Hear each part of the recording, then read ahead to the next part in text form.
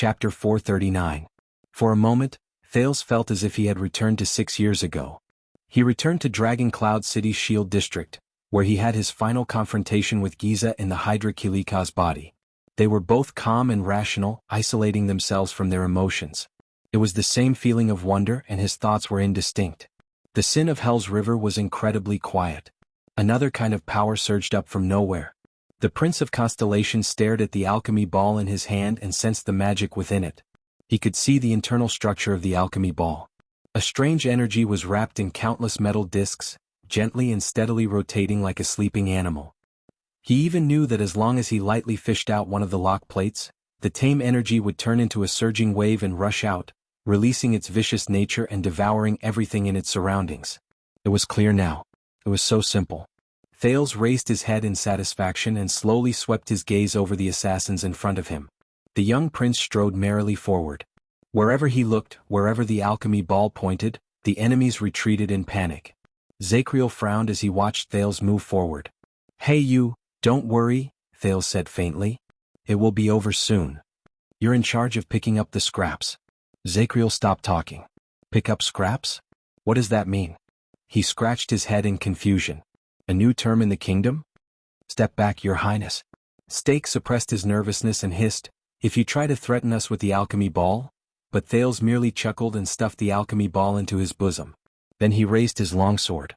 "Alchemy ball? Do I look like such a tasteless person?" Stake was stunned. In the next second, the prince extended his left hand, and his expression turned cold. First, Thales released and retracted his palm as if he was scooping something out of the air. "Watch your step." His expression was cold, and the assassins in front of him immediately prepared for battle. Unexpectedly, nothing happened to the enemies in front of Thales. The ones who were in trouble were the ones on the other side. Thump. With a dull thud, an assassin who was holding a chain tightly around Yodel's right leg staggered and fell on his back. "Careful." Stake's gaze froze and he shouted, "That mask." But it was too late. The assassins locked onto Yodel lost one of their corners and the balance was broken. The masked protector did not let go of this opportunity. In the next second he kicked his right leg. The chain that was originally binding him sprang up like an agile snake and firmly wrapped around the neck of the fallen assassin. Then it instantly tightened. Thales curled his lips into a cold smile. He extended his hand again and aimed at the chain that controlled Yodel's right arm. But in the next moment, Thales furrowed his brows tightly, and a puzzled look appeared on his face. His left hand tightened twice in the air. But nothing happened. Yodel was still fighting against the remaining 3 assassins, and Stake was still retreating step by step. Looks like, Thales sighed. He still needed to practice this ability. "Zacriel." The prince calmed down and waved in Yodel's direction. He tightened his grip on his longsword again. "Give him a hand." Zacriel snorted in dissatisfaction. "I think you're talking about picking up scraps?" Thales snorted. "Exactly." In the next second, Zacriel charged into Yodel's side like a ferocious beast. His saber struck an assassin. Bang.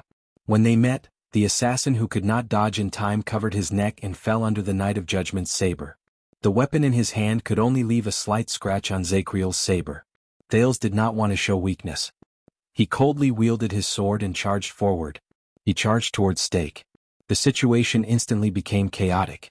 "Wait." Stake took a step forward in anger and shock. He seized Quick Rope's throat, causing him to moan in pain.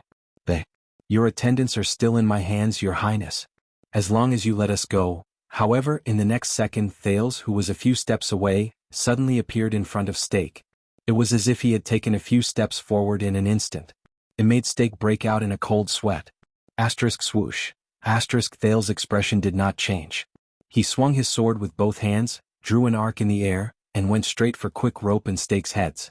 The leader of the assassins who held Quick Rope hostage was shocked and furious.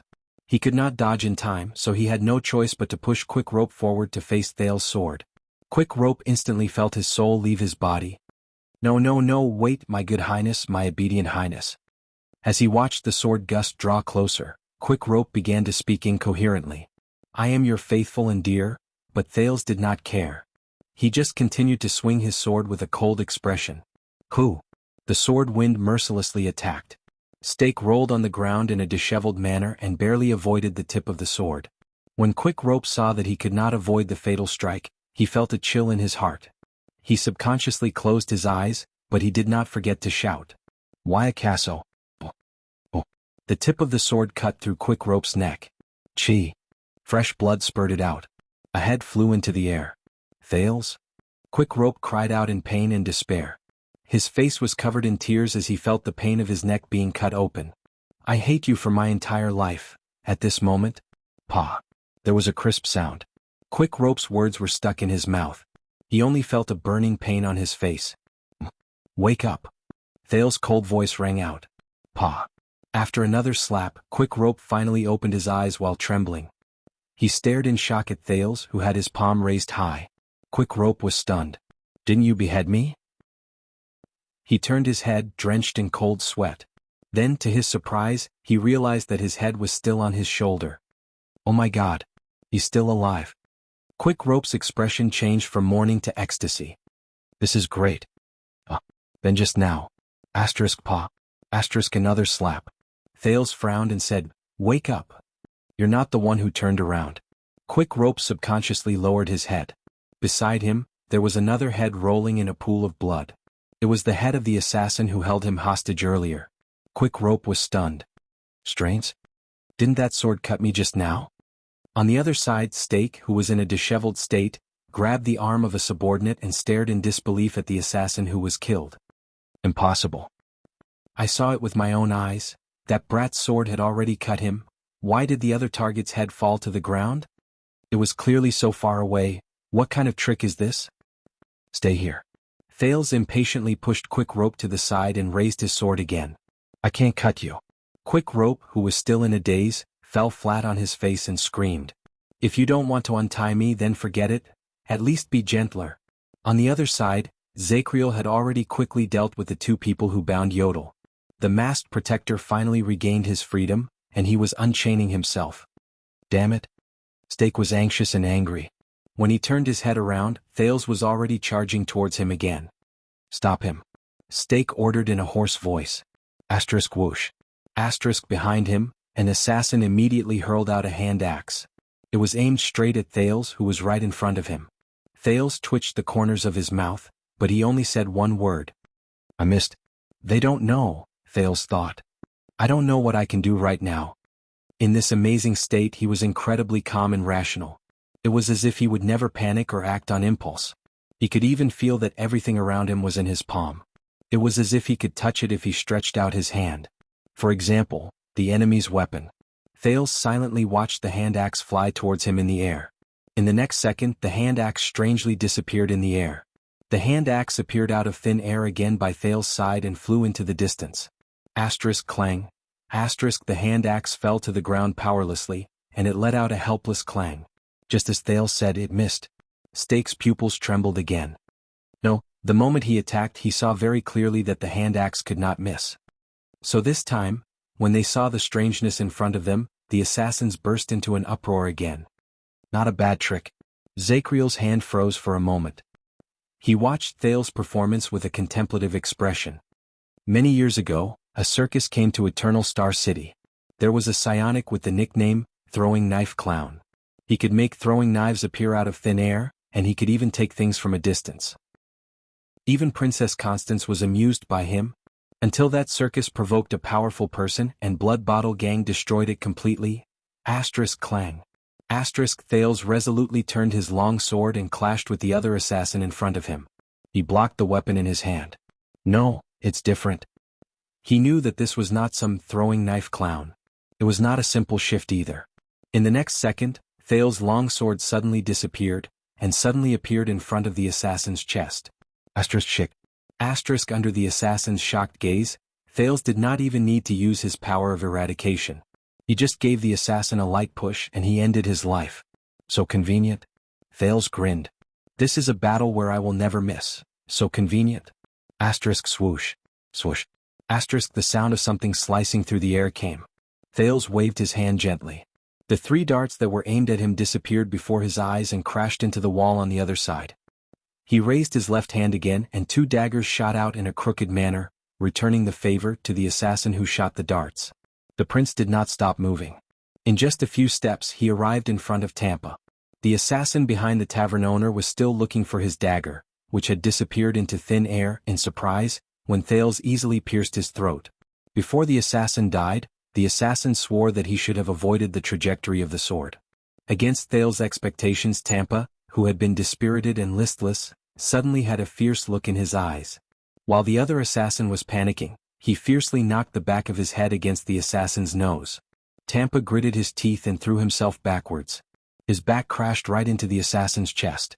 The last time someone did this to me was an orc. Its skull is still hanging in my bedroom. Tampa, who had been a hostage just a moment ago, stood up while cursing. With a fierce look on his face, he kicked the assassin's neck. Crack. Thales furrowed his eyebrows slightly as he watched the terrifying sound of bones breaking. Tampa spat out a mouthful of blood and shook his head at him. Don't daydream, do what you have to do. It was only then that Thales raised his eyebrows and turned around. On the other side, Zacriel broke through the encirclement head-on. No matter how many people stood in front of him, they could not fight against him. Yodel disappeared into the air after he was unchained. Only the occasional assassin's corpse that fell down strangely proved the existence of the masked protector in the shadows. Stake watched as the situation in the field turned around completely, and he felt his heart grow colder. Thales moved forward steadily. He might seem to be alone, but he was unstoppable. None of the hidden weapons that were shot at him hit their target. The blades that were aimed at him would be strangely deflected, and the swords that stabbed into his body would not exert any force. In fact, some assassins only noticed that the weapons in their hands had strangely disappeared when they arrived in front of Thales. In comparison, Thales' long sword was like an unstoppable force of fate. Every time he swung it, he would definitely break through all defenses, ignore all evasions, and hit his target. The strangeness he displayed caused the assassins to tremble in fear. In a moment there were less than 10 assassins left. Stake struggled and gritted his teeth. He knew that he had to make a decision. Thales did not see Stake's increasingly unpleasant expression, nor did he care about Zacriel's complicated gaze. He only focused on sensing his new ability. He could easily take away the dagger from the hands of the enemies in front of him, as if he was picking up a teacup from a study table. It was as if distance no longer existed for him. He could even change the position of himself and his longsword. He could make it appear where it should be. He could also make the hidden weapons that were shot at him from afar, such as the hand axe just now, change their positions. It was like pulling the fishing line on a fishing pole. As his movements became more and more skillful, Thales slowly came to a realization. He could take things out of the air and move. These were nothing to him. However, there were more or less some restrictions. Compared to the flying axe in the air, the dagger in his hand, compared to his entire person, the longsword in his hand, the smaller and lighter the target was, the shorter the distance between them, the slower the target was, and the easier it was for his ability to be used. Very well. Retreat. The sudden shout interrupted Thales' train of thought. With a ferocious expression, Stake seized the struggling Marina. He held her in front of him and retreated. When he looked at Thales, his gaze was filled with wariness and fear. If this prince has this kind of power, then his behavior in the tavern, is he trying to lure us into his trap? Retreat. Stake roared. Thales narrowed his eyes. He watched as the assassins retreated in a well-trained manner, as if they had been relieved of a burden. They were about to disappear into the darkness. This is why I hate the game of fox hunt. On the other side, Zacriel had practically turned into a human-shaped forbidden zone. Wherever he went, the assassins would flee. They will run.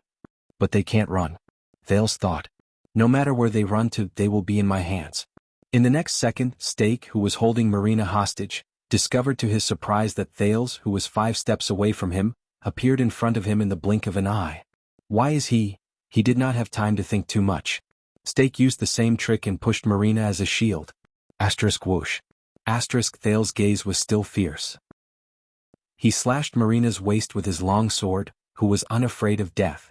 Stake cried out in pain and rolled a meter away with blood on his face. Marina, who thought that she was definitely going to die, opened her eyes with a shudder, but found that she was unharmed.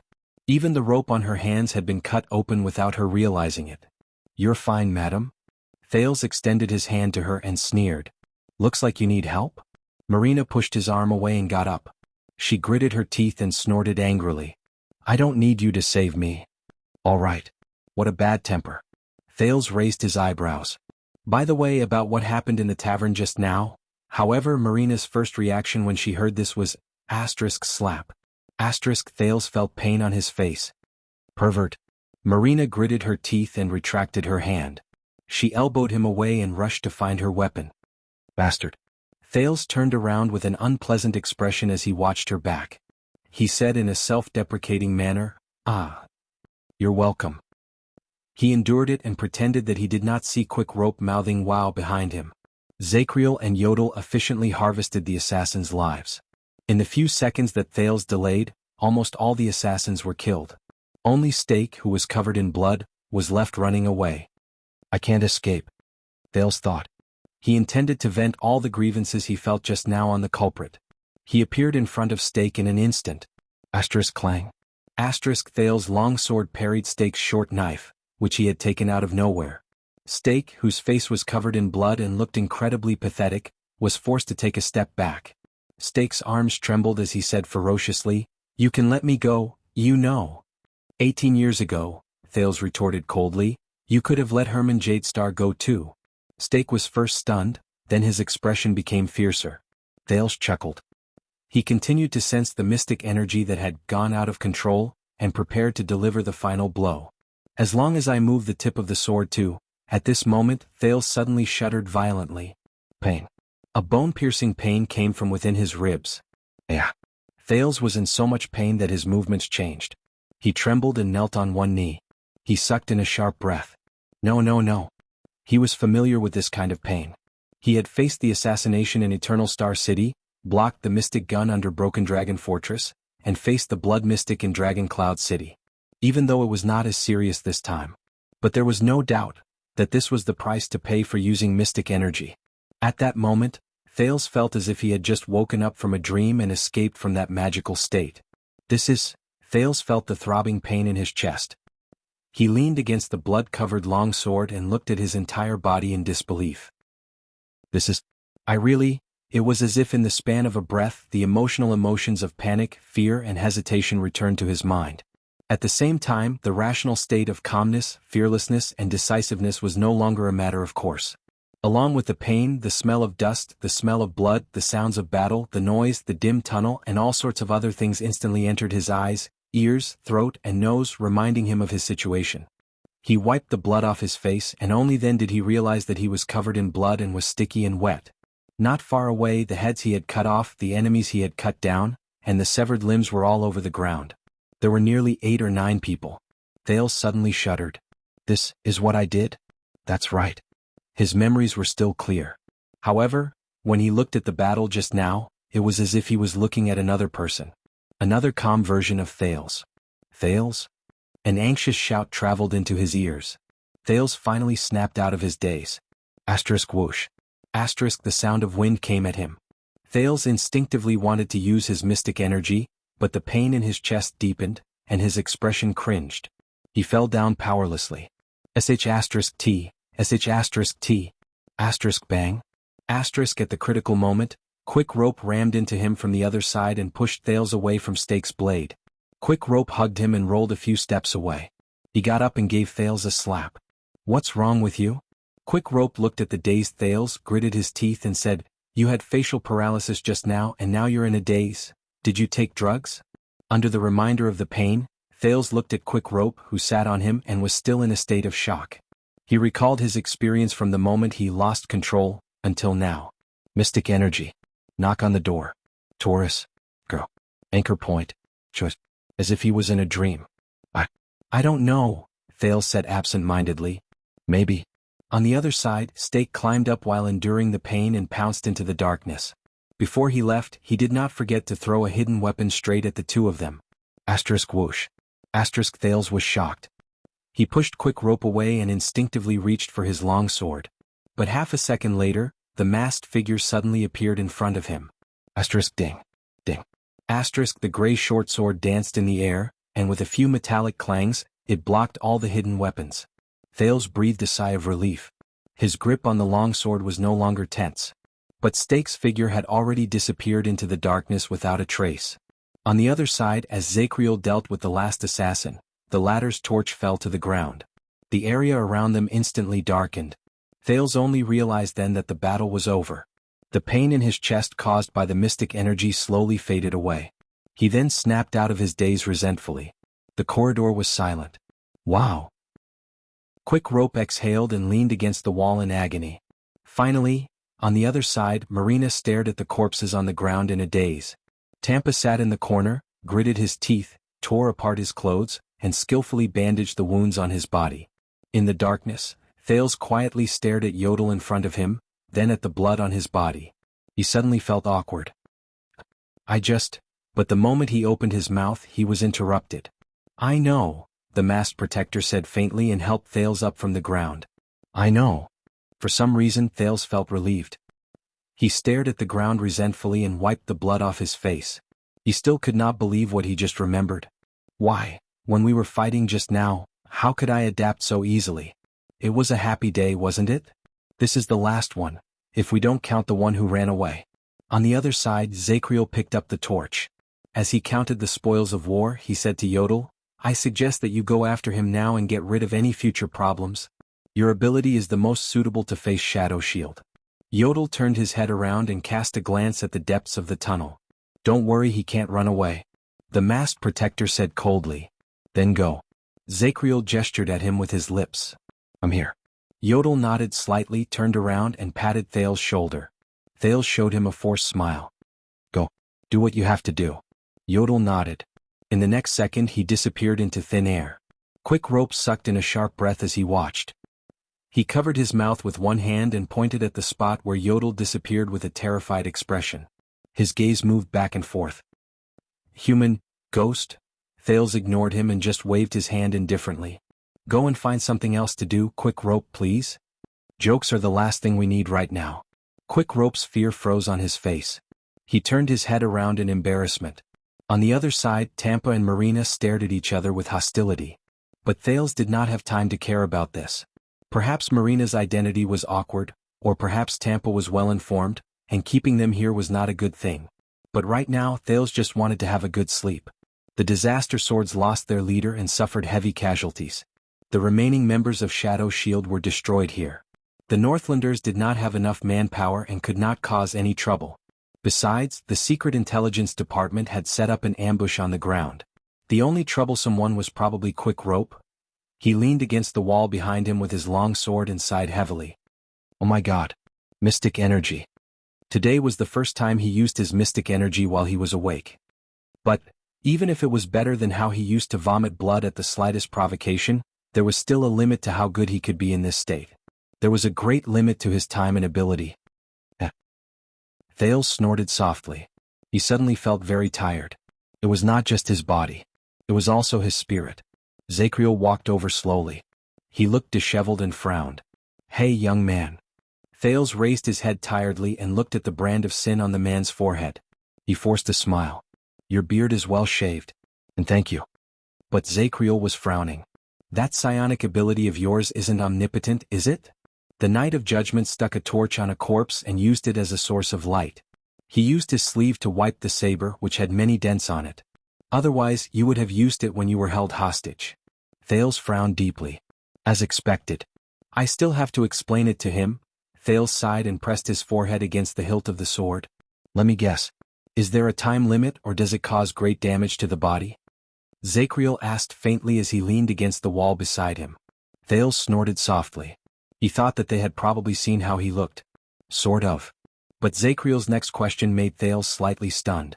Why didn't you save him? What? Thales looked up in surprise.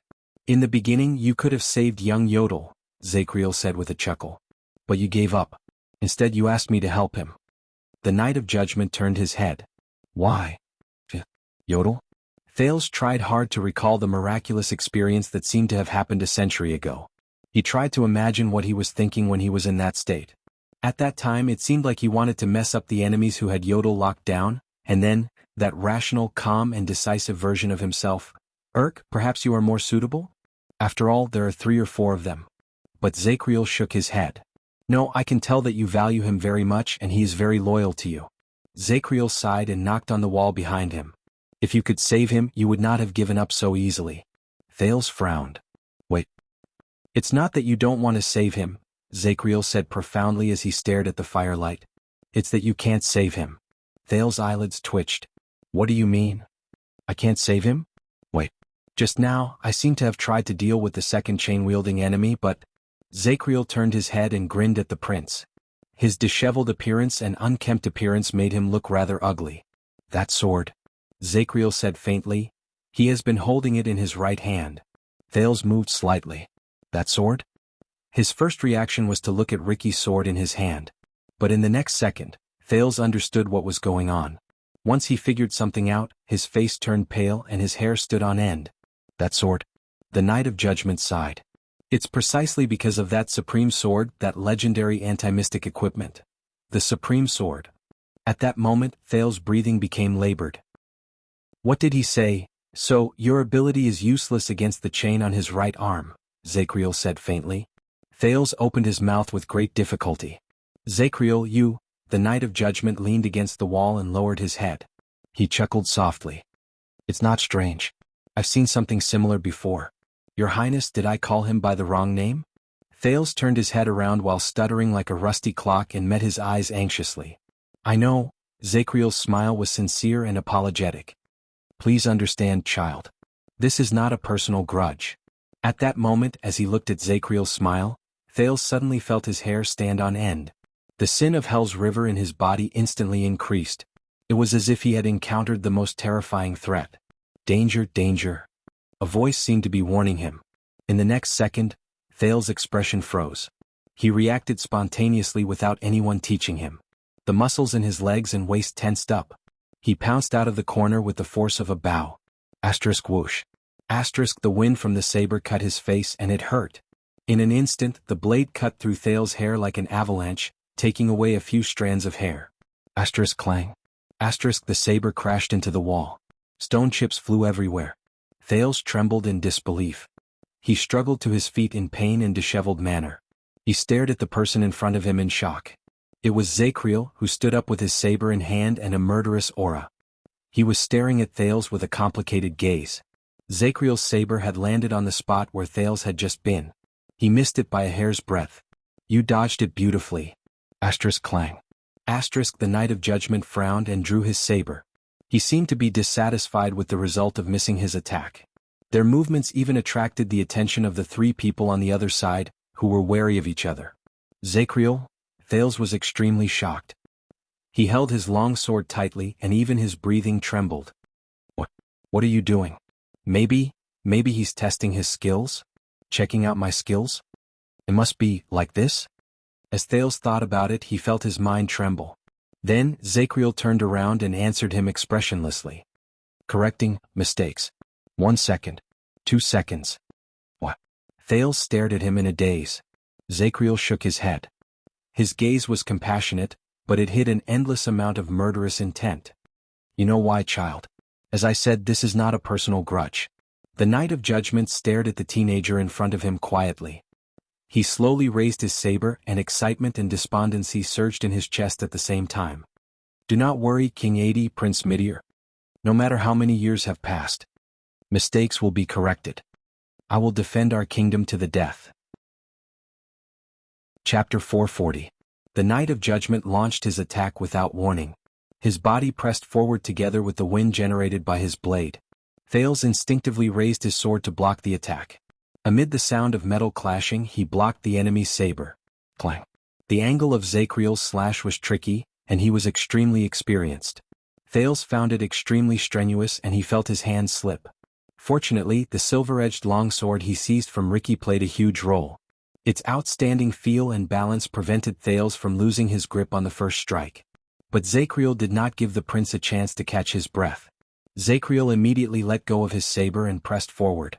He used his right palm and fingers to form a blade, and he went straight for Thales' throat. Thales lifted his leg and retreated, trying to use the tip of his sword to force the other party to retreat. But he soon realized that he was wrong. The Knight of Judgment's attack was far more than that. Boom. Thales, who was retreating, only felt a jolt in his front foot. He was already tripped by his opponent, and the trajectory of his longsword also changed. Damn it. Thales, who had lost his balance, exerted all his strength to turn his head in the face of the wind generated by his opponent's palm. Zacriel's fingernails grazed the prince's neck, causing him to feel a sharp pain. But it was not over yet. Swoosh. The Knight of Judgment caught the saber with his left hand, and with a backhand, he knocked away Thales' crooked sword. Sparks flew as he went straight for the prince's forehead. Thales, who was falling to the ground, had no time to dodge. He could only watch the blade coming at him. At the instant the wind created by the saber pierced his bones, the sin of hell's river surged up his arm without a care for its own life. In the next moment, the prince, who was still in midair, gritted his teeth and raised his elbow. He pulled out a strange, non-standard iron body style. His left elbow pushed against the opponent's right arm, and he used the opponent's strength to push himself away. Chi! The blade whistled through the air and grazed Thales' scalp, taking away a small piece of skin. Thump! Thales fell to the ground in pain. He didn't have time to think. He retracted his arm and leaned to the side, welcoming his opponent's heavy kick on the ground. Boom! The experience of being beaten up when he was a child beggar and the Star Killer's use of public office to avenge a personal grudge in Dragon Cloud City saved his life. Thales placed his elbow in front of the vital parts of his chest and abdomen. With a bang he rolled away, until he hit the wall. The first round of the fight ended just like that. Zacriel frowned and threw away the saber, which was full of cracks. He then turned around to look for a new weapon. With the help of the long sword, Thales stood up shakily. The young man panted heavily, cold sweat dripping from his body, his face pale. Damn it! He grimaced in pain. His left arm was in so much pain that it was momentarily numb and trembling incessantly. This was a clear indication of the prince's injury. Not only that. Thales touched the bloodstain on his neck and the missing scalp on his forehead. It hurt. Throat, forehead, abdomen. Just now, for a total of 3 times, Thales stared at the man and gritted his teeth. He was filled with lingering fear. In that 1 second his opponent had executed a chop, a stab, a trip, a reverse slash and a kick. Saber, palm, leg. Front, back, up, down. At that moment, Thales even had a feeling that he was attacked by several people. This was not one of Nicholas's sudden changes, strange attacks, nor was it the Kingdom's Wrath's unstoppable and unstoppable charge, nor was it the Fire Knight's forceful head-on collision, much less Yodel's startling attack amidst the dead silence. Instead, in a flash they were launched at the same time. They were murderous and they surrounded Thales with no blind spots. Thales sucked in a breath but he shuddered. He felt pain in his lungs. He did not know whether it was because of the internal injuries he suffered just now, or the aftereffects of mystic energy. The prince's face contorted as he stared at the Knight of Judgment in disbelief. Under such attacks, forget using the twist of fate to counterattack, he could not even defend against 1 round of attacks. If it were not for the fact that he had developed outstanding resistance to pressure from the Star Killer's oppressive attacks over the years. If it were not for the fact that he had experienced the Orc's unparalleled strength and reckless attacks in the desert. If it were not for the fact that he had watched countless Supreme-class battles, where victory was decided in the blink of an eye, Northland military sword style, is it? Thales was slightly stunned. Zacriel picked up a battle axe from the ground, turned around and grinned. I remember that there is a set in the royal family's treasury. It is the 73-foot version passed down from the Empire, 7 offensive styles, 3 defensive styles. It was not the 91-foot version inherited from the Temple of Knights in the Tower of Eradication. Faint nostalgia surged in Zacriel's heart. When I was still a penal officer, Tony would occasionally use a few moves from it to temper the restless rookies. It was very effective. Thales stared at the knight who had turned against him. He anxiously thought of a way to escape and protect himself. Zacriel observed Thales. He noticed that there was only wariness and graveness in the teenager's eyes, but no fear or cowardice. His gaze swept past the wounds on Thales' neck and scalp, and there was approval in his eyes. Even though they had only met face to face once, the Knight of Judgment knew that he had not held back in his attacks. 4 attacks, 3 killing moves, and all of them were fatal. But this child is much weaker than me in terms of size, strength, experience, and skills. Zacriel stared at Thales' eyes. Even though it was done in a hurry and in a pathetic state, but the child still found a way to withstand the attacks and miraculously survived. And he stood up again. This is not as simple as luck. The Knight of Judgment thought as he tested the battle axe in his hand. Judging by his movements and reactions, it's like he is used to facing powerful enemies and fighting fiercely when he is at a disadvantage. He is used to searching for a chance of survival in a duel where he is bound to lose. He is used to fighting with his sword while under great pressure. He is used to struggling against the current and fighting desperately to survive. On the other side, Thales' hands were stained with blood. He sadly realized that every time he tried to lose control again, it would always be accompanied by a sharp pain in his chest. Mystic energy, looks like I can't count on it anymore. I have to think of another way, Thales thought. He stood up laboriously and resumed his stance. Zachriel raised his eyebrows slightly. It's the Northland military sword style again. It seems like he doesn't know any other sword styles. Wait. This reminded Zachriel of something and he could not help but frown. He sized up Thales again. Your movements? Zachriel narrowed his eyes. Even though he was the Prince of Constellation, he did not have any of Constellation's traditional fighting styles. On the contrary, the child's movements were simple and crude. His goals were direct and clear. He did not rigidly adhere to meticulous and well-formed moves, nor was he obsessed with fancy and tricky stances. He also did not have the habits and stereotypes of creeds. Every swing of his sword, every step he took, and every movement he made was more like an accumulation of experience and an instinctive understanding of fighting, or rather, of being beaten up. And that habit of going against the flow of battle, when he thought of this, Zachriel suddenly understood. I see. Extet, the knight said faintly. Thales raised his eyebrows. The Knight of Judgment showed a complicated expression. Your fighting style is the style of the Northlanders. He was a group of boorish and boorish men who believed in actual combat as their creed, looked down on training and moves, and believed that good warriors are made by beating them up. So, the child's outstanding ability to resist pressure and survive in battle originated from this. No one knew what Zachriel thought of, but he chuckled. No wonder you're so tanky. Thales' expression darkened. Northlander, tanky. He thought of the Star Killer. That damn annoying dead face of his that said, "You owe me a girlfriend." Tanky? Thales snorted coldly in his heart when he remembered the endless bullying and abuse the other party carried out in the name of training. Forget it. On the training field, that dead face would only beat him up again and again. He never corrected him and rarely explained, if mockery and sarcasm could be counted as explanations, let alone teaching him. When Thales argued and questioned him, the Star Killer would always look at him with an ugly expression that said, "What do you know, you weakling?" Then he would continue to use his position to take revenge. He would beat him up even harder than the last time. What a pity. Countless thoughts flashed through his mind in just a few seconds. The Knight of Judgment looked at the teenager and shook his head slightly. He's already initiated. If he grows up a little more, becomes more skilled, experiences more and improves further, he would be reborn, and begin to learn how to turn the slim chance of survival between life and death into a chance for victory.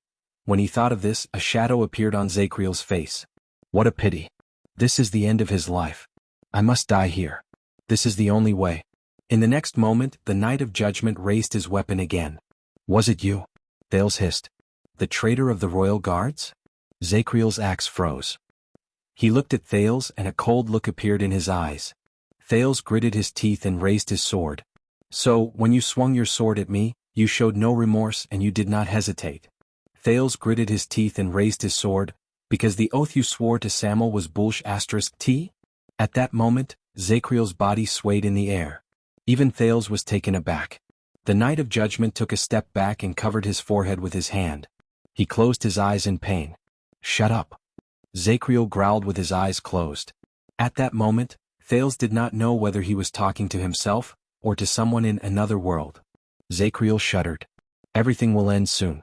It will end, there will be no more nightmares. He panted in pain. A few seconds later, Zachriel regained his composure. He slowly let go of his sword and looked at Thales coldly. Please be at ease, Your Highness. The knight took a step forward again, and it made Thales nervous again. After your misfortune, I will take full responsibility for the crime, as a form of apology for the injustice you have suffered here. His dull voice became sorrowful and angry. And your secret will be buried, and it will not damage your reputation. A form of apology for the injustice I have suffered? My reputation? So, it was indeed you, wasn't it? When he saw the sorrowful and generous expression on the knight's face, as if it was for his own good, Thales sneered. Zachriel, the noble descendant of a famous family of knights from the age of the Empire? But Zachriel did not answer. He took a step forward. Thales, who had failed to communicate with him, exhaled in frustration and executed the iron body style again. Hey you! Stay away from that boy. A sudden shout broke the standoff between the two. Zachriel and Thales turned their heads. Tampa, the owner of my home, stood on the other side of the corridor. He held his arm, which had just been bandaged, and said fiercely, "Didn't you see? If it weren't for him just now, we would have all died here." The 3 hostages who had been rescued noticed them. Not far away, Marina retrieved her swords and stared at the 2 people who were confronting each other suspiciously. Quick Rope blinked in confusion and pointed at Zacriel. He mouthed and moved his hands to match his mouth movements, asking Thales without a sound, "I thought he's on your side?" Thales smiled laboriously. "He used to be. Now he's probably more willing to kill me." Zacriel snorted coldly and turned to the owner of the tavern. His eyes shone with a cold glare. "Wait." Thales thought of something. He remembered what the man said just now. "And your secret will be buried, and your reputation will not be tarnished." "Buried? That means, in the desert it's best for you to be more respectful to your savior," Tampa continued. He gritted his teeth and said to Zacriel, who looked restless, "So, leave the boy alone." But before he could finish speaking, Zacriel's gaze turned fierce and he swung his axe. "No." Thales subconsciously extended his hand and shouted, "Be careful." At that moment, Tampa only saw the man with the brand on his head spread his arm. As the wind howled, the battle axe shot out fiercely like a bolt of lightning. Asterisk whoosh, asterisk the wind howled fiercely, and it went straight for Tampa. "No, no, no." Thales stared at the axe and he almost gritted his teeth so hard that he almost crushed them. The tavern owner was stunned for a moment. He could not react at all. Then, the wind from the axe reached his face, and it looked like it was about to split open his skull. But in the next second, asterisk whoosh, asterisk the sound of the axe reverberated. But strangely the battle axe, it disappeared. The wind from the axe swept past Tampa's forehead and lifted the hair on his forehead. The tavern owner shuddered, and he instinctively raised his hand to shield his eyes. Asterisk bang. Asterisk the sound of the axe crashing into the wall was heard, followed by the sound of countless stone chips falling. Zacriel frowned fiercely and looked to the other side. Over there, Thales clutched his chest and panted in pain. The battle axe was stuck in the wall beside the prince, and the handle was trembling slightly. "Run!" Thales glared at the petrified Tampa. After he subconsciously used his mystic energy, he felt a sharp pain in his chest as if it was about to split open. He lay on the ground and squeezed out a few words to the hostages in pain. "Quick, run. Split up, run." On the other side, Quick Rope stared at the axe, which was still trembling endlessly. He then looked at Zacriel, who was filled with murderous intent. He and Marina looked at each other. A second later, Tampa snapped out of his daze. "Lunatic!" He stared at Zacriel in shock and anger. Tampa glanced at Thales, then turned around without hesitation and ran into the darkness. "Hold on, Wuxia, or whatever other name you have. I'll go to the surface and get help. And you'll die here, lunatic." Tampa's curses grew softer and softer. Zacriel watched Tampa's back disappear into the distance. He paused for a few seconds. Then he frowned and asked Thales, "Why?" "As long as I kill him here." He did not continue. But Thales knew what he wanted to say. "As long as he killed him here, you'll have less trouble. If you can escape." Thales climbed onto the long sword in a daze. He felt as if someone was cutting his chest open. The price of forcefully using mystic energy seems to be very serious? No reason. He panted in pain. Every breath he took was like torture. From Steak to Ricky and then to you, I just had enough of you people who kill people at every turn." Thales raised his head and said laboriously, "Scum." Zacriel furrowed his eyebrows. Thales turned his head around and looked at the bloody scene he left behind when he lost control. He remembered the Disaster Sword's enjoyment of killing, and the Shadow Shield's indifference toward killing. He suppressed the discomfort in his heart. "If you don't agree with me, I'll kill you." Thales swayed as he stood up. He waved his trembling hand and gestured for Quick Rope to flee. "If you offend me in the slightest, I'll kill you. If you have a conflict of interest, I'll kill you. If you want to keep secrets, I'll kill you." Thales sneered in a mocking manner. "Including you, Zacriel. If you want to correct your mistakes, I'll kill you." The Knight of Judgment's expression became a little ferocious. The brand of sin on his forehead reappeared. "Kill, kill, kill. It seems like killing is the only way to solve problems." Thales hissed in pain and rubbed his chest with all his might to relieve the pain. He felt that he was about to break down under the dual effects of pain and resentment. It's as if your entire life is an absurd drama for the vampires to watch. Only by resorting to violence, killing decisively, and showing off your blood can you win applause and cheers. Only then can you prove that you're the damned, handsome, and decisive protagonist.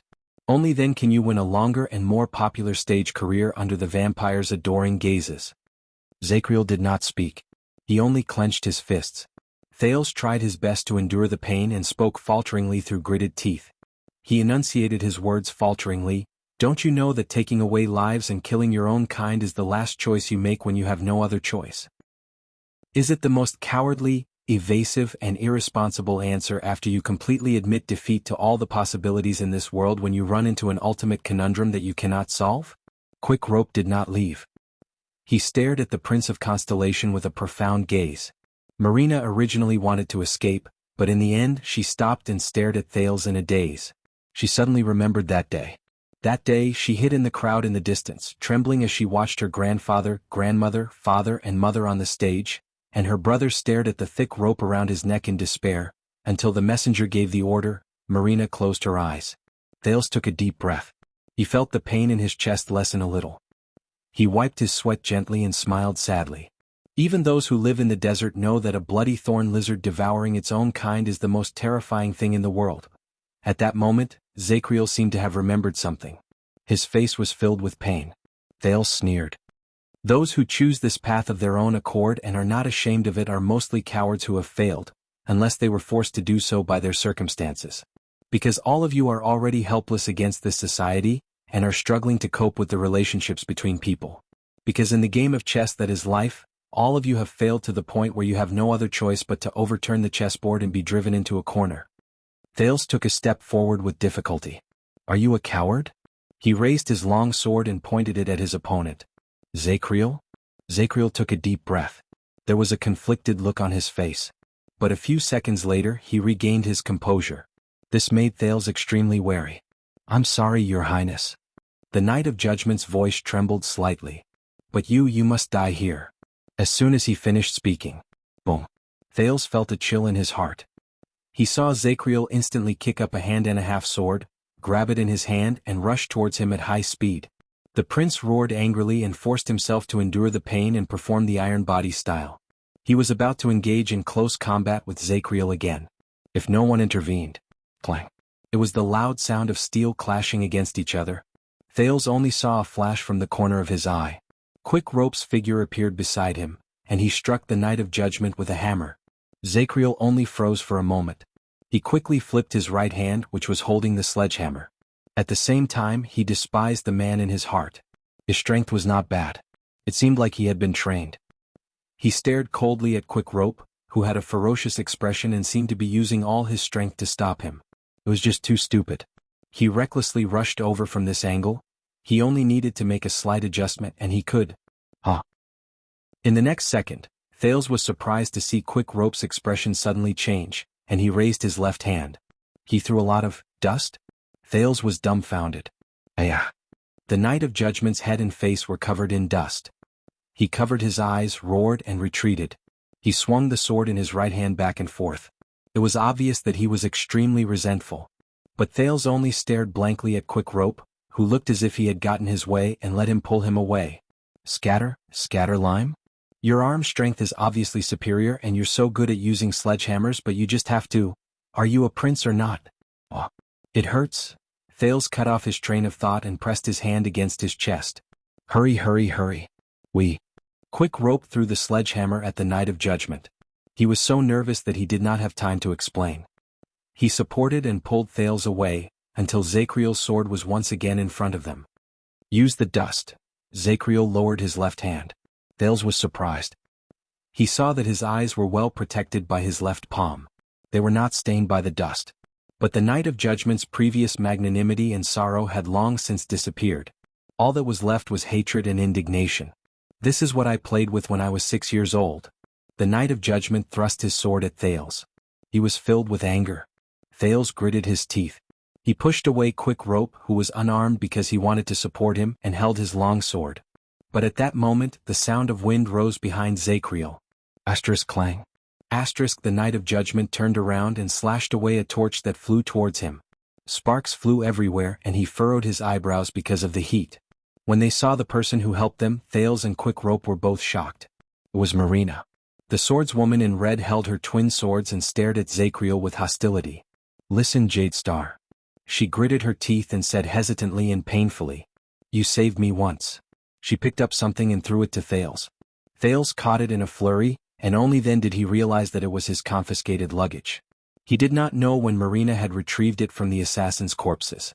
But now, Marina stared at Zacriel with a solemn expression and launched an attack.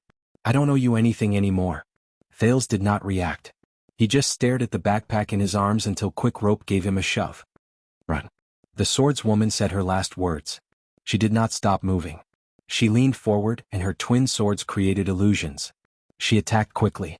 She aimed straight at the Knight of Judgment. Asterisk ding ding clang. Asterisk in those 2 seconds she forced Zacriel to take a step back. Thales and Quick Rope, who were prepared to run, felt a lingering fear. Is she that powerful? But good things did not last.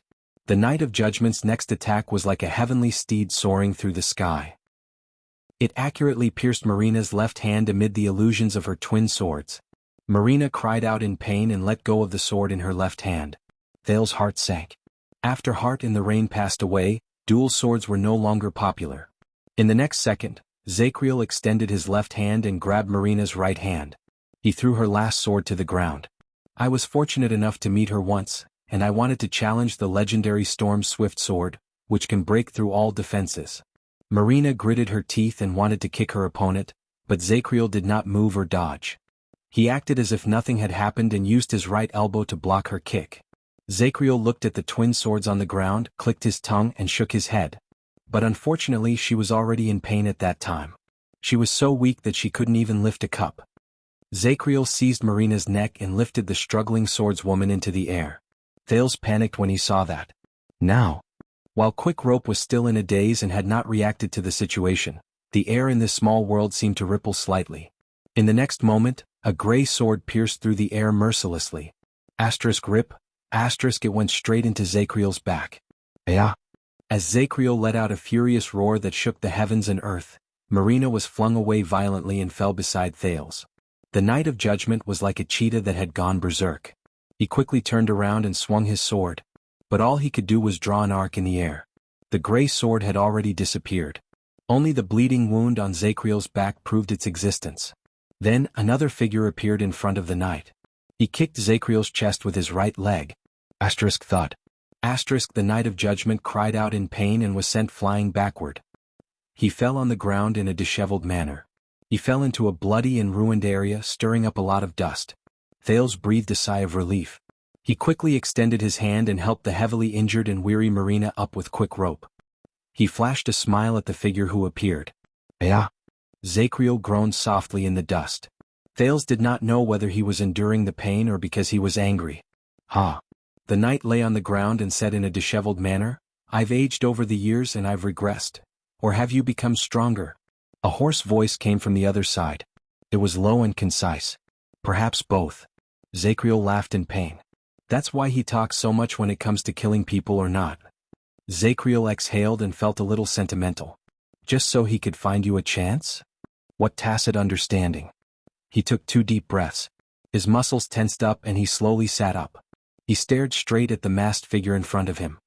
"You shouldn't have come back so early," Zacriel said coldly.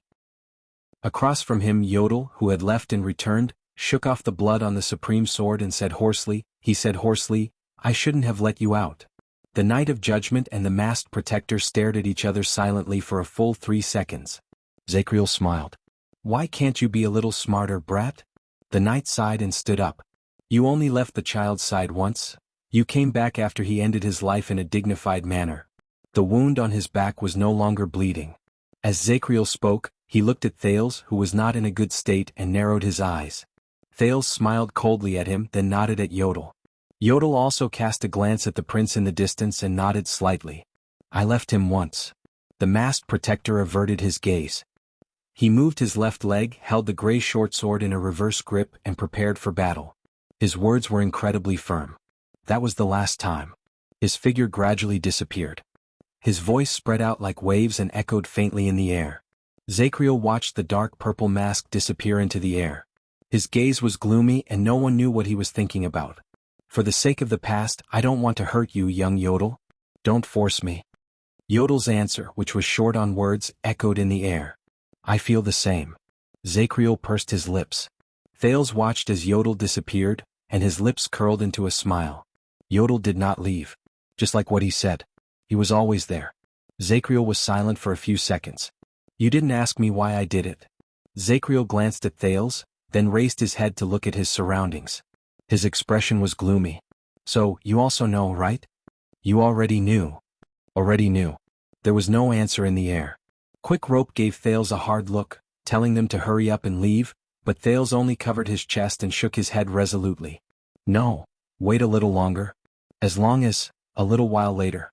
But does King Kessel know? The Knight of Judgment's voice suddenly rose, and it was filled with a ghastly chill. Does Lord Hanson know? Does Master Vitano know? Do the 6 Guardian Dukes know? Does Constellation know? Yodel still did not speak. Zacriel picked up an axe and pointed it at Thales angrily. Do they know that the evil flower from many years ago has already borne its evil fruit? Thales' heart froze. Evil flower. Evil fruit. What are you waiting for? Marina pushed Thales' arm away and glared at him fiercely. Why aren't you leaving? Are you waiting for death? Thales still shook his head. His frown deepened, and his hand over his chest tightened. Just a little while more? That's good. No, sir. Yodel's hoarse and simple response came from the air. The only evil flower and evil fruit here. Only you. In the next moment, Zacriel roared again and charged at Thales. Quick Rope and Marina were both shocked. Almost at the same time, Yodel's figure appeared beside him. Go. This was the masked protector's brief hint. Thales clenched his teeth. Before his eyes, Zacriel's unstoppable figure was getting closer and closer. Yodel's gray shortsword moved forward at high speed. He let go of the hand he pressed against his chest to stop the pain. He knew what to do. In the next second, Thales raised his arms without warning. Under the latter two surprised gazes, he went around Quick Rope and Marina's necks and placed them on their shoulders. He closed his eyes. Come on. Make your choice. Asterisk bang. Asterisk Zacriel's axe slammed against the ground. It even broke a floor tile. Countless stone chips flew into the air. Yodel came after him and stabbed his left arm with his sword. But Zacriel no longer had time to care about the masked protector, who was both an old friend and an enemy. He widened his eyes and clenched his teeth. He did not know when it started. Before his eyes, Thales, Quick Rope, and Marina. The 3 of them were cornered. Already? Chapter 441. Farther away. Thales calmly watched the Knight of Judgment's axe blade disappear before his eyes along with the dim corridor. He was slowly rising again. It was as if he had lost gravity. But this time, the prince managed to maintain his rationality in the void where time was unknown. He tried his best to recall the anchor point and follow the teachings to stay true to himself. I just need to go further away. I don't need to knock on the door. He tried his best to remain calm and thought in his heart. Countless scenes flashed through his consciousness. The dilapidated walls of the abandoned house, the simple and crude back kitchen of Sunset Pub, the magnificent balcony of the Hall of Stars, the fluttering snowflakes in the birch forest, the fires in Heroic Spirit Palace. Leave the prison of bones, leave Blade Fang's camp and get as far away from Zacriel as possible. Go further. But just as he thought that, a strange burning sensation surged from his back. It was as if someone had lit a fire on his back. Thales' expression changed. No. At that moment he instantly escaped from the state of losing control. It was as if he had woken up from a dream. His indifferent attitude disappeared, and astonishment filled his mind. No. In a fraction of a second the burning sensation grew stronger.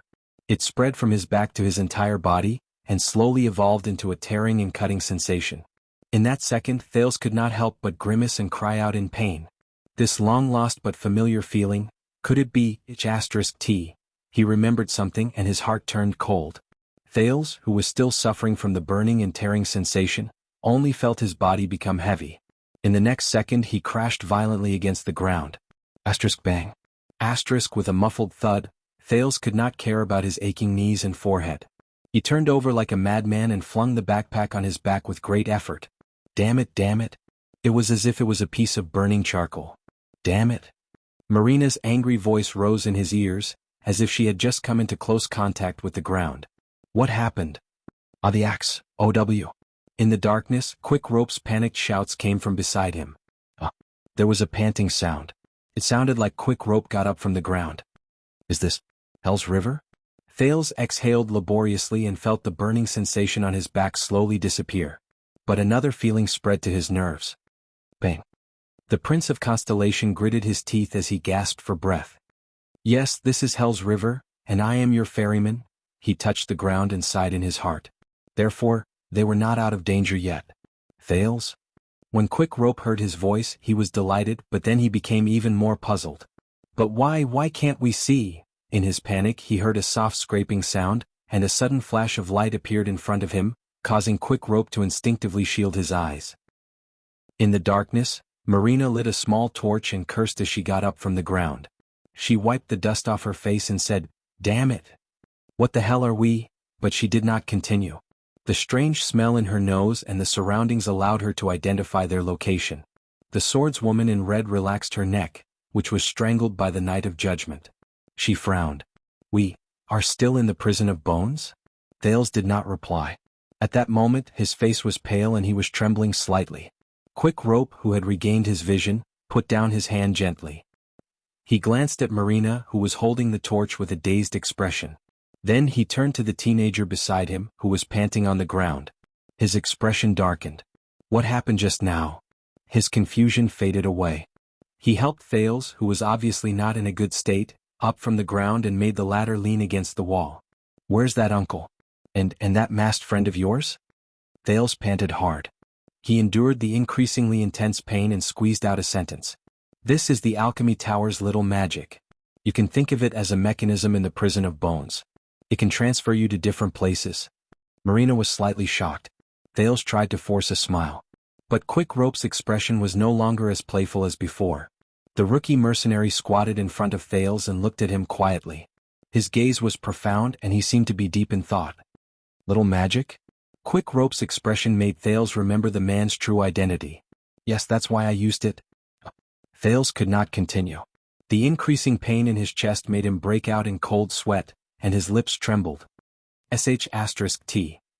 Even though he lacked references from other mystics, whether it was the assassination in the carriage on King's Avenue 6 years ago, the mystic gun attack at Broken Dragon Fortress, the unexpected knocking on the door at Giza in Dragon Cloud City, or Asda's warning before they parted, all these experiences made Thales learn one thing.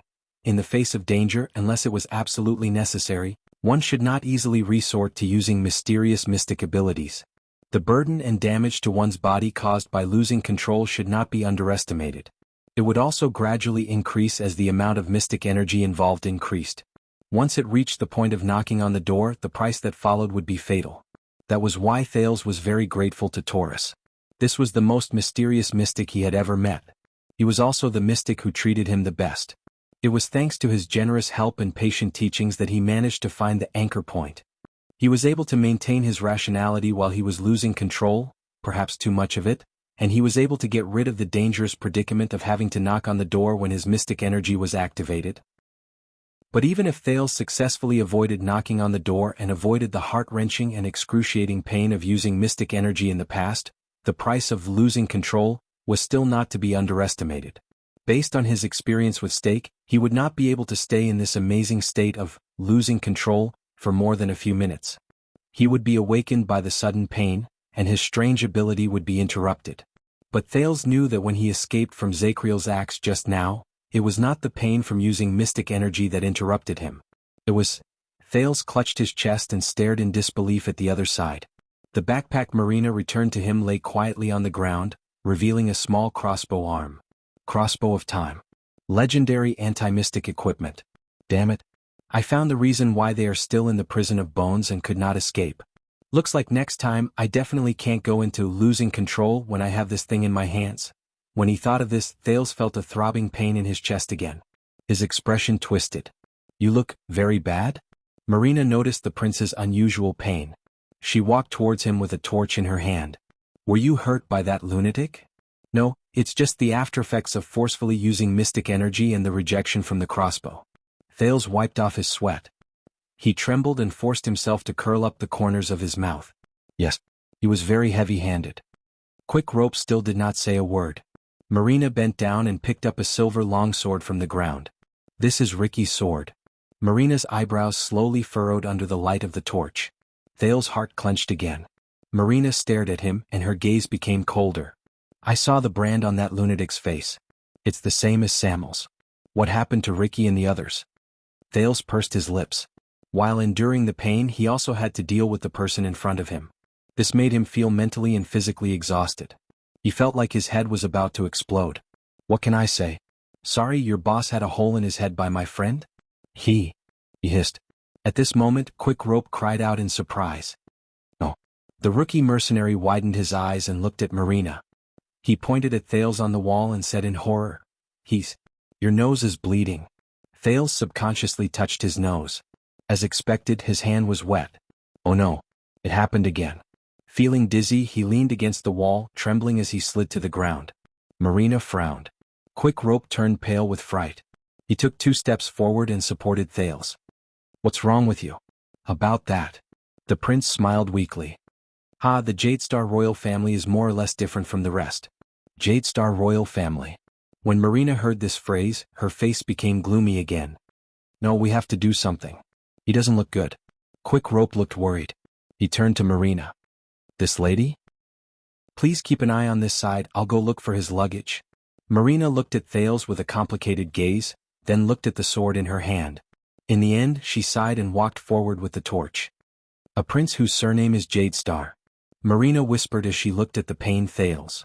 Just now you saved my life. Why? Thales tried his best to curl up the corners of his lips.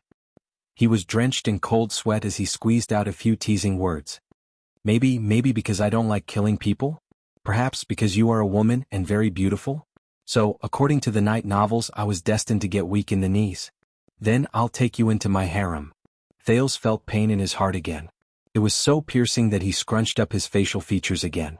He bit down on the joke that he was tired of living. But Marina did not care about his teasing. The girl who had a bad temper before was not angry either. She just looked at him quietly. You know, we have a grudge, whether it's the past during the bloody year or the conflict in the tavern. Thales snorted coldly. He was tortured by the pain and did not care about his tone. So, I have to kill you? Or would they stand by and watch you get killed? Marina paused for a moment. She looked conflicted. But your father will. The swordswoman in red hesitated and said, just like 18 years ago when he ordered my family to be hanged. This time it was Thales' turn to be speechless. But in the next moment, Marina seemed to have made up her mind. She suddenly raised her head and looked at the prince with a burning gaze. Cyber Norfolk, the girl said softly. He is my uncle and a member of the Starlight Brigade. He was the personal guard of the late Duke of Star Lake, John, and the person who murdered him. Thales was instantly stunned. Cyber Norfolk. And the Duke of Star Lake. What does she mean? Thales stared at her in a daze. With his attention diverted, the pain in his body did not seem so unbearable anymore. Listen. Marina stared at him. Her eyes were eager as if she was staring at a life-saving straw. If you return to Eternal Star City, Prince Thales, if you are really different from your bastard father, if you really care about the blood of the innocent, then please investigate this matter and find out the truth. Marina's eyes slowly turned red, and Thales was so shocked that he was at a loss. Find out the truth about Duke John's assassination in Zodra during the bloody year. Duke John, Thales frowned. My father, Lanzar Norfolk, was the heir to the honorary Earl of Norfolk. Before he was hanged, he had been serving the kingdom's secret intelligence department in secret. Marina gritted her teeth and said in a trembling voice. On the 3rd day of King Adie's assassination, which was also the eve of Duke John's assassination, my father secretly released a messenger crow. This was the only clue I had over the years. Thales trembled slightly. The kingdom's secret intelligence department. On the 3rd day of King Adie's assassination. In other words, I have wandered for many years and I am alone. I can only seize all my power and use all my means, but I can't find anything and I can't do anything. Marina's lips trembled and her chest rose and fell. She seemed to be suppressing her emotions. But you are a prince, the future king. You can definitely do more than I can. Please. Marina's eyes were red and she said the last word through gritted teeth. No one knew how much she had fought and struggled. At this moment, Quick Rope's voice came from the luggage area. What did I find, Thales?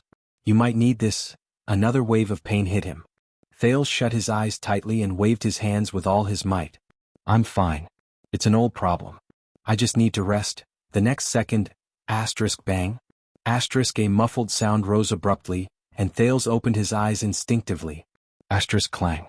The light from the fire trembled and fell to the ground together with the long sword. Marina lost consciousness and fell limply to the ground. Beside her, Quick Rope withdrew the palm he used to knock her unconscious with a stern expression. Thales was stunned.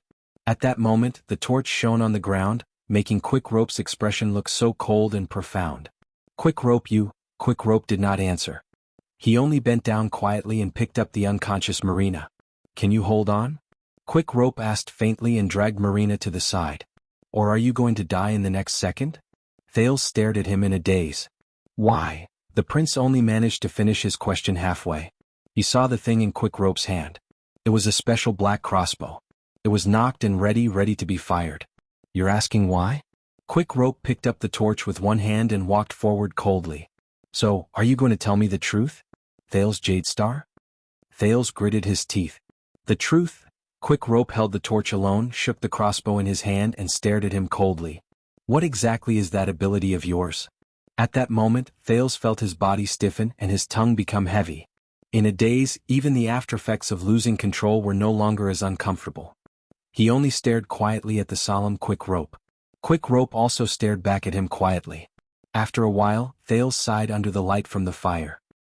He turned his head away and spoke laboriously under the double pressure of the pain in his body and the stare of his companion. I told you this is a rare type of magic. After Constellation occupied this place. Quick Rope sneered. Magic? Magic, my foot. As far as I know, there is no magic that can suddenly move us from one place to another. Not even 600 years ago. His cold rhetorical question made the rest of Thales' words die in his mouth. Listen, Thales. Quick Rope glared at him. I may have been preposterous when I was young, but I grew up under the education of the suzerain's family, and I'm older than you by a dozen years, maybe even more, especially after I became the heir. I learned even more unusual knowledge. Quick Rope squatted down gently. The look in his eyes was incredibly serious. The fire drew closer, and the heat from the torch made Thales a little uncomfortable. However, his heart was ice cold. I know who that man is and I know what he meant by those words. Quick Rope said nonchalantly. It was as if this was just a casual conversation between families. But only Thales knew that at that moment, the aura Quick Rope exuded was so cold, his tone was so fierce, and his gaze was so terrifying. I also know why you suddenly turned from a weak youth into a cold-faced killer. I even know why you're in so much pain now. At that moment, Thales felt as if he no longer knew the person in front of him. It was as if the optimistic, open-minded, and slightly humorous mercenary Quick Rope had turned back into the merciful, decisive prince of the enemy kingdom who abandoned everything. The returned Mariah Walton. More than 600 years ago, there was an incredibly terrifying calamity in the Battle of Eradication. As long as it was on the battlefield, our ancestors would definitely lose every battle they fought and there was no hope. Because that calamity could foresee the future, and it knew the unknown. Mariah sneered. From the weather on the next day to the angle at which the sun would rise, to the enemy's every move, to the future of the world, everything was in its grasp. Foresee the future. Thales breathed in a daze. There's such an existence among mystics? Mariah shook his head. How can you defeat an immortal monster who has all the futures and possibilities in its hands? At that moment, Thales' breathing froze. Until the birth of this weapon. Mariah sized up the black crossbow in his hand. The emotions in his eyes were unclear. Its user was a Northlander. After the war, he pledged his loyalty to Extet and King Raikaru. Hence, many years later, this crossbow passed through Nuvan I's hands. As a witness to Raikaru's oath, he gifted it to the city of faraway prayers, which was the most remote and the most difficult of the 10 great territories. Even though I just recognized that this dragon spear is the most unique legendary anti-mystic weapon in the family's ancient records. Crossbow of Time. In the next second, Mariah stood up coldly. He held the trigger, raised his slightly trembling arm, and aimed the arrow at the teenager in front of him. Thales' face was ashen. He could only press his hand against his chest. You're a mystic, Thales? Mariah's eyes sparkled and he spoke coldly. A calamity. Just like the calamity who destroyed everything 600 years ago. Thales closed his eyes gently. Finally. This day still came. Just like 6 years ago. Mariah's voice trembled slightly. The one who destroyed Dragon Cloud City and killed my father. Chapter 442. When I was young, when Count Leespan told me about it, I always thought it was just a legend. It can't be more real than the Queen of the Sky or the statues of the gods in the temple. Mariah stared at the latter with a complicated gaze that Thales had never seen before. Thales recognized that expression. That was the expression on Quill Barney Jr.'s face when Samuel failed to take the oath. Disappointment, emptiness, pain, and regret. There was also a hint of confusion and helplessness.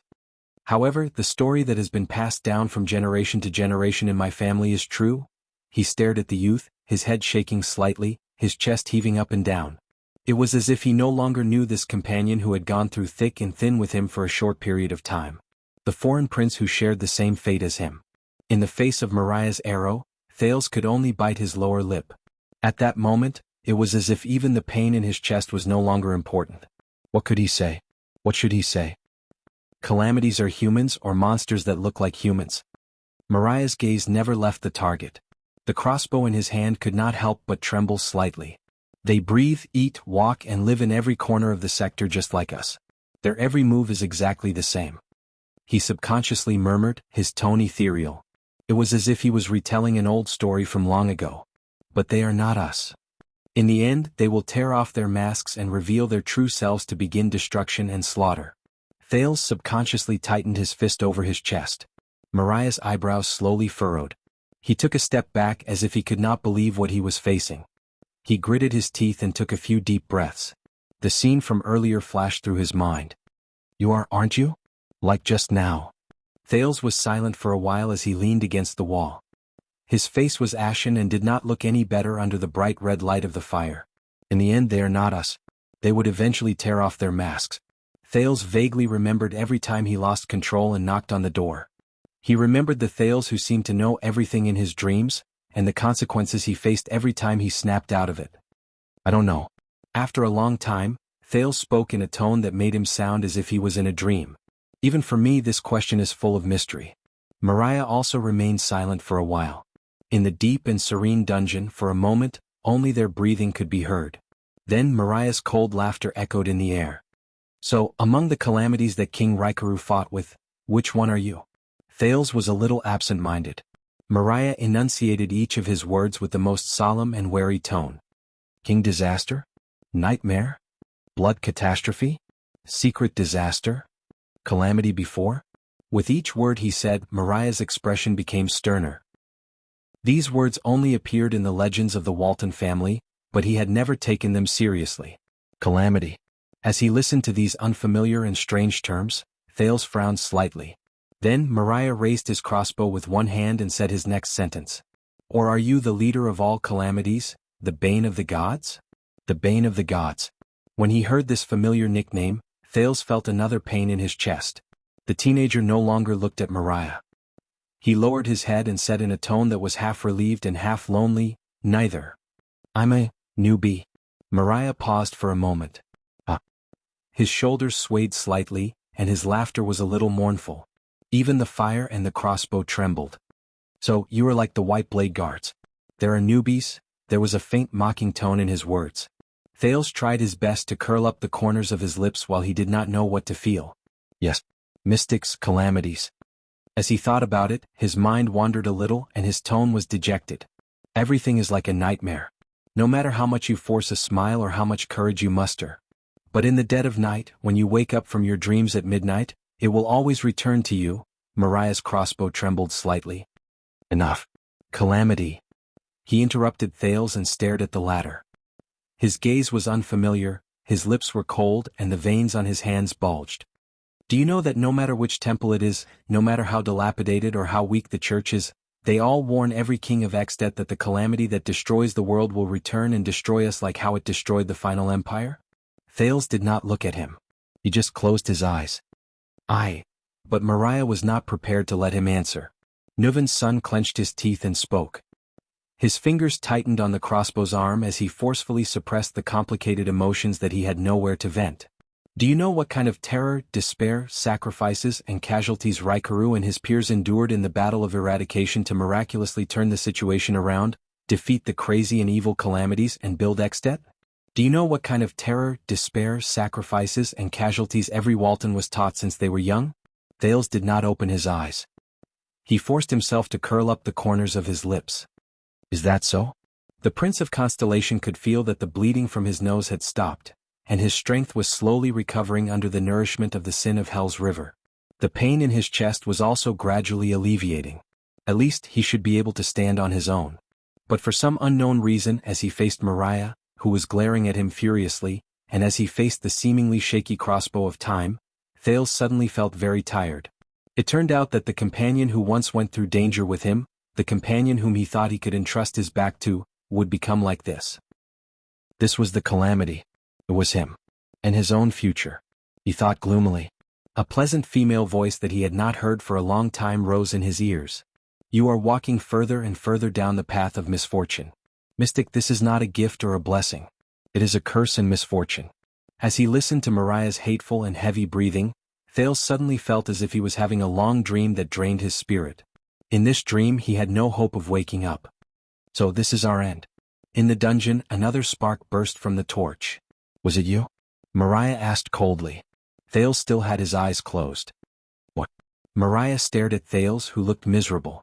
Anger and doubt burned in his heart at the same time. 6 years ago, Dragon Cloud City. Those legendary monsters would not have appeared for no reason.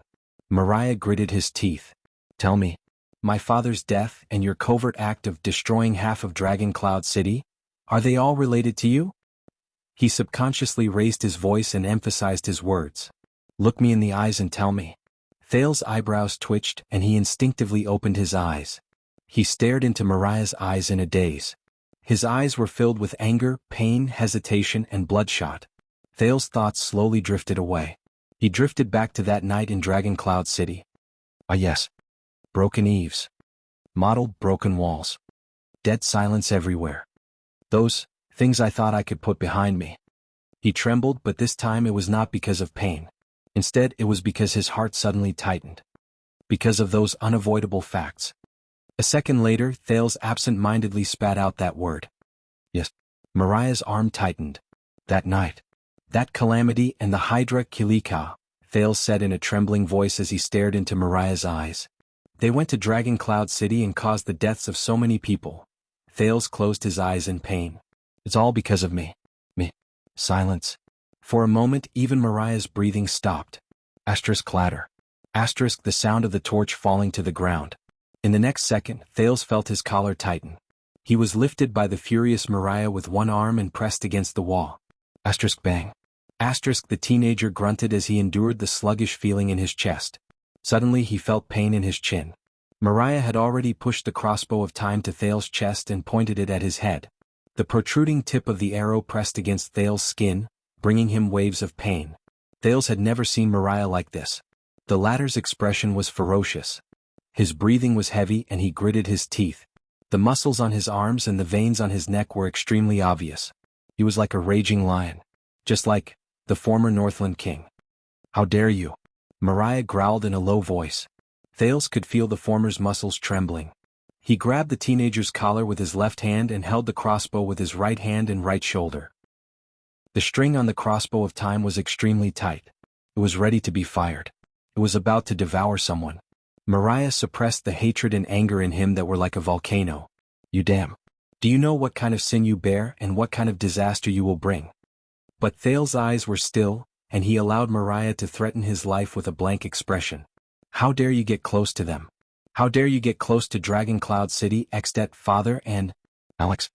Mariah gritted his teeth so hard that they chattered. His eyes were bloodshot. Get close to her country and her people. My people. Mariah's entire body trembled and he almost lost control. You brought misfortune and inauspiciousness to them, and you brought misfortune like the bloody year to them. Do you know that your existence is the source of all disasters? Thales felt another sharp pain in his chin. He could feel the tip of the arrow piercing his skin as it trembled. Alex. This name was one step faster than an arrow, piercing into his dazed brain. No, he's talking about her. Little rascal. In his illusory memory, the beautiful girl with the pince-nez turned around and covered her mouth. She looked at him with faint surprise and an indescribable gaze. You want to take me away? Take me back to Constellation?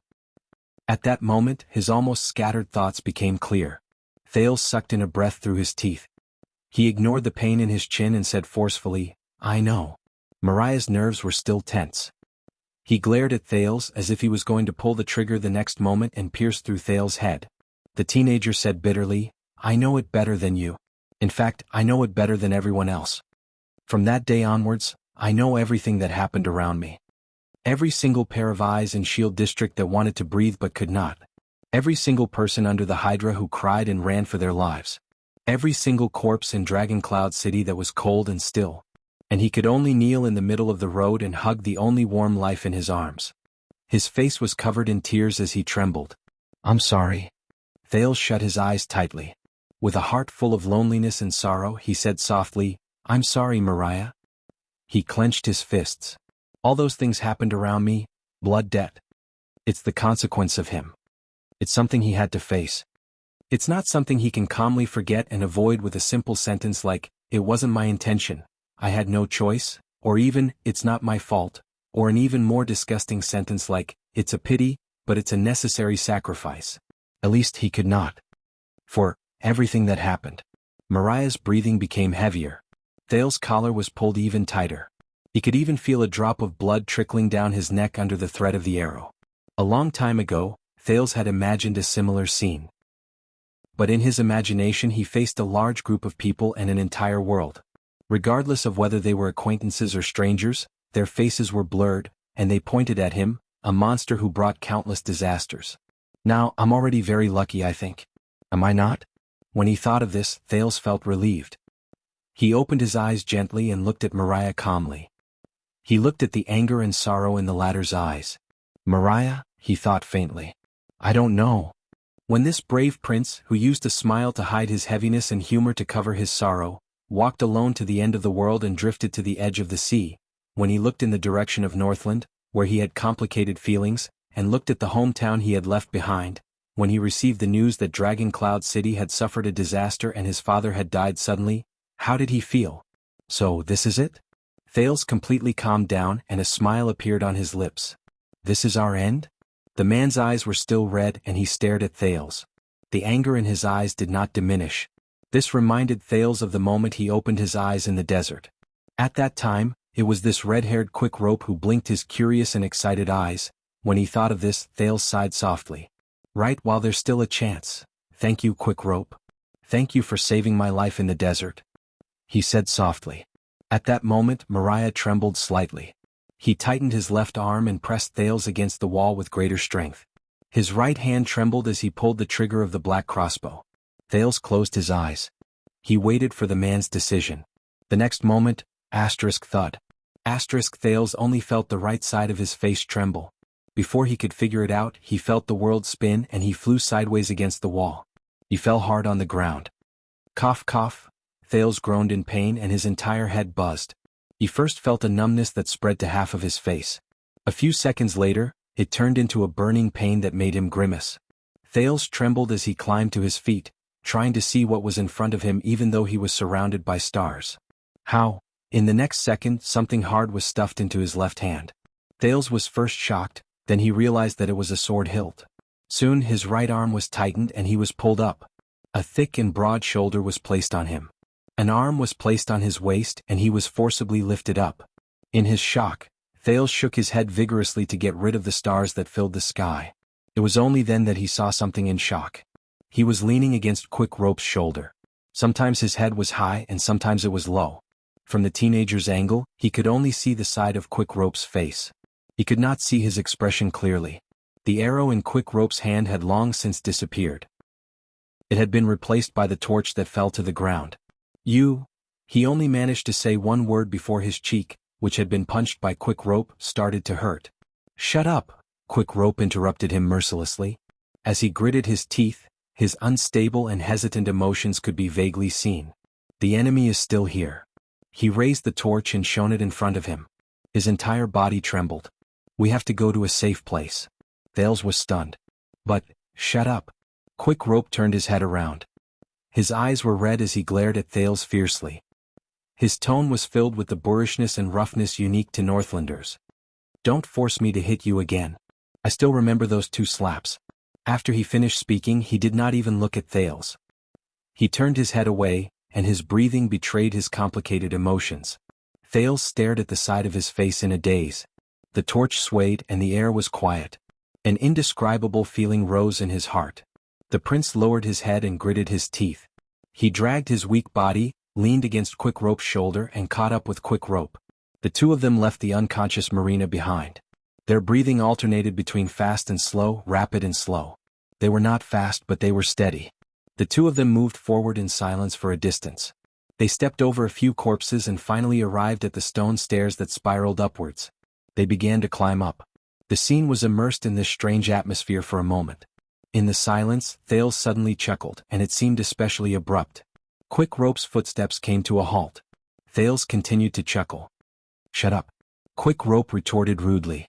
His tone was heavy and his attitude was malicious. It gave Thales the illusion that he had returned to Northland. "What's so funny?"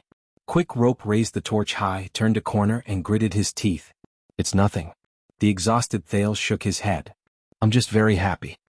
He paused for a moment and with a heart full of grief, he punched Quick Rope's chest. "I'm very happy that you're still the same." Chapter 443. Same old. Quick Rope snorted angrily and turned his head away. He seemed to be very dissatisfied with the teenager's words. "You still care." Thales' tone fluctuated slightly. Quick Rope's eyebrows froze.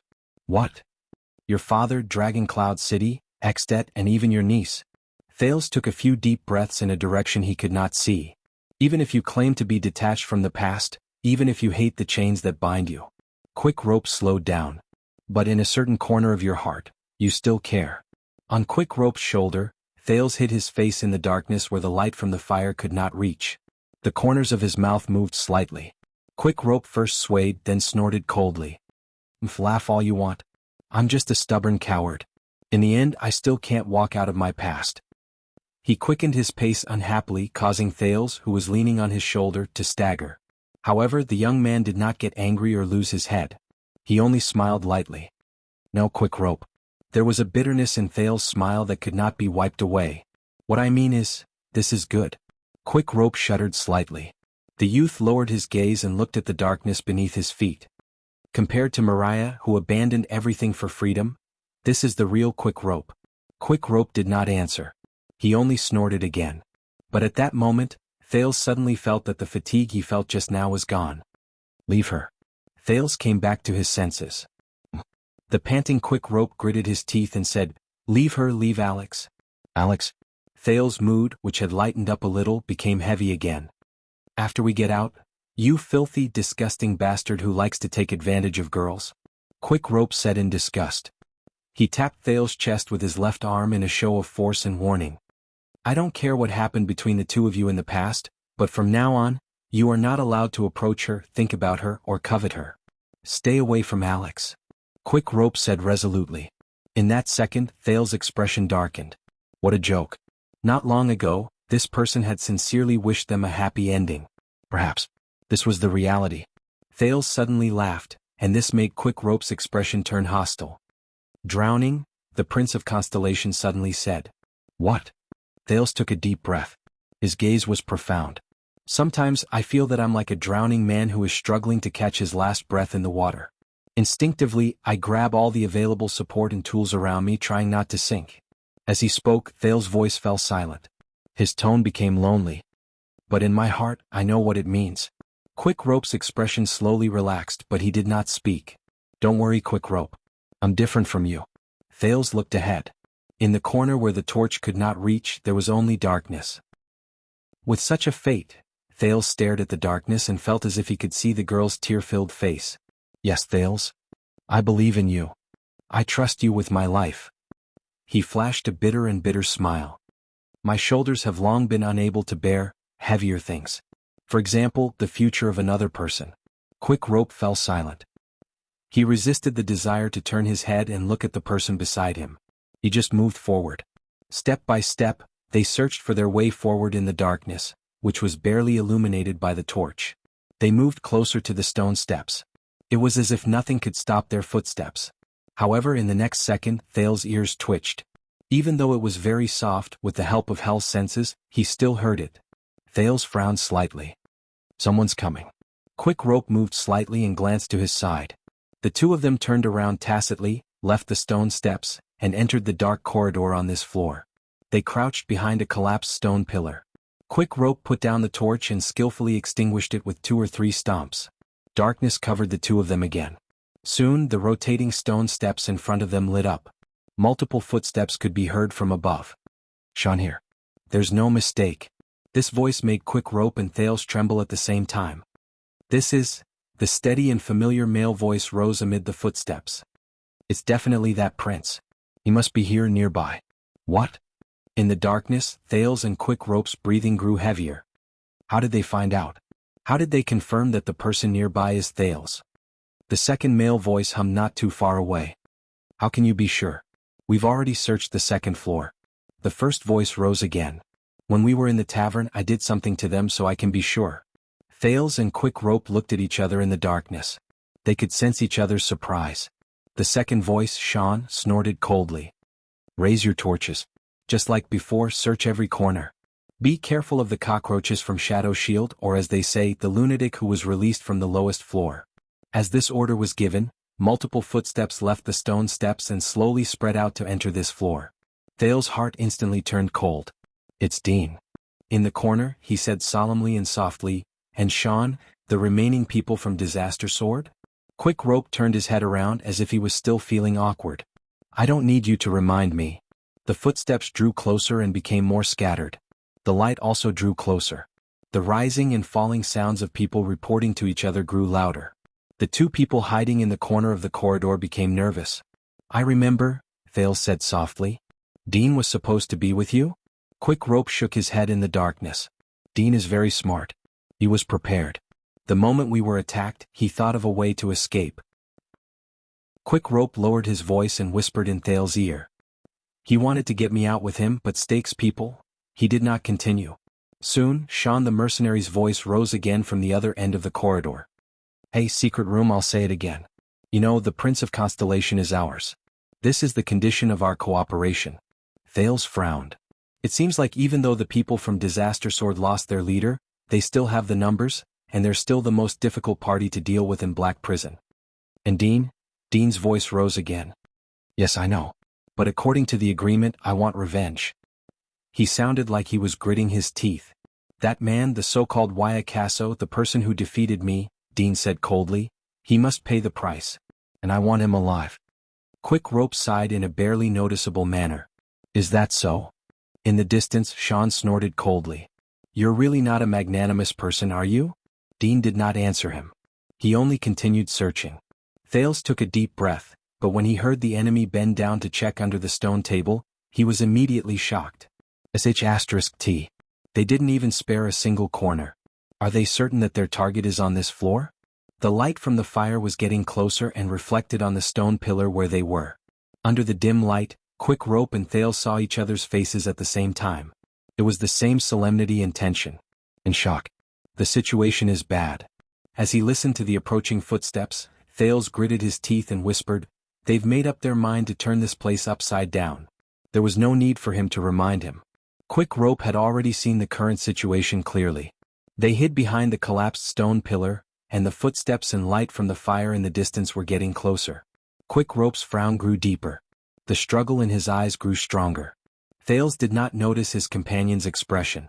He gritted his teeth and exhaled. He tightened his grip on the sword in his hand.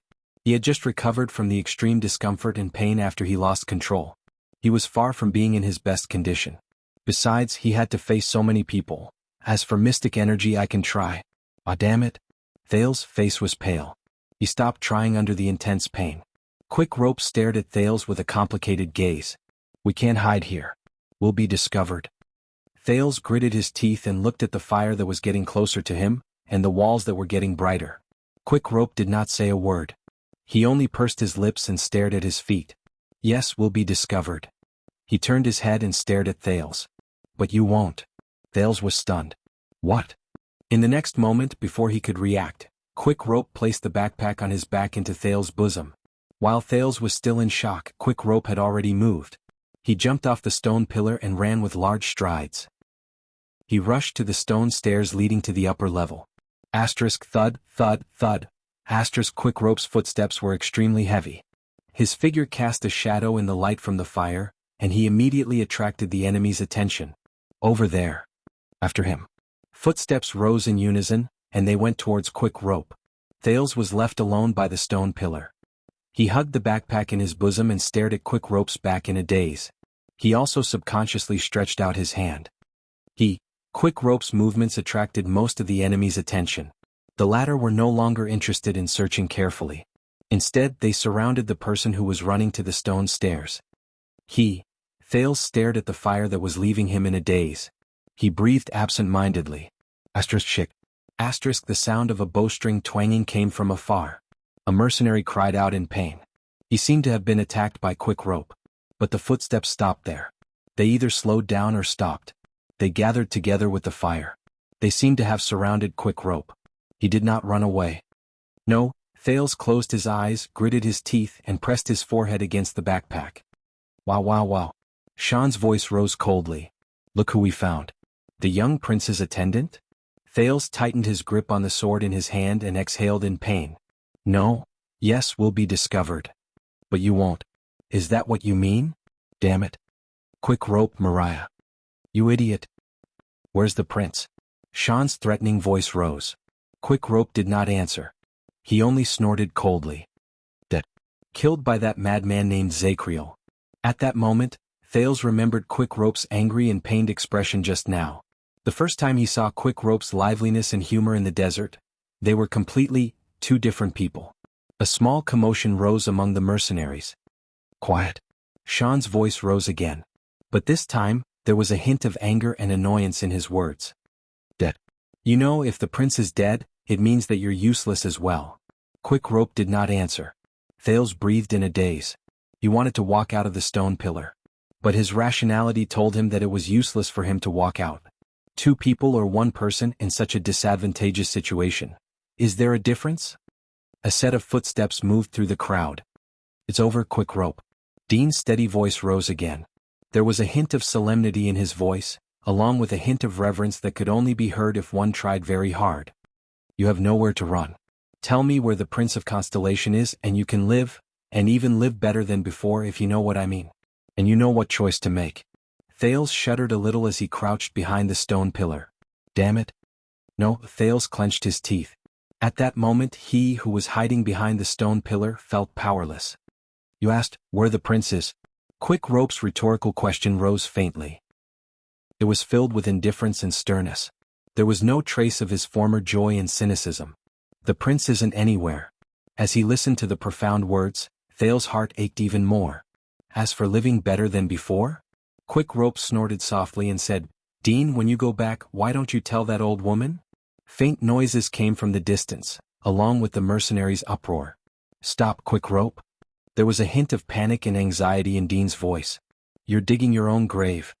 At that moment, Thales suddenly knew what Quick Rope was doing. He was reloading his bow. No. Thales was stunned. He understood something. Tell her. Quick Rope. No, Mariah Walton's voice rose again. It was firm, sharp, and unwavering. I made my choice 6 years ago. My way of living. At that moment, Thales remembered what Quick Rope said to him in a daze. The chains of power. I can either obey or yield and let it lock my body and mind tighter and tighter. Or I can completely abandon it and become my true self. No. Thales held the backpack in his hands in a daze. His entire body trembled and his palms were cold. That idiot. He's not prepared to surrender, not prepared to give in, not prepared to fall back into the hands of the secret room.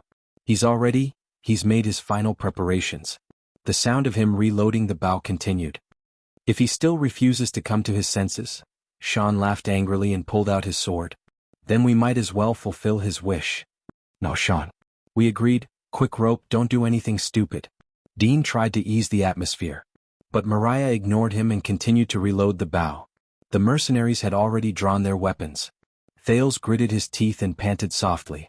He felt inexplicably uncomfortable. I finally understand. Mariah died a long time ago, Thales, single quote. And that night when I crawled out of the black track with great difficulty and out of Dragon Cloud City, the man named Mariah came to life for the first time. The first time he came to life.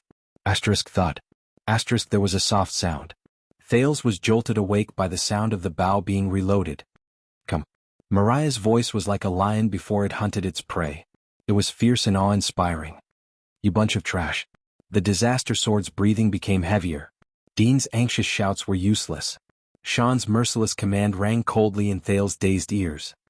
Very well. Kill him. Behind the stone pillar, Thales' face contorted as he listened to everything. Chapter 444. If Quick Rope dies here, my secret will be buried as well. And I can protect myself until the danger is over. At that moment, Thales had this thought for some reason. Really? But before he had the chance to think about it, Thales took action. Thought. A mercenary felt a pain at the back of his head. He subconsciously touched his head and found a pebble by his feet. Annoyed, he was about to turn around to look for the person who threw the stone. Hey! An angry roar rose in the corridor. The disaster swords, who were in their formation, froze in unison and turned their heads around. At the end of the light was a teenager with an extraordinary status. He held a sword with both hands and appeared behind a hidden stone pillar. His face was red and swollen and he looked a little weak. The dozen or so mercenaries with weapons looked at each other. The teenager's chest rose and fell, but he stared at the dozen opponents in front of him with a fierce gaze. He shouted, "I'm here." In the next second, the mercenaries turned around and spread out, revealing the mercenaries Sean and Dean, who stood in the middle. The former tugged at his axe, while the latter was unarmed, and there were scratches on his face. When he saw his target, Sean's eyes instantly lit up. Dean frowned slightly, and his expression was solemn. That's great. Saves me a lot of trouble. Sean cast a profound glance at Thales.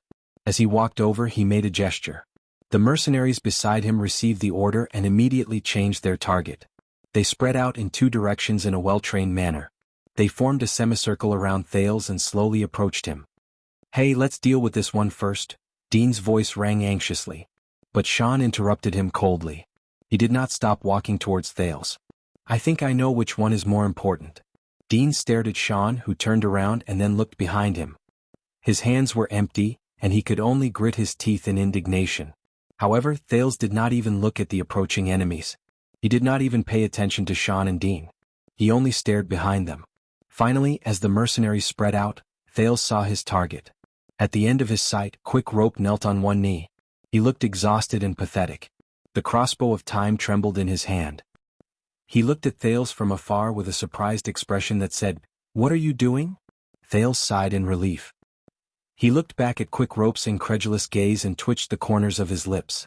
However, his actions caused the swelling on his face to spread, and it was so painful that he hissed and turned his head. Hand over your weapon, Prince. Let's be more polite. Sean glanced at the sword in the boy's hand. His words were short. Or hand over a leg. Anyway, Ricky's order is to capture you alive. He pulled out a single-edged axe hanging on his shoulder and said coldly. Thales frowned. The mercenaries gradually gathered around the young man. Some of them even walked to his left and right and were about to surround him. Damn it. Thales gritted his teeth and forced himself to calm down. Now what I need is... The next moment, Thales exerted force in his hand and stabbed the longsword into the ground. Seeing his show of weakness, Sean smiled. That's right, good boy. His smile froze right after Sean saw what Thales took out from his bosom. Behind him, Dean's expression also changed. They were not the only ones. When some of the more experienced and knowledgeable mercenaries saw the item in Thales' hands, they stopped in their tracks almost at the same time and turned pale with shock. Do you recognize this? Thales pressed one hand on his sword and exhaled tiredly. He shook the alchemy ball in his hand. He looked at the solemn expressions of the people, forced a smile, and nodded in satisfaction. Yes, be afraid. Today we will live and die together. Sean's face was dark. He gave a signal to a few mercenaries who were armed with long-range weapons. Where did you get this? Thales shook the alchemy ball in his hand. They were so shocked that they took another step back. Don't forget, this is the Alchemy Tower's territory. Very well. For now, steady. The prince looked calm, but he was extremely anxious. He raised his gaze and looked at the people on the other side. Hey, Quick Rope. But before he could say anything, another furious roar suddenly rang out. Idiot. Many mercenaries turned their heads in surprise. Behind them, Quick Rope knelt on the ground. His face was filled with anger. He scolded loudly, Did you jump out at this time to save the world? He glared at Thales with gritted teeth and swung his fist, as if the latter was the enemy who killed his father. Would it kill you to hide properly? Do you even have a *king brain? His voice was like a lion's roar, and it was soul-stirring. Even Sean and Dean were stunned. The smile on Thale's face immediately froze. This? He looked at the alchemy ball in his hand, shut his mouth, and his expression turned cold. Damn it, Sean raised his eyebrows. He was constantly paying attention to the dangerous item in Thale's hand, and he shrugged. Wow, what a brotherhood, it's so touching. You shut up. Sean choked a little. He widened his eyes and realized that the one who interrupted him was the cold-faced Thales. The next second, in front of the stunned mercenaries, the Prince of Constellation put down his hand that was pointing at Sean, took a deep breath, and puffed out his chest. Get the *ck out of here. Thale's face was fierce. He roared back at Quick Rope on the other side without showing any sign of weakness. This is the 18th underground floor. Use your rotten brain. Thales pressed the alchemy ball against his chest, waved his hand around, and scolded without caring about his image. Where the *ck can I hide? Where can I hide? Thales fiercely pounded his own chest and continued to ask, as if he had not vented his anger. He continued to ask, still angry, where? Where? Where? His voice was deafening and it echoed in the air. Thales's accusatory look shocked Quick Rope, who was originally angry, so much so that he was stunned for a moment. The latter instinctively shrank back, scratched his head, and blinked in a daze. As he shouted back and forth, the mercenaries, including Sean, looked at each other in surprise. Is this an internal conflict? Calm down, Prince. Sean gritted his teeth and stared at the alchemy ball in Thales' arms. He was afraid that the emotional Thales would make a mistake. Don't let your hands slip. Only Dean stared at Thales with furrowed brows. But Thales still glared at Quick Rope with burning eyes. He stroked his chest and panted. He was still trying to calm down the anger he felt after shouting just now. You damn bastard. The next moment, Quick Rope suddenly raised his eyebrows. His voice became softer and he sounded a little submissive. All right, it does seem like there's really no other place to hide. But as Quick Rope spoke, he seemed to have thought of something. He became confident and aggressive again. But I have no other choice. Quick Rope's face turned fierce. He waved his fist at Thales. Have you forgotten? I'm just a lousy thief who can't even pry open a door. Thales bit his lip and stared at Quick Rope with a frown. His gaze was as sharp as a knife, as if he was angered. It made Quick Rope feel diffident. As they listened to the lousy internal conflict, the mercenaries looked at one side, then the other. Many of them paid attention to Thales' alchemy ball, and they were incredibly wary. Sean coughed, but he still remembered what he had to do. All right, the farce ends here, but in the next second they saw the muscles on Thales' face tighten. The teenager suddenly bent down, picked up a stone by his feet, and threw it in front of him with a ferocious look on his face. A few mercenaries who stood close to him were shocked. They subconsciously raised their shields or raised their hands to block the stone. Then they noticed that under the dim light, the stone flew over their heads with an aggressive momentum, grazed the ceiling, and flew in a parabola before it landed on Quick Rope's head. Thud. Quick Rope shuddered violently as a muffled sound rose. He immediately pressed his hand against his forehead and screamed. Ow. Hiss. You hit me. Before the mercenaries' dumbfounded expressions, Quick Rope covered the side of his forehead, which was bleeding from the stone. He pointed at Thales in disbelief. You brat, how dare you hit me with a stone? But the furious Thales interrupted him again. I'm teaching you a lesson on behalf of your father. Thales withdrew his hand, which had become numb from using the sin of Hell's River. He did not care about the enemies around him at all. He shouted angrily as if he was venting his anger, Stop being a thief in the dark. He closed his eyes and with all his strength, he shouted at the pitiful Quick Rope across him. Be a righteous robber who breaks down doors and robbers. Quick Rope choked on his words. He stared at Thales in a daze. During the intense argument, the mercenaries broke out in cold sweat. Their gazes followed Thales' hand as he held the alchemy ball. In the next second, robber? Quick Rope was obviously very angry. The first thing he did when he regained his senses was to grit his teeth and retort. Easy for you to say. I don't know how to be a robber.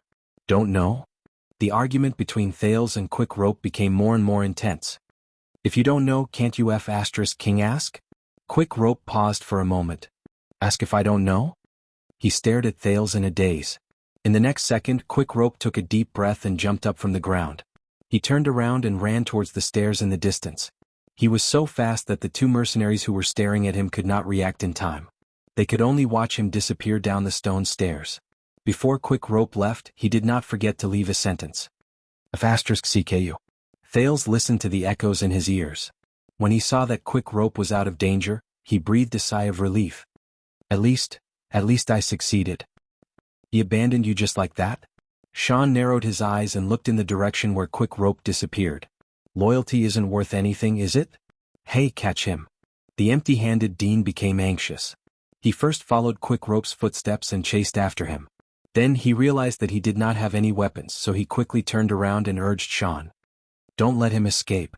But Sean just waved his hand. His gaze never left Thales. Stay calm, he can't run far. The prince is our priority. The mercenaries pressed their weapons against the ground again and blocked off the prince's escape route.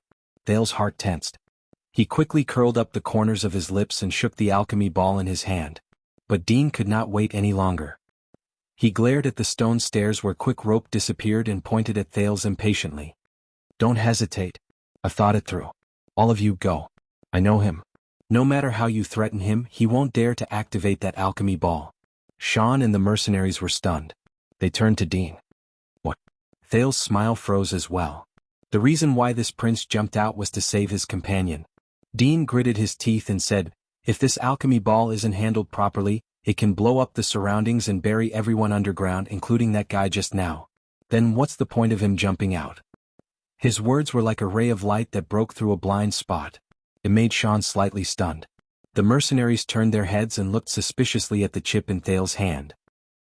Thales gulped and smiled at Dean, who had a displeased expression on his face. However, he felt that his smile was a little stiff. *CK, I hate smart people the most. So? Sean's expression became stern. He took a tentative step forward and got closer to Thales. Thales was anxious. He shrugged awkwardly at him. No, I know very well what I have in my hand, but he was interrupted. Don't be so long-winded. Just take him down, Dean said hatefully. Then go after the other one. With deep suspicion, Sean took another step forward. He was now 2 swords away from Thales. But before Thales could move, his smile disappeared from his face. *T, I've been seen through. Dean continued coldly, don't forget, the longer this drags on, the more disadvantageous it will be for us. There's no difference between being blown up by the alchemy ball and being hanged by the constellations. His words made the group of mercenaries frown. Looking at Thales' expression, Sean understood something. In the next second, Sean's gaze sharpened and he swung his axe. This is bad. Thales shuddered and subconsciously drew the sword beside his hand. *clang. Thales took a step back and managed to block the blunt edge of the axe that was swung at him. While he panted in shock, Sean fixed his gaze on his weapon. This is Ricky's sword. Damn it. Thales watched the mercenaries around him block the path so tightly that not even a drop of water could trickle through. He knew that his bluff had failed. Yes. The prince swung his good sword, which had a smooth arc, and stuffed the alchemy ball into his bosom in frustration. Now, his only advantage was that the other party wanted to capture him alive. What's wrong with him? Sean asked with a frown. Thales exhaled and tested the pain in his chest. Fortunately, the aftereffects of mystic energy seemed to be slowly alleviating. But before Thales could finish speaking, Sean's figure swayed again. The sin of Hell's river in his body trembled, and Thales managed to react. He raised his sword with both hands and managed to block Sean's attack before he took another step back. But Sean did not give up. He launched an all-out attack. He swung his axe so fiercely that it created a gust of wind. It was as if he was determined to defeat Thales. Thales, who had suddenly entered the battle, was flustered. At the same time, he had to be careful of the movements behind him. But the mercenaries around him were all glaring at him. They stood where they were and did not interfere with Sean's battle. It looked like Sean wanted to take him down personally to avoid unnecessary casualties, whether it was Thales or the disaster swords. *whoosh. Sean's axe came swinging through the air. The sin of Hell's river surged to his arms and waist. Thales gritted his teeth and prepared to receive the blow, but he subconsciously froze. That's not right. Sure enough, in the next second, Sean stopped his feint of slashing horizontally. He held the axe handle with both hands and swung it at Thales' abdomen. His momentum was like thunder. Thales sucked in a sharp breath and withdrew his longsword in time to block the axe handle. He then used his shoulder to collide head-on with his opponent. Thud. The two of them separated again. Sean stared at Thales, who was panting. He was slightly puzzled. You. He mumbled, but he gave up halfway and gritted his teeth. Thales, who was not as fast as his opponent, took 2 steps back. He had just steadied himself when Sean pounced on him again and roared furiously. Clang. As the steel clashed, Thales gritted his teeth and exerted his strength. He used the full strength he used to fend off the orcs in the desert. He planted his feet firmly on the ground and blocked his opponent's powerful axe strike. In the next moment, the prince twisted his long sword and counterattacked with the hilt of a Northland army sword technique. He struck Sean's chest, causing the latter to groan and retreat. Thales took a deep breath as he watched his opponent retreat. He recalled the feeling of blocking his opponent's full-powered blow just now, and he was puzzled. It's strange. Too strange. This Sean, his offensive strength. Is it a little light? Am I imagining things? He did not have time to think. Sean's attack came before him again. Thales could only abandon all his thoughts and focus on fighting. Drag it out. I have to drag it out. Drag it out until the situation changes. Clang. Clang. The sound of steel clashing rose and fell. Sean's attacks were very fierce. It was obvious that he was very experienced. He often used his footwork to confuse his opponent. However, the blade of his axe was extremely agile. The angle at which he swung his axe was tricky, and it was not as easy to block as a light sword. Thales had to use all his skills to resolve a few dangerous situations and avoid being captured. Whoosh. The wind howled. Once again Sean's 3 consecutive slashes came one after another. It seemed like it was his ultimate trump card. Thales was shocked. Fortunately, the surging sin of Hell's River did not disappoint him. Amid the loud, muffled sound of metal clashing, Thales retreated steadily. He deflected the attack, blocked the killing move, and received the 3 attacks in a routine manner. Sean's attack failed. He took a step back. He could not hide the surprise and resentment in his eyes. What's going on? This teenager. The mercenaries around him began to whisper among themselves after failing to take down the teenager in front of him for 5 or 6 consecutive rounds. This made him rather angry. Thales only regained his footing when he saw his opponent retreat.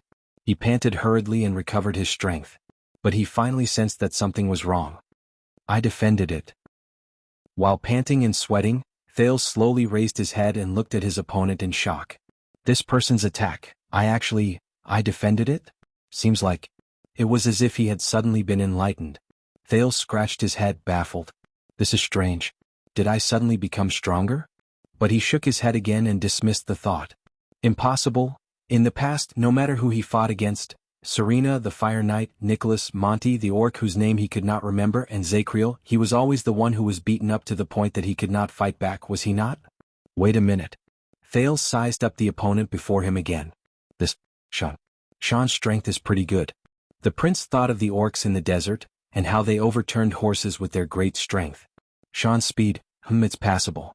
Thales thought of the Northland swordsman Klein's swift sword, which was almost instantaneous, and Raphael's shocking sword strike that took 6 lives in 2 seconds when he was in Lampard's prison all those years ago. Sean's offense was very strong, and it could be considered one of his specialties. He was not much weaker than Cohen from 6 years ago, but offense? Thales thought of 3 people at the same time. One of them carried a silver-black bow on his back. His entire body surged like a volcano, and he charged forward in waves of blood. No one could stop him. Another person was dressed in armor and held a golden saber. He descended from the sky with an imposing manner, and he effortlessly broke through the defense of the 5 people. And the last person. Thales touched the side of his neck and forehead. The 2 wounds he received not long ago immediately hurt, and it made him feel a slight chill in his heart. Thales understood something.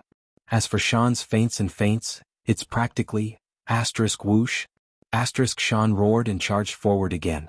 He was determined to no longer care about his opponent's life and hold back. He swore to finish the battle in the next round. His opponent's axe fell vertically, but this time, Thales only frowned slightly. With his hell senses, Thales subconsciously sensed something. As expected, when his opponent was halfway through his attack, he changed from a vertical slash to a horizontal slash. It landed on the block that Thales had prepared a second earlier. Clang. Sean stared at Thales, who had blocked his attack with ease. How? Thales exerted force from his waist and pushed Sean away. He looked at the tip of his opponent's sword, a little unaccustomed to it. This feint is a little too obvious, isn't it? Thales thought in resignation. Across him, Sean stared at him in a daze. He did not understand why his attack had failed. Don't be disheartened. Your axe is very powerful and your feints are very realistic. Thales took a step back and comforted him with a hollow laugh. It's just that I know a guy. Thales thought about it and frowned as he thought of that man. He also likes to use feints and feints. Coupled with his power of eradication, he can twist and turn. God, I can't tell when he's attacking and when he's luring the enemy. Compared to his feints, your feints are still a little lacking. That's right. Thales suddenly understood. Due to his experience of countless crushing defeats, he was nervous every time he faced an enemy. He was used to using his previous battles as a reference. He faced the Vampire Archduchess, the Fire Knight, the Star Killer, the Raven of Death, and the Desert Orcs. He faced the Knight of Judgment, who was almost unstoppable. Thales raised his head and looked at Sean. That means, when he thought of this, Thales sighed. He painfully understood a depressing fact. After going through so many battles where he lost, he never won. He could take a beating even more. And this feeling, after being beaten up by Zachriel just now, it was even more obvious. Under the illumination of the torches held by the mercenaries, Sean stared at the handle of his axe. His hands trembled slightly. He sensed the gazes and whispers of his colleagues around him. He felt his breathing become faster and his face become hotter. No, how could it be? That's just a teenager. Thales snapped out of his daze and suddenly realized that something was wrong. He quickly changed his tone and tried to salvage the situation.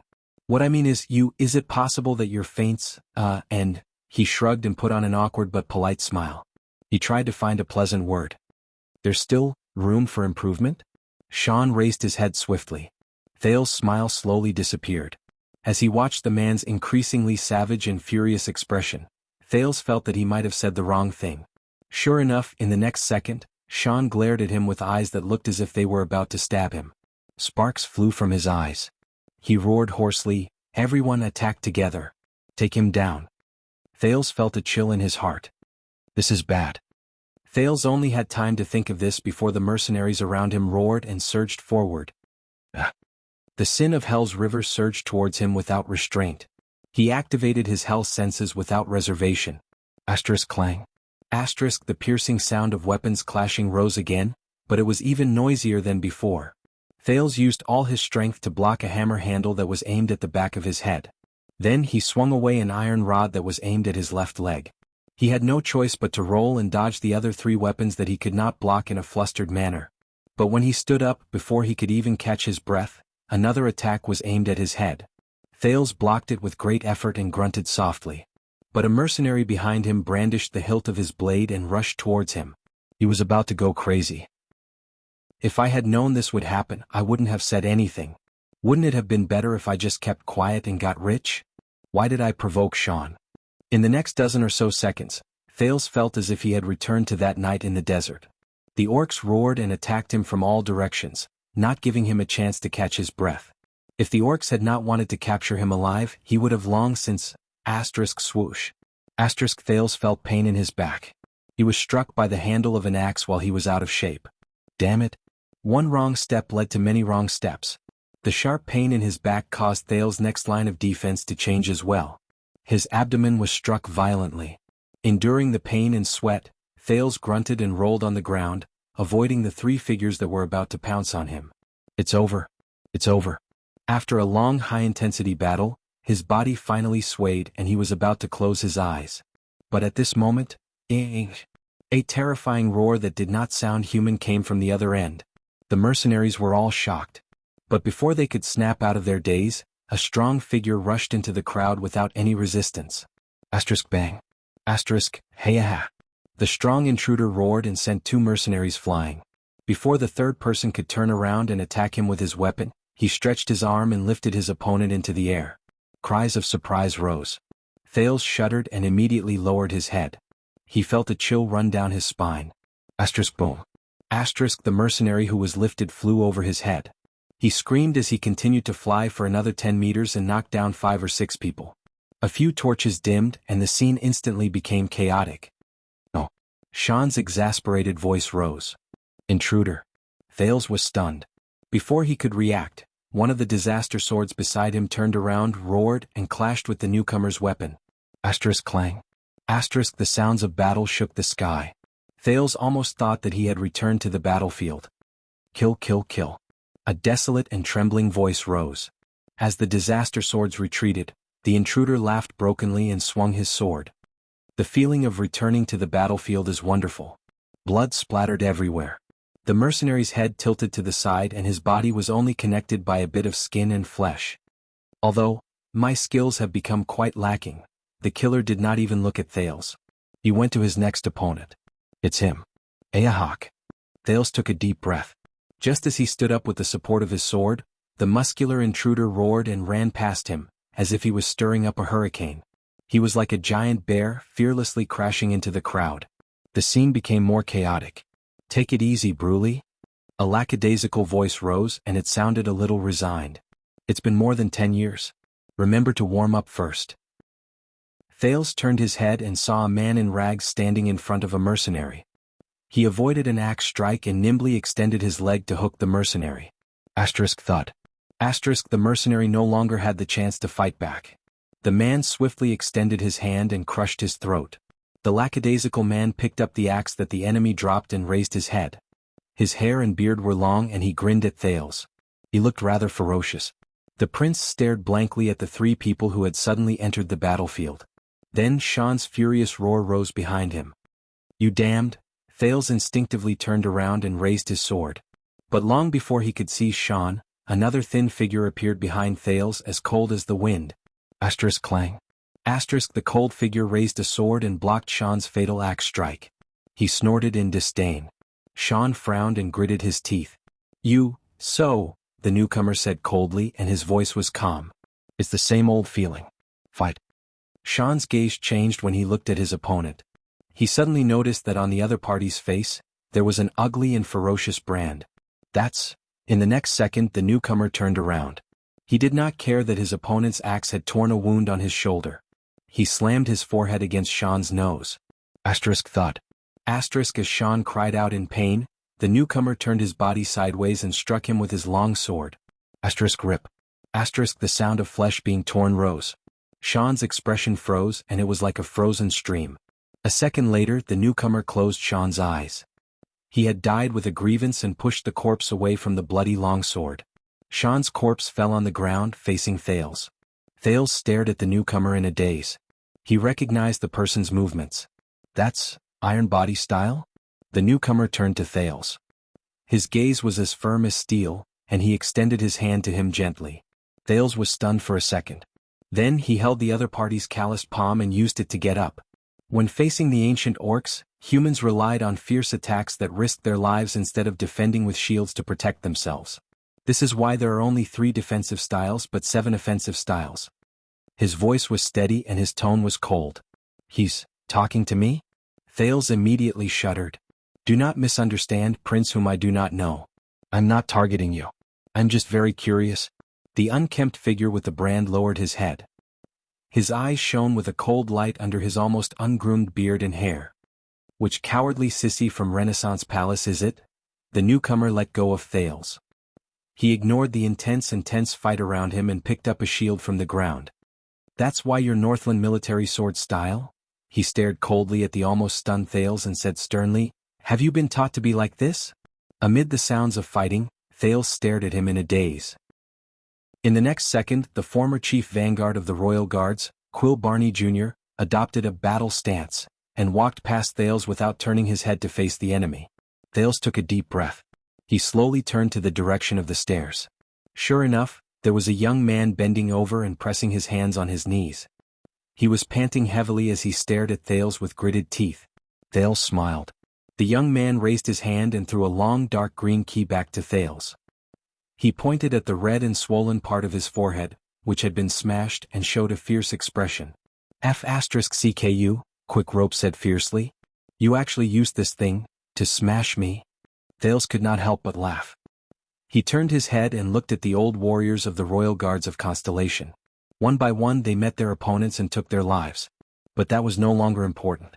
Thales curled his lips, turned his head, and pointed his middle finger at Quick Rope without showing any sign of weakness.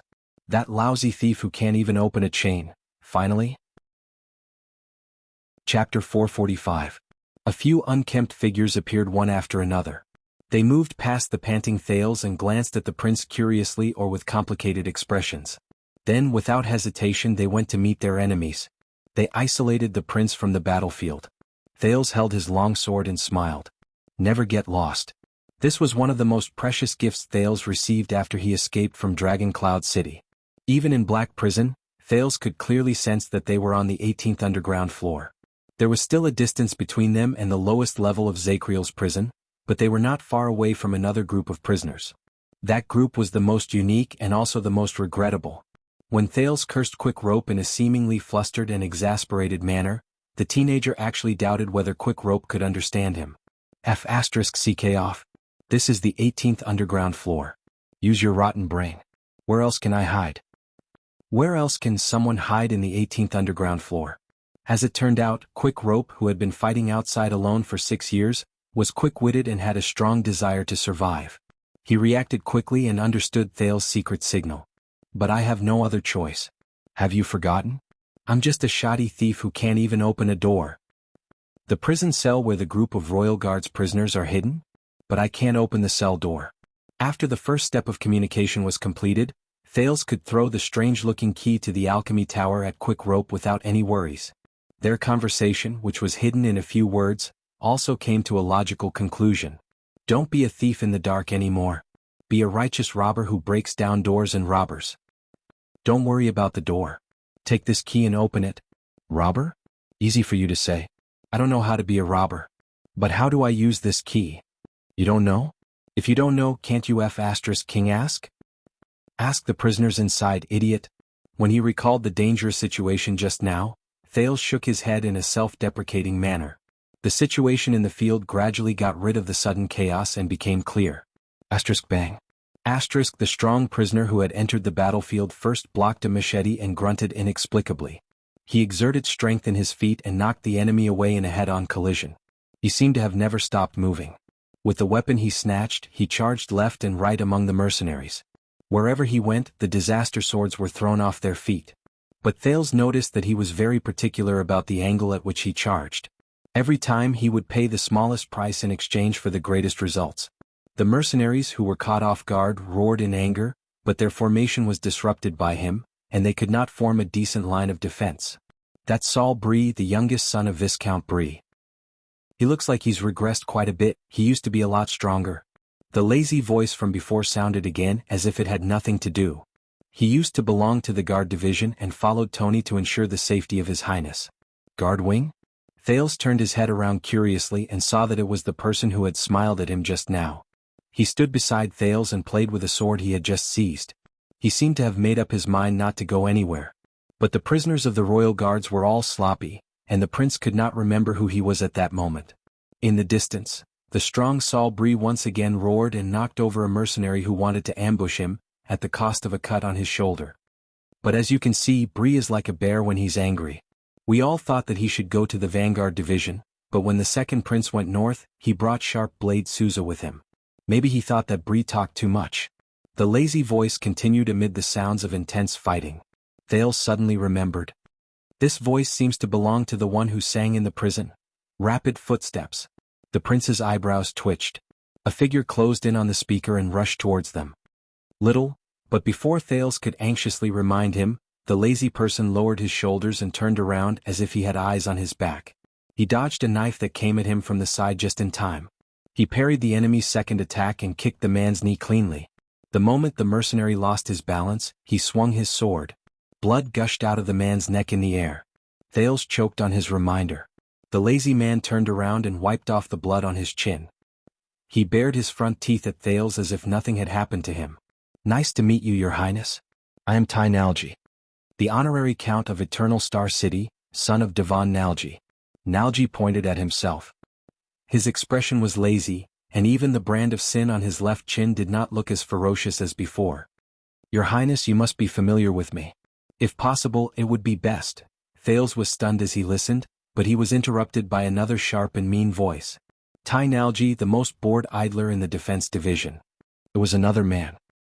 He walked past the two of them and revealed a pair of sharp and ghastly eyes under his long hair. He stared at Nalji fiercely, and he looked rather terrifying. You will be unlucky if you stay with him for too long. Nalji stopped talking and touched his nose with a resigned expression. Thales quirked his eyebrows. He saw the mean man holding a dart that came from nowhere. He was very careful when he faced a disaster sword with a shield raised. He did not attack until the other party charged at him fiercely. Then he nimbly dodged to the side. The shield-raising mercenary brushed past him. Then his neck tilted and he fell like a collapsing mountain. Thud. The mercenary fell to the ground, exhausted. His breathing gradually stopped. He stared at the mean man in front of him, and his eyes were wide open in disbelief. Thales was shocked. It was only then that he realized that there was a dart stuck in the dead man's neck at some point in time. The mean man who threw the dart squatted down and quickly took away the enemy's leather armor and weapon. He threw them to the other unarmed companions far away. He did not even let go of the dart that was stuck in the corpse. Speaking of which, idler Nalji, why don't you come and help us? Nalji shrugged without any self-awareness and spoke eloquently. My duty is to protect you. The mean man glared at Nalji fiercely. He threw the dart in his hand again and got rid of an enemy behind Bruley who was charging at the front. When he saw the other party turn around and join the battle, idler Nalji frowned. He raised his hand to cover his mouth and whispered to Thales in a complaining tone, "That's Cecil Nair, the damn second logistics officer. Look at the way he kills people. He's filled with the stingy demeanor of the logistics division. When we went out to the field in the past, he would always find us the worst hotel. Do you understand? It's the kind of place where beer tastes like horse piss, bards sing like pigs, beds are like chopping boards when they sleep, and girls touch big birds." Thales could only raise his eyebrows. Amid the noise, the chaotic battle lasted for less than 10 seconds. The mercenaries were ambushed and lost their leader. But they were experienced and they quickly adjusted themselves. They organized a counterattack and surrounded Thales. The sturdy Bruley, who was at the forefront, immediately slowed down. Nair's footsteps were also hindered. But this amount of time was enough for the other prisoners to get their weapons and arm themselves. A hairy guard who looked like a savage caught the axe thrown by Nair from afar and swung it. The moment the axe clashed with the enemy's weapon, the axe in the savage's hand trembled. His enemy grinned savagely. This is their unique power of eradication. As long as Thales was shocked when he saw this. He then remembered something important. Be careful, their power of eradication.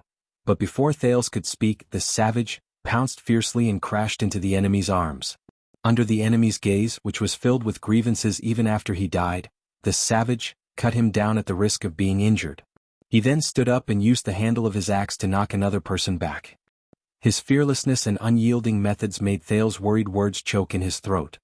Pay attention. The savage roared and reminded his companions, there's something wrong with their power of eradication. It's the traitors of the Tower of Eradication. Disaster swords.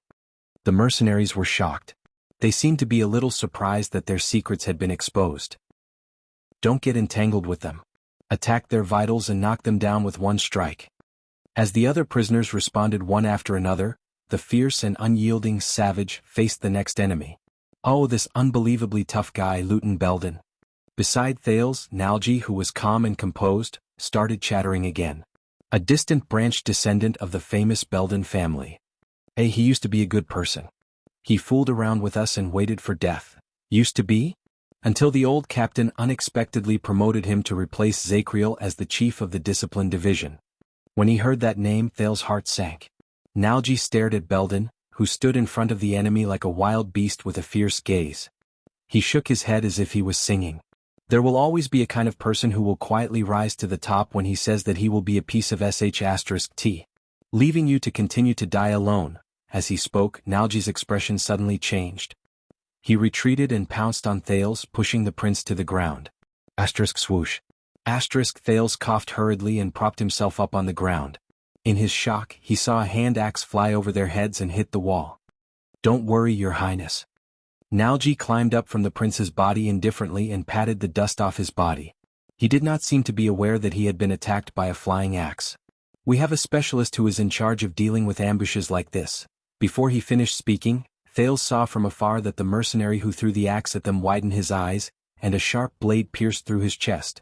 While he was still trembling and touching his chest, a pair of thin and frail arms stretched out from behind him and dragged him, who was certain to die, to a corner.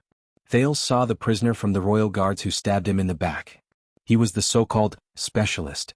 Even though he was very skilled in dragging the corpse, he had a cowering expression on his face. His eyes were filled with fear and his body was hunched. He looked around sneakily and quietly, as if he was afraid of being discovered. Thales recognized that terrified face. It was the prisoner from the royal guards who recognized Shadow Shield's footsteps in the dark. That skinny monkey is Jonah Cannon, a cavalry scout from the Vanguard Division. He is in charge of gathering information, sending messages, and detecting threats. Nalji smiled and pulled the prince up from the ground. He gestured at the cowering prisoner with his chin. He was born in the private army of the Jade Star family. His family is just a lord, but if you look down on him because of this, he can slit your throat in the middle of the night. If he hadn't caught a sudden cold, that man would have joined the Starlight Brigade and followed Duke John to quell the rebellion. There was a slight lament in Nalji's words. Thales stared at the skinny and hunched Cannon in surprise. He took off his opponent's knife and threw it to the next person. Another figure caught the knife Cannon handed to him and entered Thales' line of sight. Ha ha ha ha. The desolate laughter from before rose again. The last time I swung my sword like this figure was very strange. He held a knife in his left hand and a sword in his right. The knife in his left hand shone fiercely, and the sword in his right hand was awe-inspiring. His attacks alternated back and forth, dazzling and overwhelming. And he's still in Renaissance Palace? Blood splattered everywhere. The laughing prisoner put away his knife and sword. His two opponents could not even launch a proper counterattack. They covered the fatal wounds on their thighs and necks respectively and fell slowly. He turned around and searched for his next target in a frenzy. The one who attacked while laughing crazily is Gudi Tardin. The Tardin family is an aristocrat in Central Territory. They are one of the 7 Jade Star attendants, just like the Belden family. His great-grandmother was even a princess. You can tell from his gorgeous moves. Nalji looked at Tardin, who was looking for a fight everywhere with a knife and sword in his hand. But unfortunately, Argudi Tardin rejected his father's evil scheme, and in the end he avoided the tragic fate of inheriting the family business and becoming a happy worm. For the sake of noble love, he came to become a guard. Well, Thales frowned. Yes, everyone knows that he was bewitched by Princess Constance. Don't waste my breath, Nalji. Tardin seemed to have excellent hearing during the battle. He shouted without turning his head around. I will be happy to help you tidy up your kidneys. Nalji flashed his front teeth. He first smiled innocently at Tardin, and when Tardin was not paying attention, he gave Thales an expression that said, "Did you see that?" Thales averted his gaze from the former royal guards. Bruley the black bear, who rampaged about and disrupted the formation. Nair the stingy logistics officer who carefully threw darts to kill. Belden, who tore apart his opponents like a beast. Cannon the cavalier scout who wandered around the corners. Tardin who swung his knife and sword. And Nalji the lazy man who stood guard by his side. These 6 people who had different skills and styles, worked together to kill the disaster swords, who were 3 times the number of their own. They were so scattered that they could not form a team. Thales frowned. These are the royal guards of Constellation 18 years ago? We have regressed a lot. In the past, when the royal guards formed a formation, there's Jerky. Nalji pursed his lips and rummaged through a corpse on the ground. He let out a happy moan. Thales turned his gaze and looked at the 7th person. He was the calmest, most composed, and the most unique man in the field. He only held a sword and a shield as he slowly walked through the center of the battlefield. He was like a cold block of ice. He did not move in the face of danger, but when he passed by a pair of people who were fighting, he would suddenly erupt. His sword and shield were thrown out like an avalanche. The man passed by an enemy who was wrestling with Bruley. He swung his shield down and hit the enemy's knee. The latter retreated in pain, and his sternum was immediately crushed by Bruley's hammer. The third offensive style, cold attack. Thales thought quietly. The man passed by Belden, who was fighting against 2 people. He suddenly charged into the battle. He used his shield to block an enemy's blade, and his long sword drew blood on another person's neck. The third defensive style, counterattack. Thales clenched his fists. This is supposed to be a defensive style, but he's actually using it to attack. The man faced an aggressive enemy. He skillfully deflected his shield and caused the enemy to stagger. Then Nayer's dart came out of nowhere and slit the enemy's throat. The first defensive style, iron body. Thales pursed his lips tightly. This was the first style he learned. The man passed by a sturdy enemy. He was hit by the enemy's great strength, and his long sword slipped out of his hand. But he took the opportunity to let go of his long sword and went into the enemy's bosom. He held the shield with both hands and swung it at the enemy. He used the horn of the shield to smash the enemy's skull. The sixth defensive style and the second defensive style, sneak attack and thunderbolt? Thales recognized the two styles when they were combined, and he thought that they could be used this way. The man, who was covered in blood, picked up his long sword. The moment he turned around, a torch smashed into his body. Sparks flew everywhere and set his clothes on fire. The enemy took the opportunity to pounce on him fiercely. Thales' heart clenched. But the burning man did not take a step back. Instead, he roared and moved forward. He withstood the flames and the enemy's long sword, and he swung his shield fiercely. Asterisk bang. Asterisk in the next second, the man's blade pierced the enemy's lower jaw and smashed the back of the enemy's head against the wall. Then he pushed away the enemy's sword that had cut his arm and slowly patted off the sparks on his body. The fifth offensive style, frontal attack? No, it's a little like the second offensive style, flank attack? Quill Barney Jr. Nalji noticed Thales' gaze and sighed softly. After Nolaner went north with Horus, the old captain appointed him to be the acting chief vanguard. There's nothing much to say. He's one of the few supreme-class elites in the team who are at the same level as Protector Tony, Walker, and Skeleton. He's a terrifyingly stubborn person. And you can tell that he doesn't rely on his body, but his life to fight. The him 18 years ago is as deadly as the him 18 years later. Quill Barney Jr. Thales stared at the man with the sword and shield in his hand in a daze. He watched him work with his companions or attack alone. Every few steps he took, he would efficiently and swiftly take down an enemy. Every time he fought, it was clean and neat, and he ended the fight quickly. He did not drag his feet, and he was never a match for him. Thales was puzzled.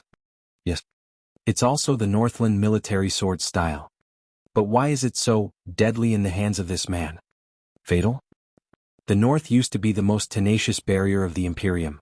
It was the gathering place of the first batch of knights. It was also the place where human beings, who were like scattered sand, gathered to resist the foreign enemies together. This set of sword arts is the testimony of the era that was filled with war, blood, death, and hope. Before he knew it, a familiar voice appeared before his eyes. It was steady and cold. Thales frowned and met the murderous Barney Jr.'s gaze.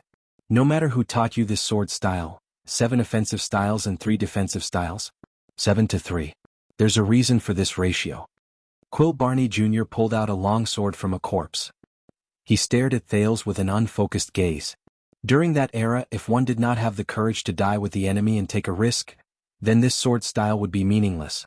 There would not have been a glorious and boundless human empire. At that moment, against the bloody background, Barney Jr.'s gaze was aggressive.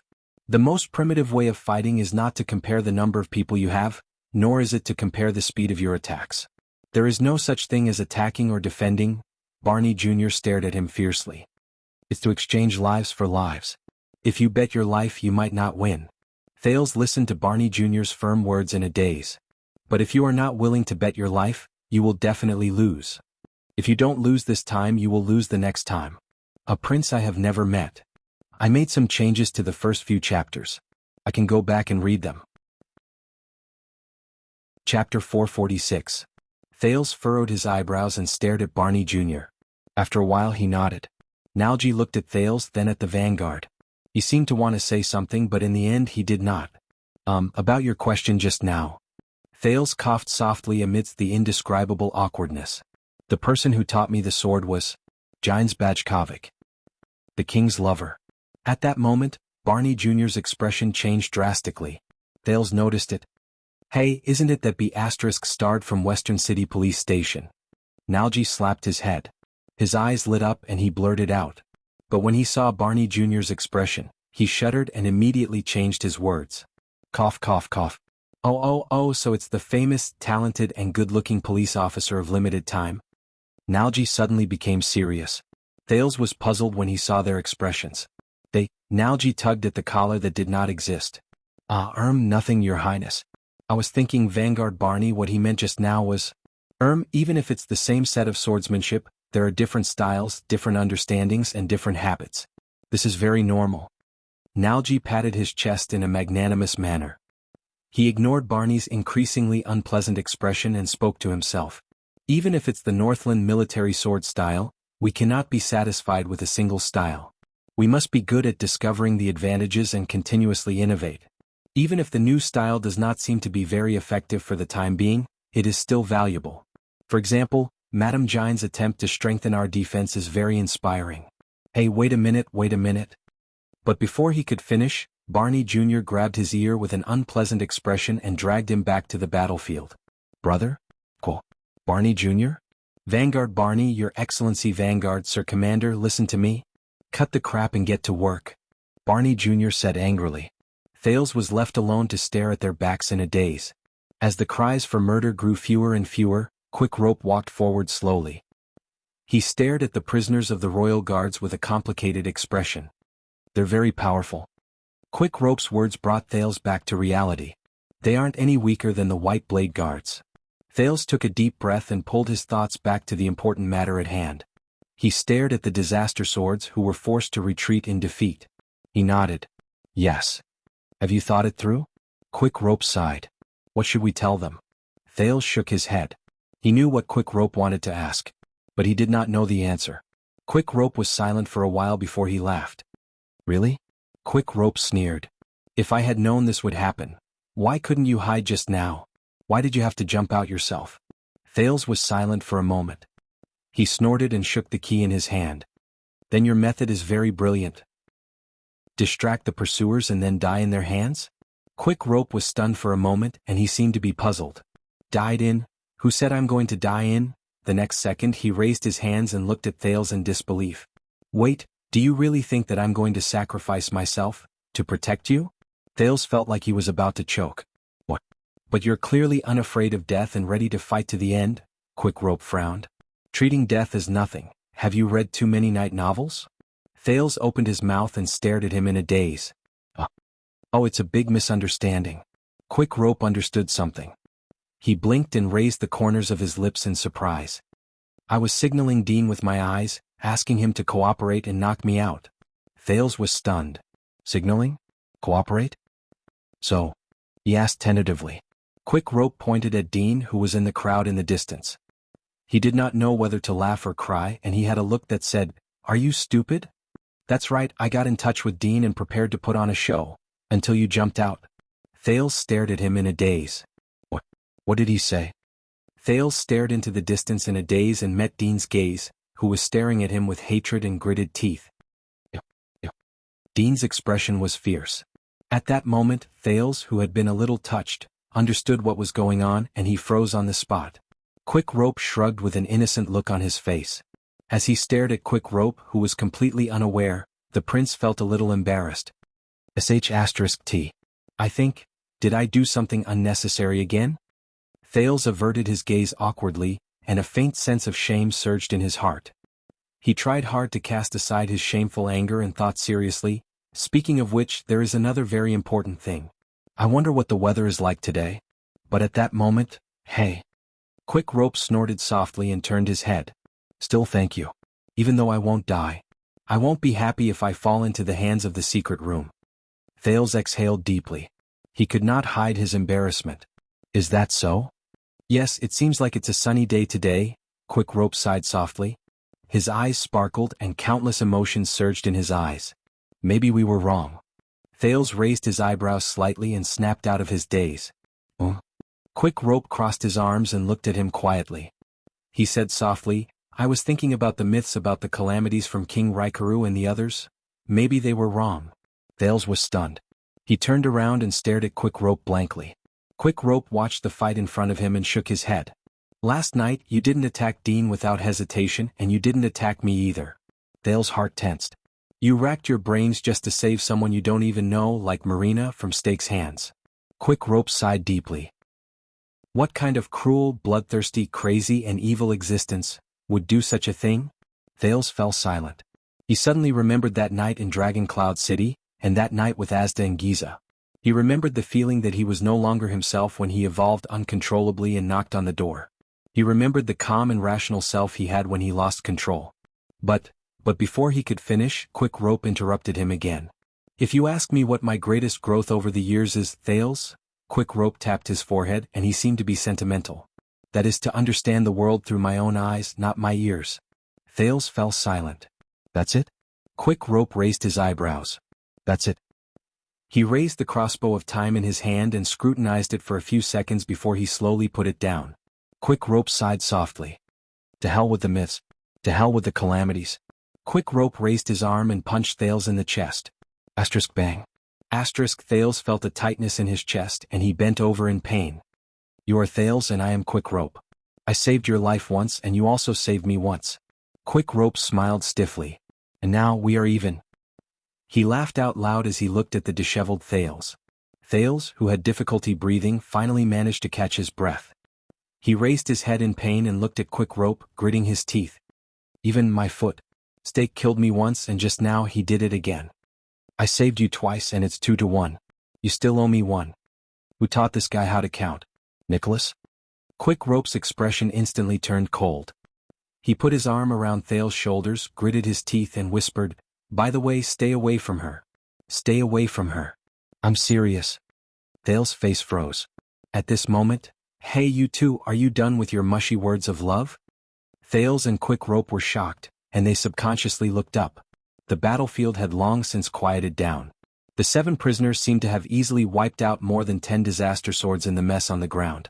Their gazes were filled with curiosity as they stared at Thales and Roland. Thales and Quick Rope subconsciously let go of each other and smiled at the same time. Only then did the prisoners return to normal. They cleaned up the battlefield with different expressions on their faces. Cannon was still hiding in the corner and shivering. He talked to himself from time to time. Belden, on the other hand, did not say anything.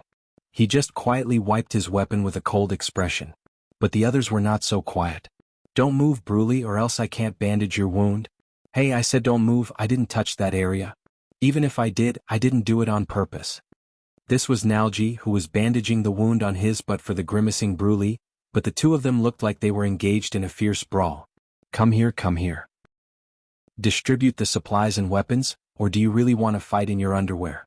The second logistics officer, Nair, rummaged through the corpses on the ground.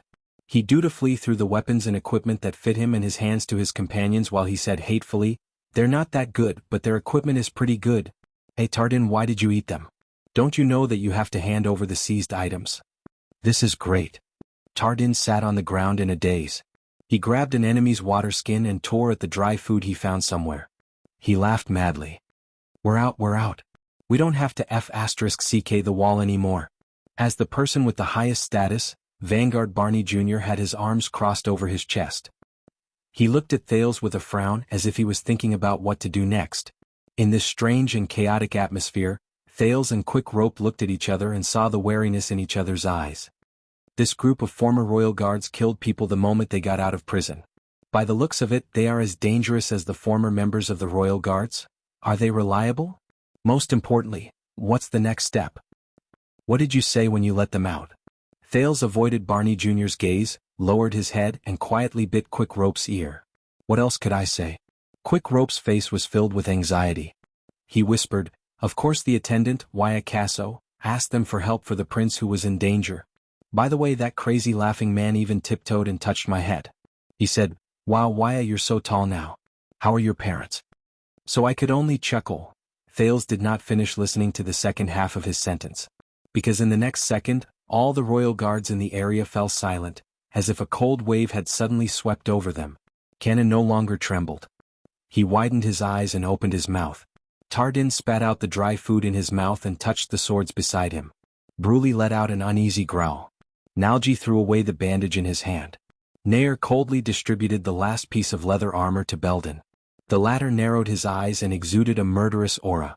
Barney Jr.'s expression did not change. He gently picked up a torch from the ground. All of them stopped what they were doing and stood up in tacit agreement. Their gazes were solemn as they faced one direction. It was the stone steps.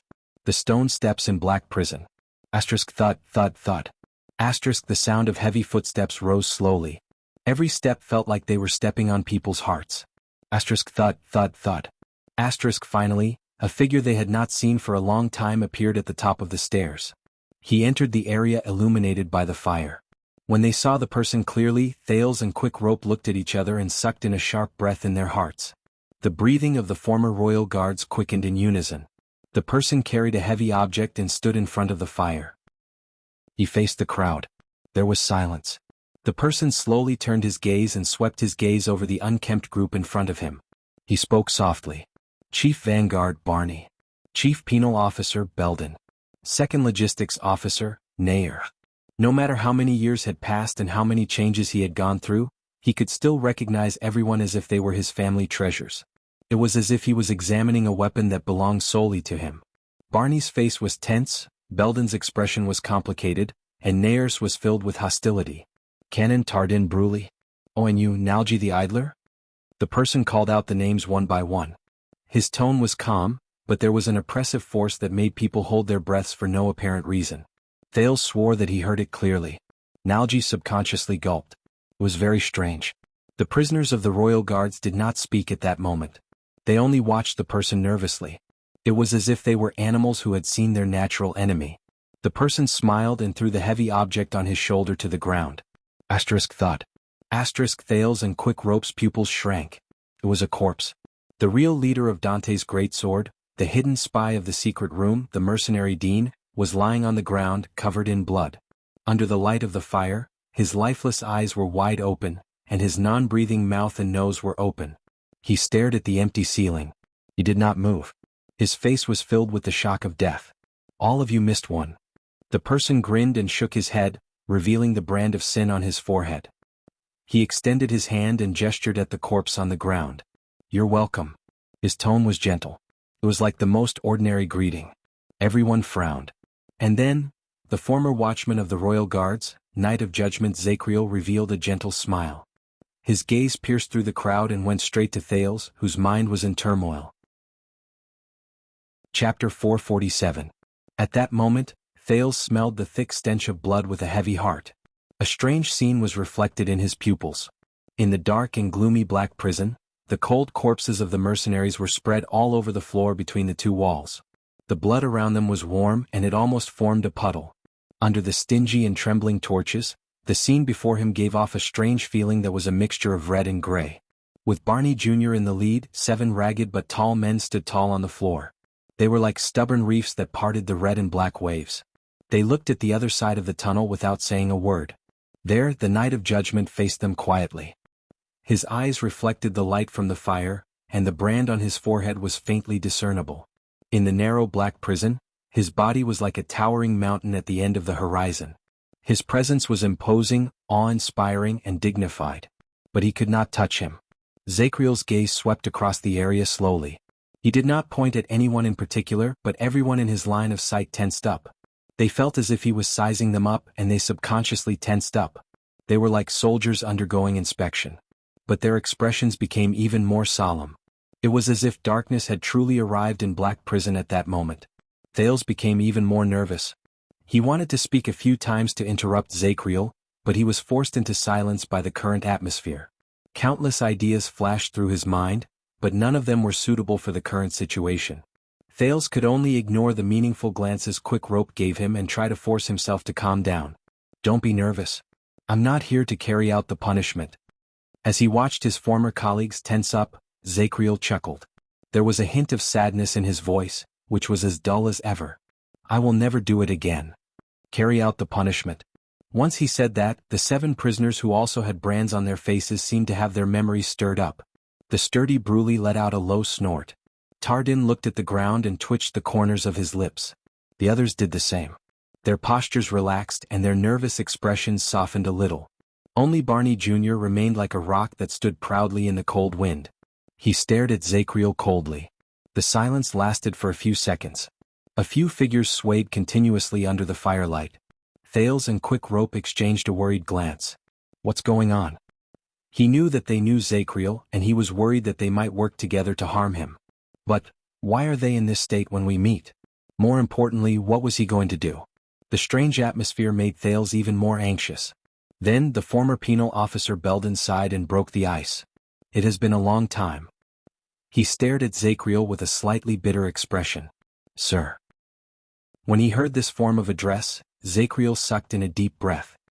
He paused for a second before he looked at Belden, who had a complicated expression on his face. Yes, Zacriel said hoarsely. It's been a while. Lieutenant Belletti. Zacriel stared at the figure who was very different from how he was a decade ago. Belden was an inconspicuous person among the elite royal guards. He had always been quiet and stubborn, but the old captain had his eyes set on this point. In this era where people's hearts wavered, they needed an experienced and steady penal officer more than anyone else. He still remembered that a long time ago when he handed over the badge that represented the penal officer, Belden's hands were trembling and cold. But Zacriel only immersed himself in the past for a few seconds before he pulled himself out of the sentimental state of meeting an old friend. He looked past the crowd and nodded slightly at the young prince behind the 7 people. Your Highness Thales. His tone was respectful, but there was frost in his voice. When they heard Zacriel's strange attitude, the 7 prisoners exchanged glances. Thales thought that this moment would come sooner or later. He ignored Quick Rope's shake of his head, braced himself and took a step forward. Where is he? The prince stared at Zacriel's long and thin face. He tried hard to forget the man's deadly presence just now. He first asked the person he cared about the most. What did you do to him? Thales looked at the Knight of Judgment worriedly. He noticed that there were not many wounds on the man's body. But fortunately, Zacriel held a battle axe in his hand, and not the gray short sword he was all too familiar with. Him? Barney Jr. cast a glance at Cannon, but the royal guard who was in charge of scouting only shook his head slowly. Zacriel was silent for a few seconds. His eyes sparkled. He's fine, I assure you. He just needs some time to recover. Thales breathed a sigh of relief without anyone noticing. But it was too early for him to be happy. Soon, the Knight of Judgment's mountain-like body pressed forward slowly. As he spoke more sternly, he closed in on the prince. But Zacriel's words rose along with his footsteps. Asterisk thud, thud, thud. Asterisk every step he took sounded like a terrifying war drum. As the number of steps he took increased, the killing intent within him grew stronger. We should go. Your Highness. Time to go. At that moment, Thales' face turned pale. His heart, which had just relaxed, tensed up again. Barney Jr. looked at Zacriel, then at Thales behind him. He furrowed his eyebrows tightly. Asterisk thud, thud, thud. Asterisk Zacriel moved forward step by step. The blade of the axe in his hand was illuminated by the light from the fire. His gaze sharpened again and he stared at Thales intently. It was as if he could no longer see anyone else. Thales clenched his teeth and subconsciously held the hilt of his sword. But in the next second, 2 sturdy and strong figures moved at the same time, and they suddenly joined the strange confrontation. The light from the fire flickered. Asterisk thud. Asterisk Zacriel's figure froze. His heavy footsteps, which could destroy mountains, stopped on the spot. He narrowed his eyes and sized up the obstacles before him. Thales' eyebrows twitched. It was Belden and Bruley. One of them was sturdy and the other was strong. They were like huge rocks that blocked the Knight of Judgment's path. Their gazes shone, and their expressions were calm. They showed no signs of backing down. Zacriel's eyes slowly focused. He glanced at the axe and mace in Belden and Bruley's hands, and looked at the man behind them. It was Barney Jr. who was as still as a statue. Is this how you welcome your old colleague and senior officer? Zacriel stared at the expressionless Barney Jr. and tilted his head. No hugs. His tone was joking, but he did not sound relaxed at all. Thales noticed that at that moment, the 7 prisoners had stern expressions on their faces, as if they wanted to reject him. What's going on? Do they have a grudge against each other? Unexpectedly at that moment, Quick Rope, who was beside him, patted his shoulder and secretly gave him a smug thumbs up. This made Thales even more puzzled. But Barney Jr. soon answered his question. I don't know how you came out, Watchman. Barney's voice was as calm as ever. His head was slightly lowered, and his pupils were raised above his eyelids. He stared at the Knight of Judgment, who had an awe-inspiring presence, in a chilling manner. He flicked his head behind him. But the one beside the prince. Attendant Wyacasso told us bad news when he let us out. Barney Jr. said coldly, It's about you going insane and chasing after the prince with Shadow Shield. The moment he said this, Zacriel furrowed his eyebrows. The 7 prisoners, on the other hand, did not lose their vigilance. They pursed their lips and exchanged looks. What? Insane? Chasing after the prince? In his surprise, Thales gave Quick Rope an inquiring look. The latter winked proudly and curled up one side of his lips. Thales could not care about anything else. He quickly lowered his head and whispered to Quick Rope. What did you tell them about Zacriel? Quick Rope looked like he wanted to take credit, but pretended to be reserved. He glanced at Thales absent-mindedly and chuckled. Of course, but he immediately noticed that the talkative Nalji was staring at them with a burning gaze. This made Quick Rope stop talking and he subconsciously put away his playful expression. Quick Rope puffed out his chest in an awe-inspiring manner and raised his voice so that everyone could hear him. Of course I told them the truth. Thales felt a headache coming on as he watched Quick Rope's loyal face. He watched the latter stare at Zacriel in the distance with indignation. Thales clenched his fists and gritted his teeth. How can the noble Jadestar bloodline be buried in the filthy hands of a lunatic? Quick Rope's righteous shout echoed in the small tunnel. Analogy? The corners of Thales' lips twitched. Even the nervousness in his heart at that moment faded away. Nalji, who was staring at them, stopped looking at them as if he was looking at an idiot. He looked at Barney Jr. with a strange expression, as if he was asking for his opinion. But Barney Jr. did not say a word. He only stared at Zacriel. Zacriel also did not move in front of them. He stared back at Barney Jr. from the distance. Quick Rope's echoes disappeared into the air.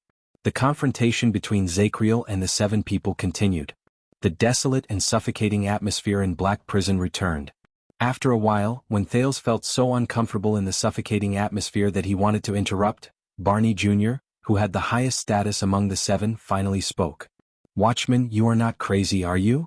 His gaze was calm and his tone was indifferent. He addressed Zacriel by his former position. At least I'm not that crazy. When he heard the man's words, which contained a profound meaning, Zacriel was silent for a while before he spoke airily. That depends on the definition of crazy.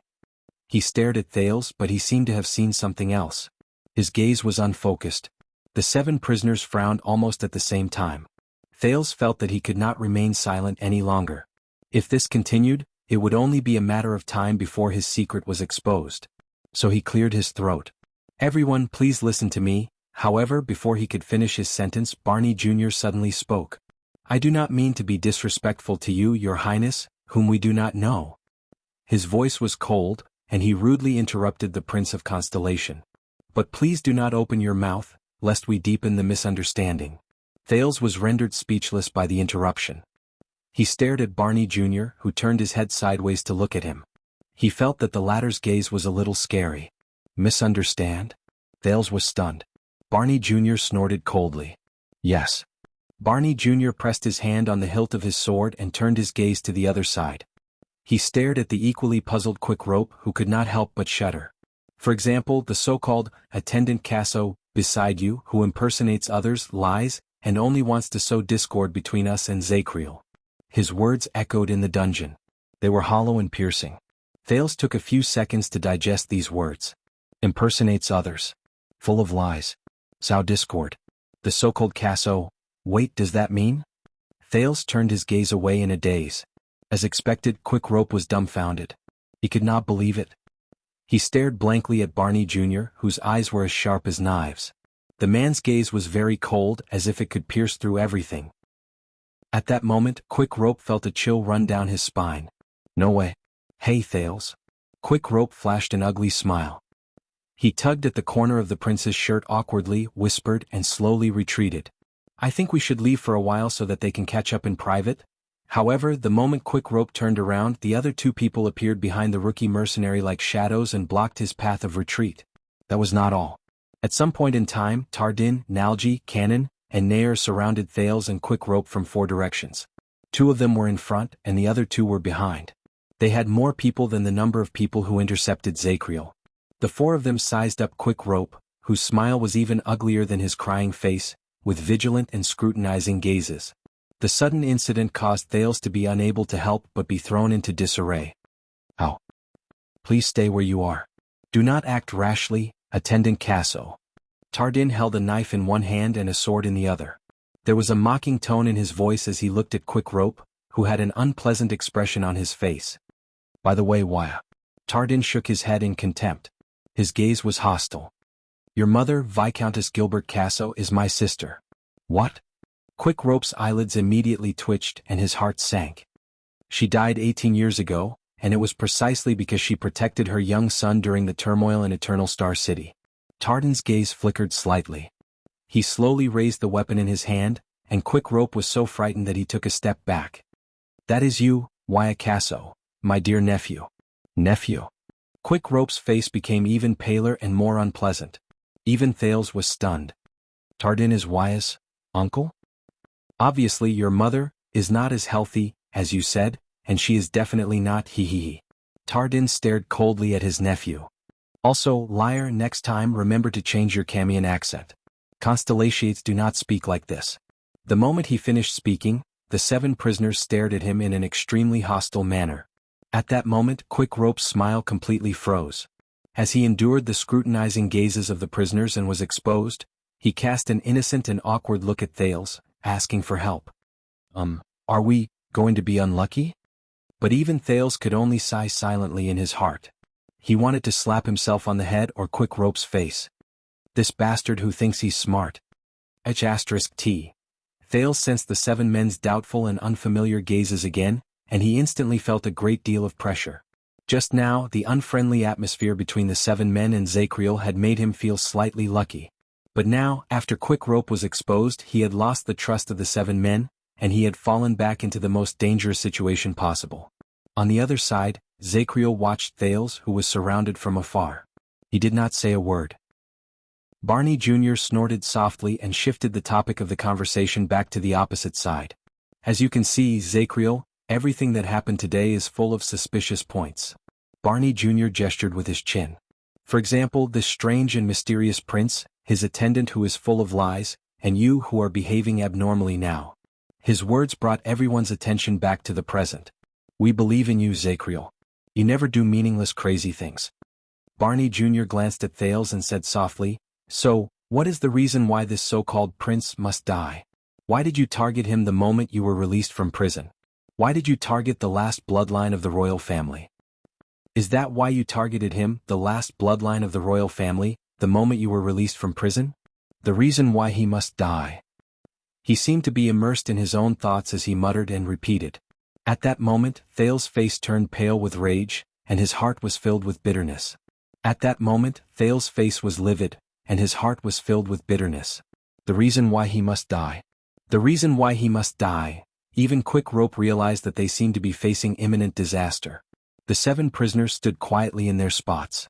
2 of them stood in front of the Night of Judgment, for surrounded the prince and Quick Rope, and Barney Jr. stood in the middle, waiting for Zacriel's answer with a composed expression. Zacriel snapped out of his daze and glanced at Thales again. The meaning behind his gaze was indescribable. Thales' heart was gloomy. With a sorrowful expression, he watched Zacriel clench the battle axe in his hand. The wrinkles on his face rose and fell. But something unexpected happened. Zacriel shook his head impatiently and uttered a few words in a nonchalant manner. "I'll explain it later." Thales' heavy heart instantly froze. The moment he finished speaking, Zacriel stepped forward without hesitation. He walked towards Thales. The 7 people waiting for his answer, including Thales, were shocked. "Explain it later?" Barney Jr. frowned. Belden and Bruley looked at each other. They saw surprise and puzzlement in each other's eyes. But in the next second, the 2 former members of the Royal Guards moved at the same time and raised their weapons. Whoosh. The cold blade sliced through the air and stopped in midair. Their movements were smooth and clean. They were only an inch away from the Night of Judgment. He had no choice but to stop walking towards the prince. "I'm afraid that I would prefer you to explain it now, Zacriel." Barney Jr. stared at him sternly. "We have been in prison for so many years and we are a little clumsy. But if we want to spar, which we haven't had for a long time, it is not a problem." The situation in the field became tense again. Zacriel did not even look at the weapons in front of him. He only lowered his head, took a deep breath and curled up the corners of his lips. "Ah, cool Barney Jr. He's still that stubborn person. He's still that paranoid person." In front of the Night of Judgment, Belden's gaze was gloomy and calm. Bruley's expression fluctuated, and his eyebrows rose and fell. "If I explain it clearly," Zacriel looked away inside, "will all of you help me?" His words made Thales tremble in fear.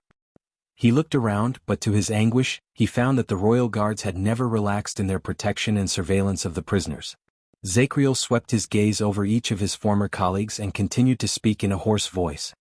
Even if this means pointing your sword at the blood descendants of the Jadestar royal family? His voice was like a sharp blade and it was incredibly piercing. When he said this, the former royal guard's breathing became disorderly and they frowned. Belden subconsciously turned to look at Barney Jr. As expected, only Barney Jr. remained calm among the seven. He answered him in an unusually calm manner. That depends on how you explain it. Everything happens for a reason. During the tense confrontation, Zachriel fell silent. Yes, he said dejectedly. Everything happens for a reason. Seeing him like this, Thales could not help but remember the Knight of Judgment who went berserk in prison and spoke to the other world.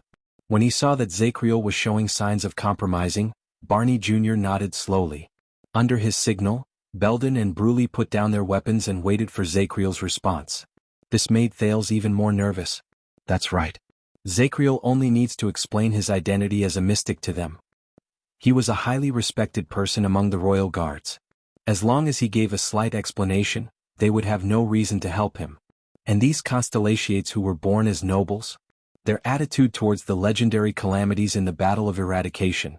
Thales closed his eyes. The more he thought about it, the heavier his mood became. He even began to think of a way to break out of the encirclement by force. But what about quick rope? Should I try using mystic energy? I'm sorry you had to see this, Your Highness. Zachriel's sudden voice interrupted Thales' thoughts. Thales opened his eyes and was surprised to see that the Knight of Judgment, who was filled with murderous intent and wanted to kill him not long ago, was now standing in the distance. He was staring at the Prince of Constellation with a gaze that Thales could not understand. This is due to my incompetence and incompetence. Zachriel's face was filled with sorrow and pain, but he still flashed an ugly smile that was covered in wrinkles. It complemented the ferocious brand on his forehead. But don't worry, it will be over soon. He nodded slightly. His tone was gentle, as if he was comforting a dejected child. Everything will be fine. It will be. As Zachriel spoke, he lowered his head slightly. Thales was completely stunned. He is caught in his other world again? The seven people who were confronting each other looked at each other.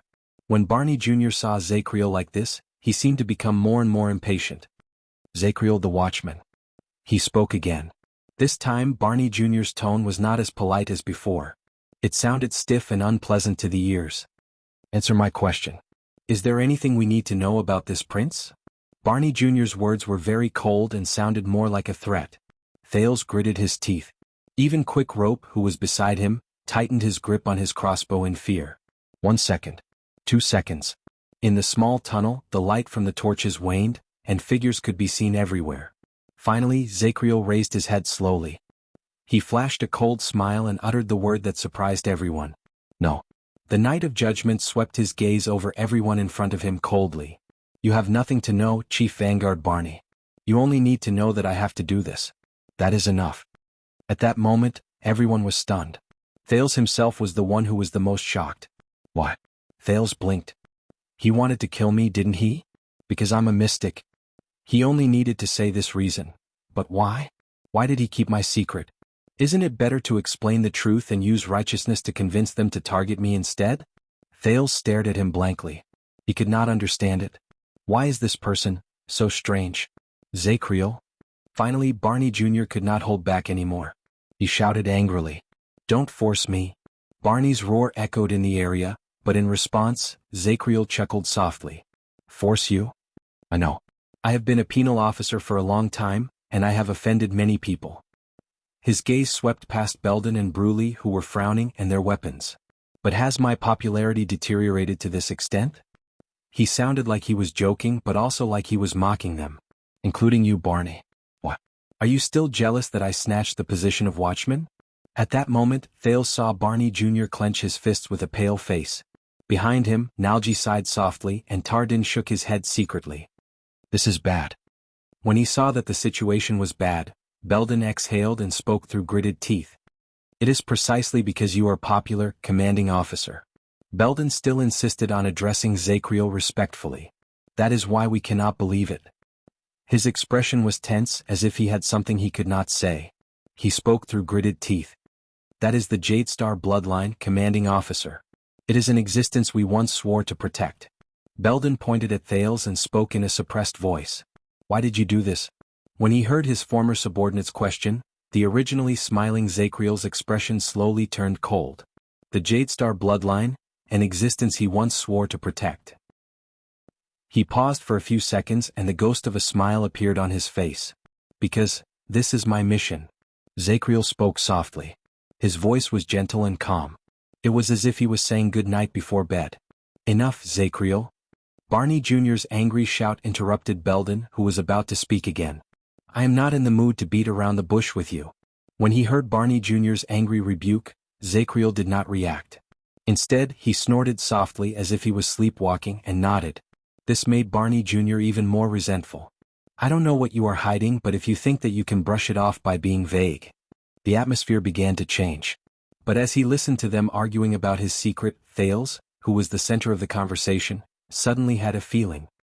No, they are not talking about me. At least, it's not just me. When he saw that the conflict was becoming more intense, Nalji, who stood at the back, coughed violently. Barney? Chief Zachriel? He extended a hand to both sides, forced a smile, and tried his best to ease the conflict. If you ask me, we should all calm down, but Nalji misjudged the situation. In the next second, Thales felt his hair stand on end, and a figure flashed before his eyes. Asterisk whoosh.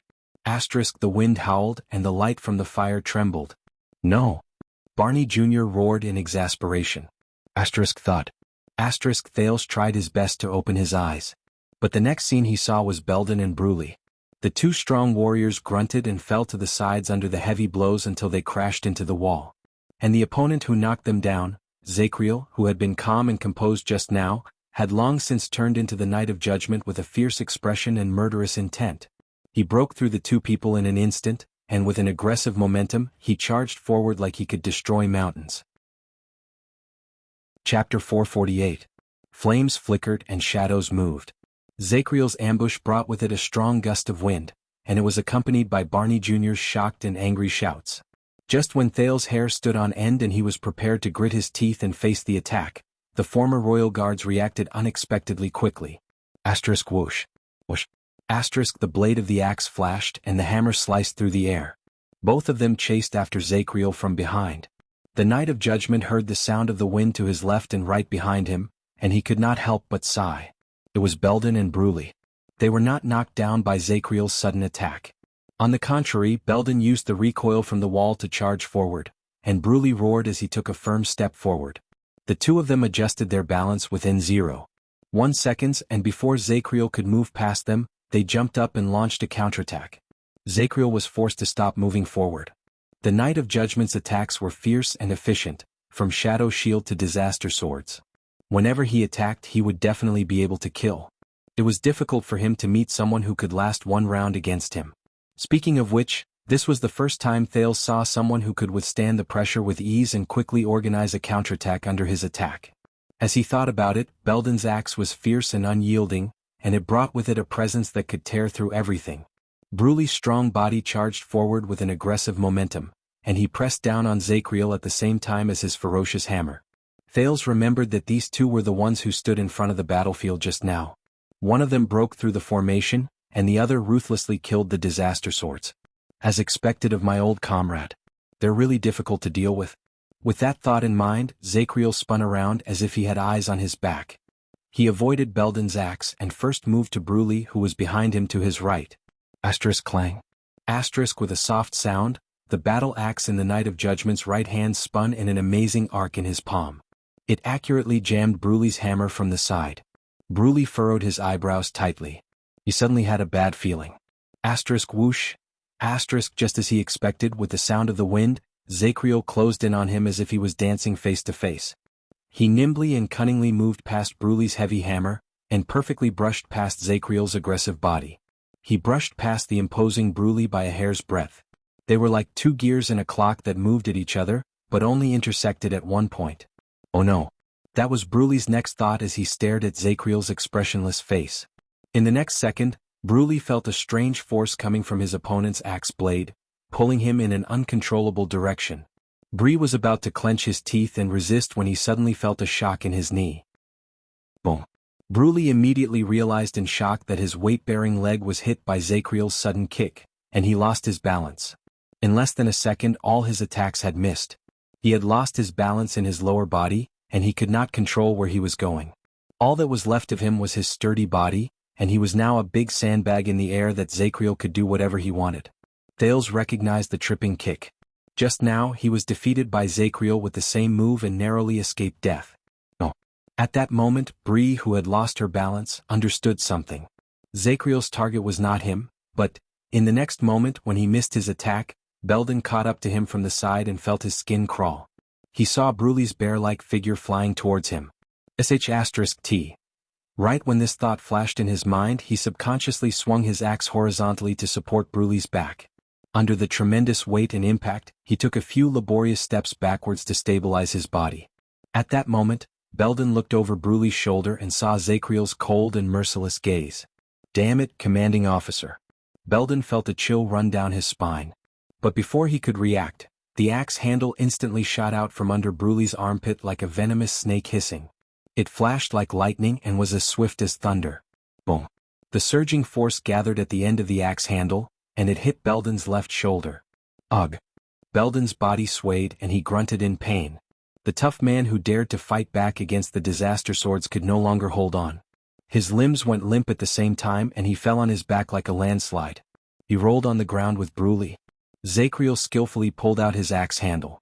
He did not seem to be sweating at all. No. Barney Jr.'s enraged shout was heard at that moment. Thales stared at Belden and Bruley in disbelief.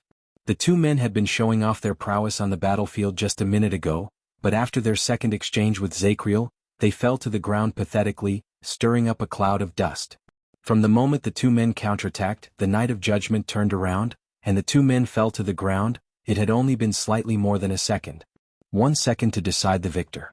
Thales was immersed in hell's senses and countless thoughts flashed through his mind in an instant. This time, when he faced Belden and Bruley, who were even more difficult to deal with Zacriel's agility, his positioning was ingenious and his attacks were cunning. He was far more agile than when he fought against the Shadow Shield assassins. He fought them with speed and no one could stop him. He turned, dodged, swung his axe, pulled them back, tripped them and struck with his hilt. Everything was done in one go. He was like a gentle breeze that blew past him at the perfect moment. He did not need to use any strength to easily defeat the two men's aggressive joint attack. It even made Thales think that he saw Jayla, who moved and dodged, or Ida, who was agile and swift. In Thales' impression, every Supreme Class elite had something they were good at, and they could maximize their advantages in a duel. Yodel's instantaneous kill, the Blood Clan sisters' swift and elusive attacks, Aida's dreamy and swaying movements, the Kingdom's Wrath's invincible charge, the Fortress Flower's impenetrable defense, Nicholas' strange and difficult to distinguish movements, the Fire Knight's powerful attacks that collided with steel, and the Raven of Death's violent attacks that were like thunder in the silent night. But this man. Thales frowned as he stared at Zacriel. He was a bloody lion that attacked swiftly and fiercely just a moment ago, but in the next moment, he turned into a nimble and agile bird that glided across the water. What exactly is he good at? Half a second later, the sound of Zacriel's sleeves fluttering in the wind snapped Thales out of his daze. After he easily broke through the two men's interception, he did not stop moving. He attacked again. Tardin and Nalji, who were in front of him, instantly became nervous. But this time, the moment he took his next step, on the other side, another figure roared and swung his sword at Zacriel. The enemy was like a sudden avalanche. He appeared strangely in Zacriel's danger perception, bringing with him a piercing cold wind. The Knight of Judgment quickly swept his gaze over his opponent's entire body, and he found 3 flaws in his opponent's ordinary attacks. His left elbow, his lower abdomen, and the 3 spots on his opponent's sword. He just needed to act like he did in the past, act according to the situation, and seize these flaws to counterattack. Whoosh, the wind generated by the sword came charging at him. At that moment, Zacriel subconsciously tensed all his muscles, and his hair stood on end. Strange. His body, which had experienced countless battles, had a strange instinct, and it forcibly restrained his right arm, which had been itching to attack. No, what's going on? Zacriel stared incredulously at his opponent, who was getting closer and closer. He stared at the sword that was pointed straight at his heart. Is it because my movements are slow? Zacriel gritted his teeth. As he stared at his opponent's ordinary moves, he forced himself to take a step forward to face his opponent. The blade of his axe went straight for his opponent's lower abdomen. As long as I force my way in, I can adjust the strength and angle of my opponent's sword, force him to change his posture, and then launch a series of consecutive attacks. In the end I can, ding. Just as Zacriel expected, the blade of the axe grazed his opponent's sword. In the next second, Zacriel's nerves jumped again. No, Zacriel felt as if thunder had exploded in his heart. No. When the axe and sword clashed, he sensed the force from his opponent's sword, and he stared at his opponent's cold gaze. He suddenly came to a realization. All his opponent's flaws, gaps and flaws are not the key. The key lies in his strongest point. Zacriel watched in astonishment as they fought at close quarters. No matter how I adjust, how I change my moves and how I cause irreparable damage to him, he will not care. And no matter what, his sword will find a way to pierce my heart. Hiss. The tip of the sword grazed the axe by an inch. I'll die. Zacriel suddenly had this thought, which he had not had for a long time. Aha! In the next moment, the Knight of Judgment let out a shout, which was rare for him. But contrary to his imposing manner, Zacriel instantly withdrew his axe, turned his body sideways, took a step back, cradled his chest and dodged. Thales watched in astonishment as the Knight of Judgment, who seemed to be invincible, retreated in a somewhat conservative and even pathetic manner. He distanced himself from the seemingly ordinary sword strike. Whoosh. The blade of the axe and the tip of the sword scraped against each other for more than an inch in the air. Then they crossed paths and the distance between them widened. The person who intercepted Zacriel's attack missed. He lost his balance, fell sideways to the ground and slid a few meters away. But he did not lose control of his body. Instead, when his shoulder scraped against the ground, he turned his elbow and regained his balance like a carriage that was making a sharp turn. He instantly got up from lying on his side, knelt on one knee and faced Zacriel again. That was the end of this strange meeting. Thales saw in puzzlement that Zacriel was holding the handle of his axe. His eyes were wide open and he was actually panting slightly. His opponent stood up quietly and also panted softly. It was as if they had just experienced an unprecedented battle. The surprised Zacriel suddenly raised his hand and touched his forehead. It was cold sweat.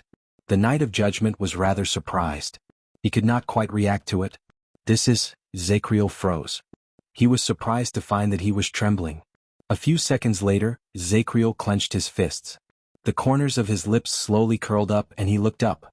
From the shivers to the hairs on his body, from his heartbeat to his trembling, all the signs on his body reminded the old warrior that there was a threat in front of him. It had only been a few moments since he was released from prison, but the enemies he met, whether it was those so-called mercenaries or Shadow Shield, all of them disappointed him. At best they were just warm-up fights.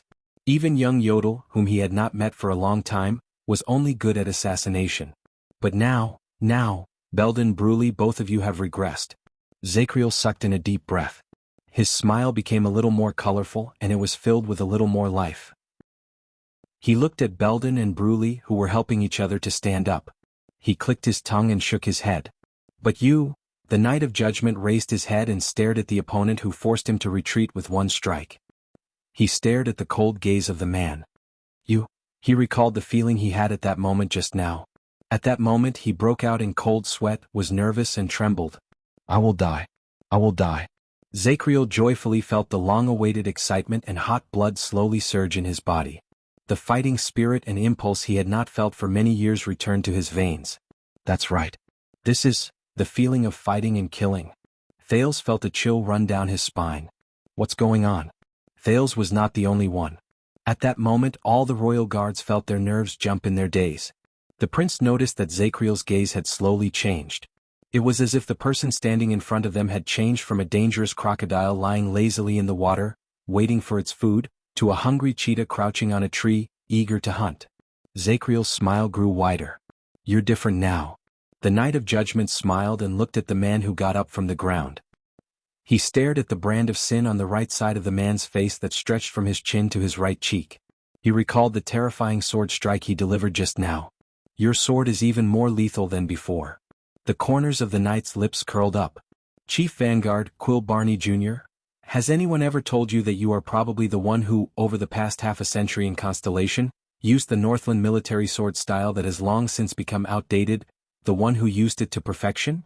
Across from Zacriel, Barney Jr., who had intercepted him with his sword just now, slowly stood up from the ground. He straightened his shield and his breathing slowly calmed down. He still stared coldly at Zacriel, who was filled with fighting spirit. Northland military sword style? That's not all. Barney Jr. said quietly. You don't know.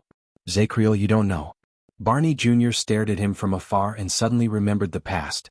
When his father told him that he had entered the Watchman's candidate list, that he had a chance to become the next commander of the Royal Guards, and that he would become the leader of the Praetorian Guards whose name would be recorded in history, he remembered how excited and worried he was when he was young. Barney Jr. slowly tightened his grip on the sword in his hand. You don't know, Zacriel. You don't know.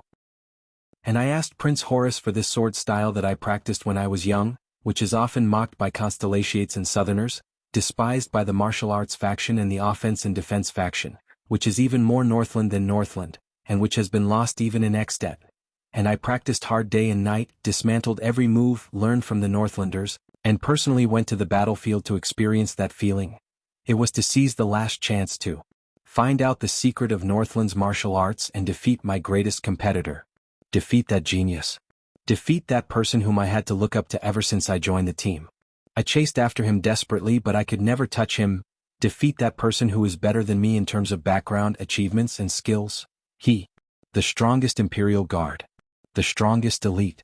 You don't know, Zacriel. You don't know. How many years has it been? No matter how many people have chased after you, you've always been that arrogant bastard who left everyone else in the dust. You'll only look up at the stars from high above. Even if there are endless waves in front of you, you'll never look behind you. You'll never look down. You'll never look back. Never. Barney Jr. clenched his nails fiercely and used the pain to pull himself back from his memories. For sunset's sake, Watchman. Barney Jr. calmed himself down. He ignored Zacriel's increasingly undisguised fighting spirit and said softly, What secret do you have that you can't tell us, your former brothers? His tone was calm, but there was a hint of desolation in it. It was a stark contrast to his previous aggressiveness. The Royal Guards looked at each other. This caused Zacriel to be slightly stunned. What secret? His vigorous fighting spirit cooled down a little. What exactly do you hold in your hands that you think we don't have the right to know? Barney Jr. walked forward slowly and shielded Thales behind him again. He sighed softly. What is it that you have on you that you have to carry alone? These two sentences dazed Zacriel for a moment. I have to carry? The joy of meeting an opponent slowly faded away. The light from the fire dimmed. Zacriel's gaze became unfocused. His face looked a little desolate. That's right. The Knight of Judgment looked at his battle axe and the blood-stained blade. He listened to Belden and Bruley's panting, and suddenly felt a little dispirited. Even his fighting spirit and desire just now seemed so ridiculous. That's right. So many years, so many things have happened. I'm no longer that high-spirited and confident. The Knight of Judgment. Zacriel lowered his axe gently, sighed, and flashed a faint smile. Quill Barney, why are you so stubborn? Zacriel swept his gaze over every one of his former colleagues. At that moment, it was as if he had turned back into a middle-aged man who had nothing to do with the world. All his murderous intent evaporated from his body. There was a deep melancholy in his words. Why do you insist on knowing the answer? When he said this, the Royal Guards shuddered at the same time when they sensed the pain and struggle in his words. Quick Rope, who did not understand, turned his head to look at Thales. He wondered whether he should look for a chance to slip away, but he was surprised to see that Thales' breathing was rapid. He was watching the situation in the field attentively. Strange. That's not right. Thales thought absent-mindedly. They were arguing and interrogating each other, because you don't understand. Barney Jr. lowered his head deeply and closed his eyes. You've never heard of it, have you, Zacriel? Different names came out of his mouth one after another. Alan Walker, Morian, Toby, Roth, Kamal. These former brothers? Thales saw that Zacriel's body swayed every time he said a name. Among the Royal Guards, the veins on Belden's hands bulged. Bruley moaned deeply. Tardin shook his head expressionlessly. Nair held his dart tightly. Nalji covered his forehead. Cannon hid his face in the shadows. His expression could not be seen clearly. You didn't hear their cries before they died. You just lived through it quietly alone. You never had to bear that kind of burden. Barney Jr. spoke in a hoarse voice. It sounded as if he was suffering in an endless hell. Just like in the past, we all looked up to you, but you never lowered your head to look down on us. Zacriel's pupils shook. So you don't understand. Barney Jr. opened his eyes. His words continued.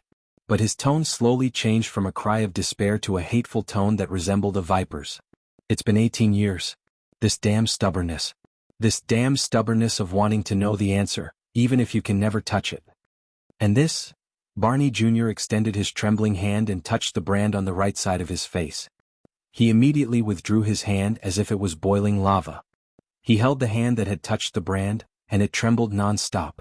It was as if he had not just touched a useless piece of dead skin, but a filthy and ominous plague. These are the things that allow me to carry their pasts and grievances on my shoulders, and to survive in the endless darkness. Barney Jr.'s last few words were practically ground out from his throat with his blood. The only reason. Thales saw Zacriel's breathing become faster and faster. Barney Jr. still glared at him. His eyes were bloodshot, and they looked as if they were about to pop out of their sockets. Under the dim firelight, the Knight of Judgment turned his head around with a pale face and averted his gaze. I'm sorry, Quill. His tongue trembled slightly. Yes, I'm sorry. Thud. Barney Jr. took a step forward in an imposing manner and shouted angrily, I don't need your apology.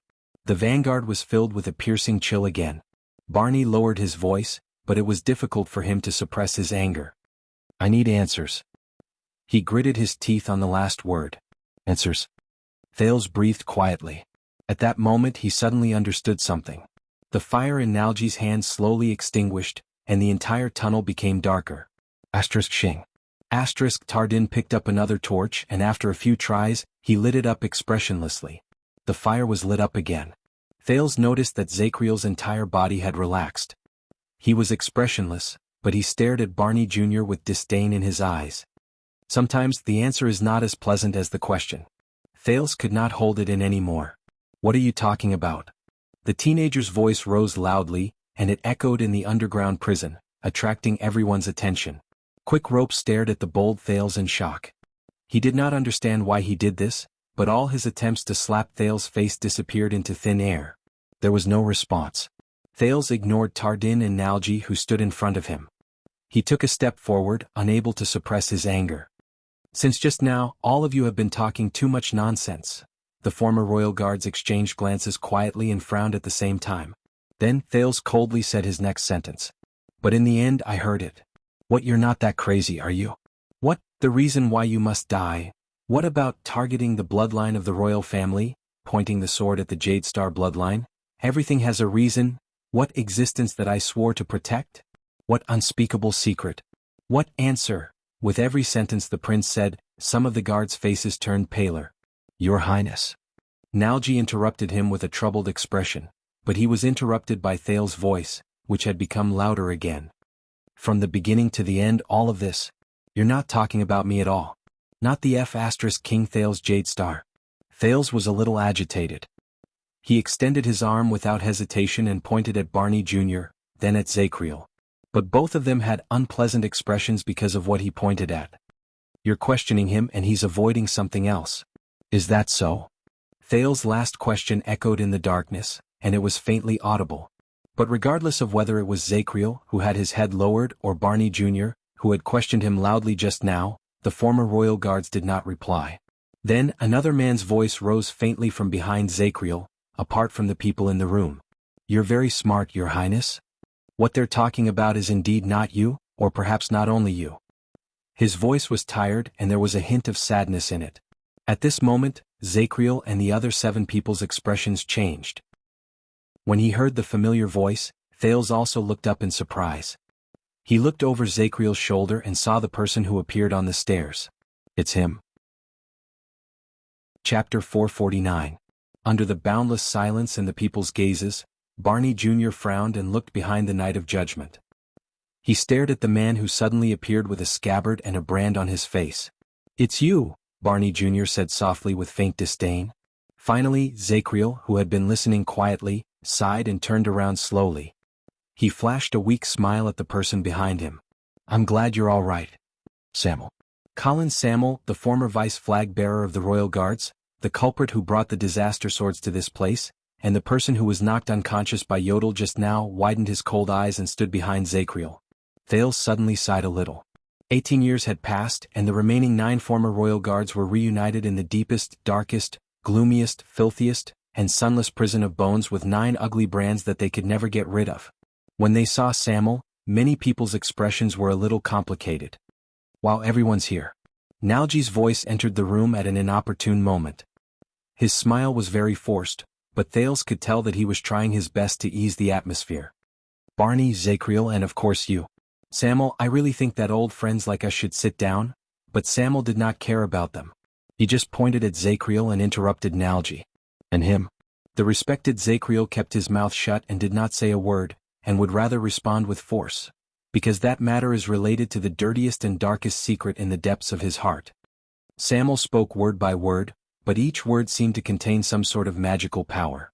It made everyone's breathing become disorderly and difficult, and the atmosphere in the room became even more solemn.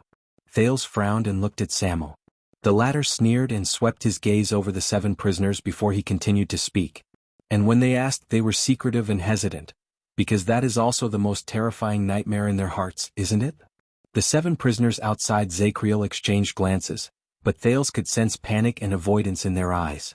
Barney Jr. even closed his eyes. It's not just Zacriel. Samuel's words were as sharp as a knife. Inch by inch, he cut open the seemingly indifferent expressions of his former comrades. In fact, all of them are running away from it. They are unwilling to face it. They don't dare to believe it. They are unwilling to reveal it. Because of that secret. Samuel roared angrily and raised his arm to point at Thales. The secret that drove Zacriel to harm this child and Prince Thales, coincidentally explains the past, doesn't it? Thales felt his heart skip a beat. The past. In the next second, Barney Jr. suddenly opened his eyes. You have no right to speak here, Samuel. He looked at Samuel angrily. You're just someone who betrayed the guards. But as if he wanted to return all the anger he felt during the confrontation, Samuel also widened his eyes and retorted with a voice that was even louder than Barney Jr.'s. And that secret, Samuel said fiercely, when the chief flag bearer went south, it was Zacriel, whom we respected the most, who took over part of the flag bearer's duties. And our watchman happened to be the person who was closest to the crown prince and could come into contact with his warrant every day, Thales said with a smile. When he said this, it was as if someone had turned off the sound. Everyone's breathing, footsteps, grinding of teeth, and the rustling of clothes disappeared without a trace. Only Samuel's words could be heard through gritted teeth. Zacriel was the one who brought you, me, him, most of the Defense Division and Vanguard Division to Renaissance Palace, along with the most elite members of the guards to provide reinforcements. They fought bloody battles against the assassins and the rioters, but they were still one step too late. They were powerless to reverse the situation, and could only watch as the late king and crown prince met with misfortune. Thales breathed in a daze. The guards trembled as they breathed, and Zacriel breathed in a daze. Including, Clang. Barney Jr. could not take it anymore. He slashed the wall with his sword and shouted amid the piercing noise. Enough. Shut up, traitor and coward who ran away. Samuel shuddered. He instinctively gritted his teeth and shut his mouth. Barney Jr. pointed his sword at Samuel. This is a conversation between us and Zacriel. A traitor like you has no right to speak. Samuel was silent for a moment before he chuckled. Ha! He lowered his head before he raised it again. He pointed at Barney Jr. with his scabbard and mocked him. Did you know Barney? Just now I was the same as you. Barney Jr.'s pupils shrank even more. Until I saw myself clearly. Samuel spread his arms and sneered, as if he wanted to embrace all the darkness in the underground prison. What are you afraid of? Thales felt that Samuel seemed to have changed into a different person. After his colleagues turned against him and Ricky died, he appeared in front of everyone again like an evil god who could bewitch people's hearts. Are you afraid of the past, afraid of the truth, afraid of the answer, or afraid of your incompetent, cowardly, ostrich-like self? What happened to the unquestionable courage and resolution you had when you accused me just now? What happened to your smug attitude of, I have suffered so much, so I have the right to scold all of you? Where did it all go? Quill Barney Jr.? Samuel's smile was huge. Every word he said seemed to pierce deeply into the guards' hearts, and the thickest of blood flowed from them. In the name of the chief vanguard, Barney Jr.'s voice trembled along with the tip of his sword. The murderous intent in his eyes burned. I'm saying this for the last time. Shut up your stinking mouth. Samuel's smile became even brighter, like the fireworks that were about to disappear in the next moment. He raised his hand and shook his head. There was a provocative look in his eyes. Before the situation in the hall started to go out of control, Nalji's words cut in again. But this time he was especially careful. Barney, Samuel, I think maybe we shouldn't be so rash. Barney Jr. turned his head swiftly. You shut up too, Nalji. This is the Vanguard's order. Nalji was rendered speechless, and his expression instantly turned unpleasant. Barney Jr. tried his best to regulate his breathing and looked away. A shameful traitor is accusing you, Zacriel.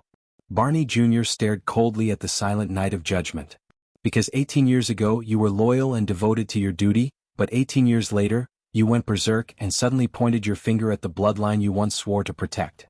And don't you have anything to say for yourself? Quick Rope was so frightened that he glanced at Thales. Barney paused for a moment and took a deep breath, as if what he was doing at that moment was an incredibly difficult task. For example, you know some secret that we don't, and it's related to this prince, so you have to find him? Or do you have a better reason, like this prince is an imposter? Or is there some secret hidden in the Jadestar bloodline? Like what you said, you were ordered by the late king, and you have a mission that you must complete. There was faint hope in Barney Jr.'s eyes, as well as a barely discernible pleading look. Or even, that he is a scourge that must be eliminated? Something like that? Thales' heart skipped a beat again. But he did not know why. He knew.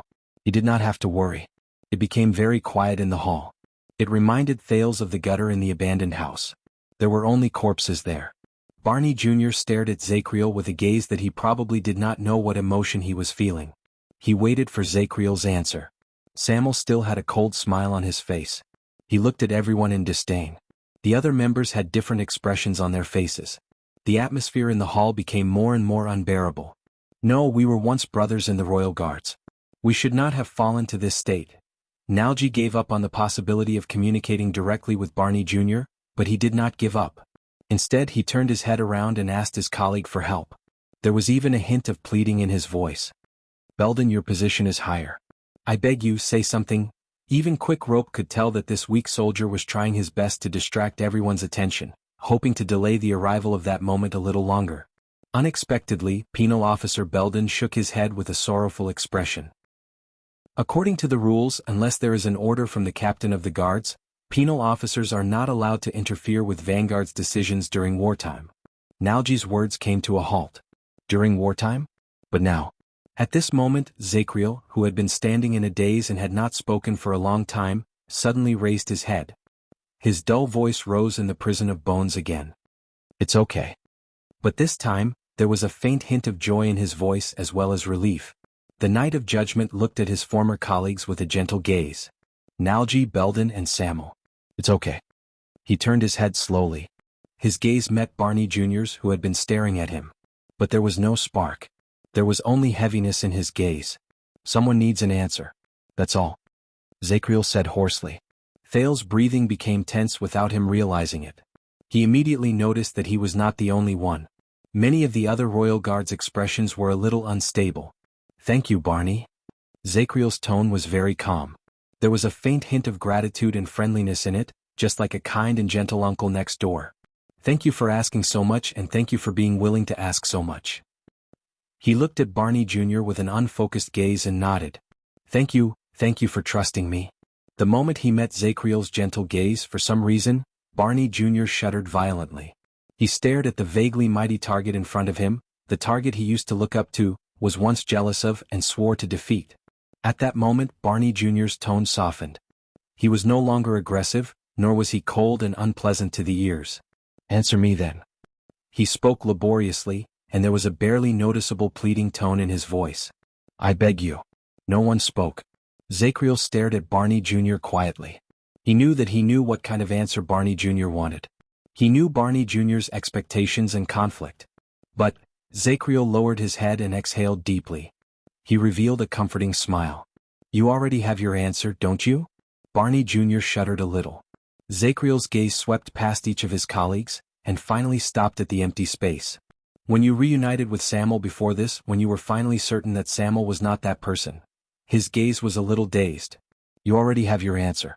At that moment, Thales sensed many things from the people in the room, from the sudden change in their breathing and heartbeats.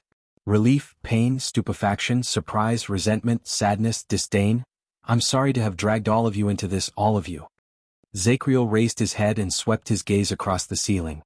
His melancholic frown made him look like he was staring at the setting sun. But I just have to complete the unfinished business from that year," he said in a daze. Barney Jr.'s body swayed. His chest rose and fell. "The unfinished business from that year?" He forcefully suppressed the lump in his throat, gritted his teeth and asked, "What did you do that year, Zacriel? What does it have to do with this child?" In Thales's eyes, Zacriel was still staring at the dark ceiling as if his exit was there. The corners of his lips curled up wider and wider. He raised his hand gently and touched his forehead.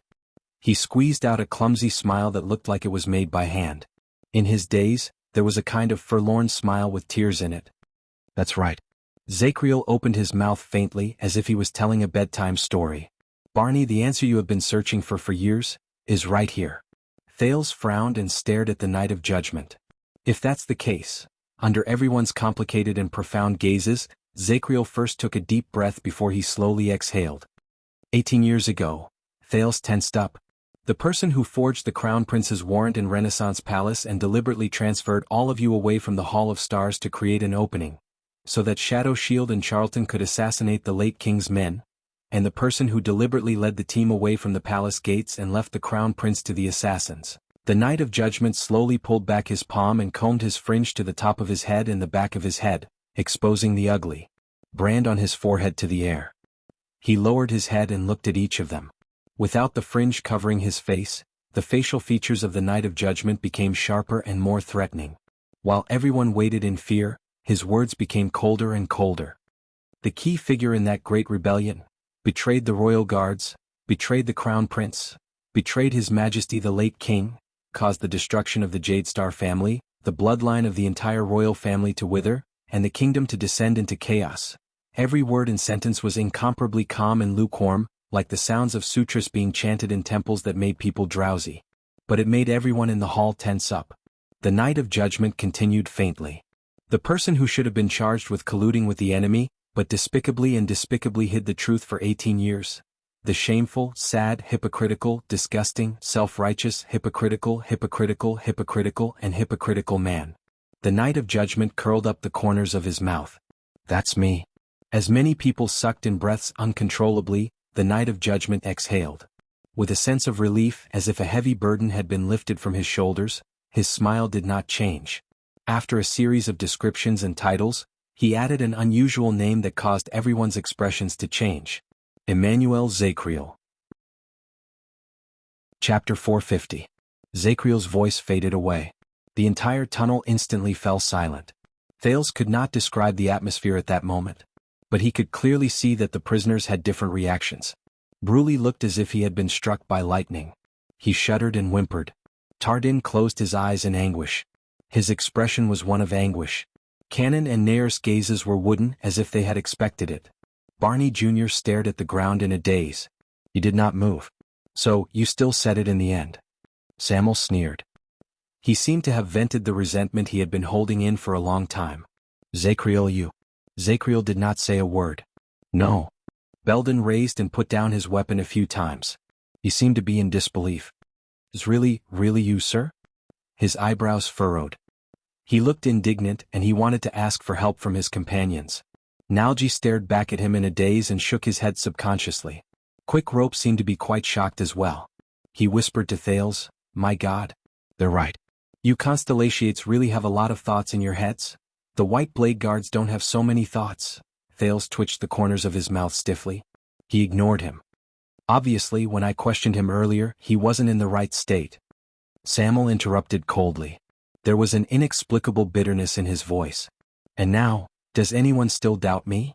The prisoners were silent for a while. As he watched all this, Thales suddenly understood. When Quick Rope let Barney Jr. and the others out, the 7 prisoners had already seen through the imposter Wuxia. But these 7 ruthless people did not choose to immediately get rid of this lousy liar, because Quick Rope, who thought himself to be smart, provided another piece of information that he embellished. Zacriel is chasing after the prince. It was ironic. To a certain extent, Quick Rope's blabbermouth had saved his life. Hence, the 7 prisoners followed Quick Rope with a different mindset. It was not just to fulfill their previous oath to protect the Jade Star bloodline. It was also to confirm their suspicions. To confirm whether the nightmare that had tortured them for more than 10 years was in Zacriel's body. Now they finally got what they wanted. Nair's harsh voice rose. Turn yourself in, Zacriel.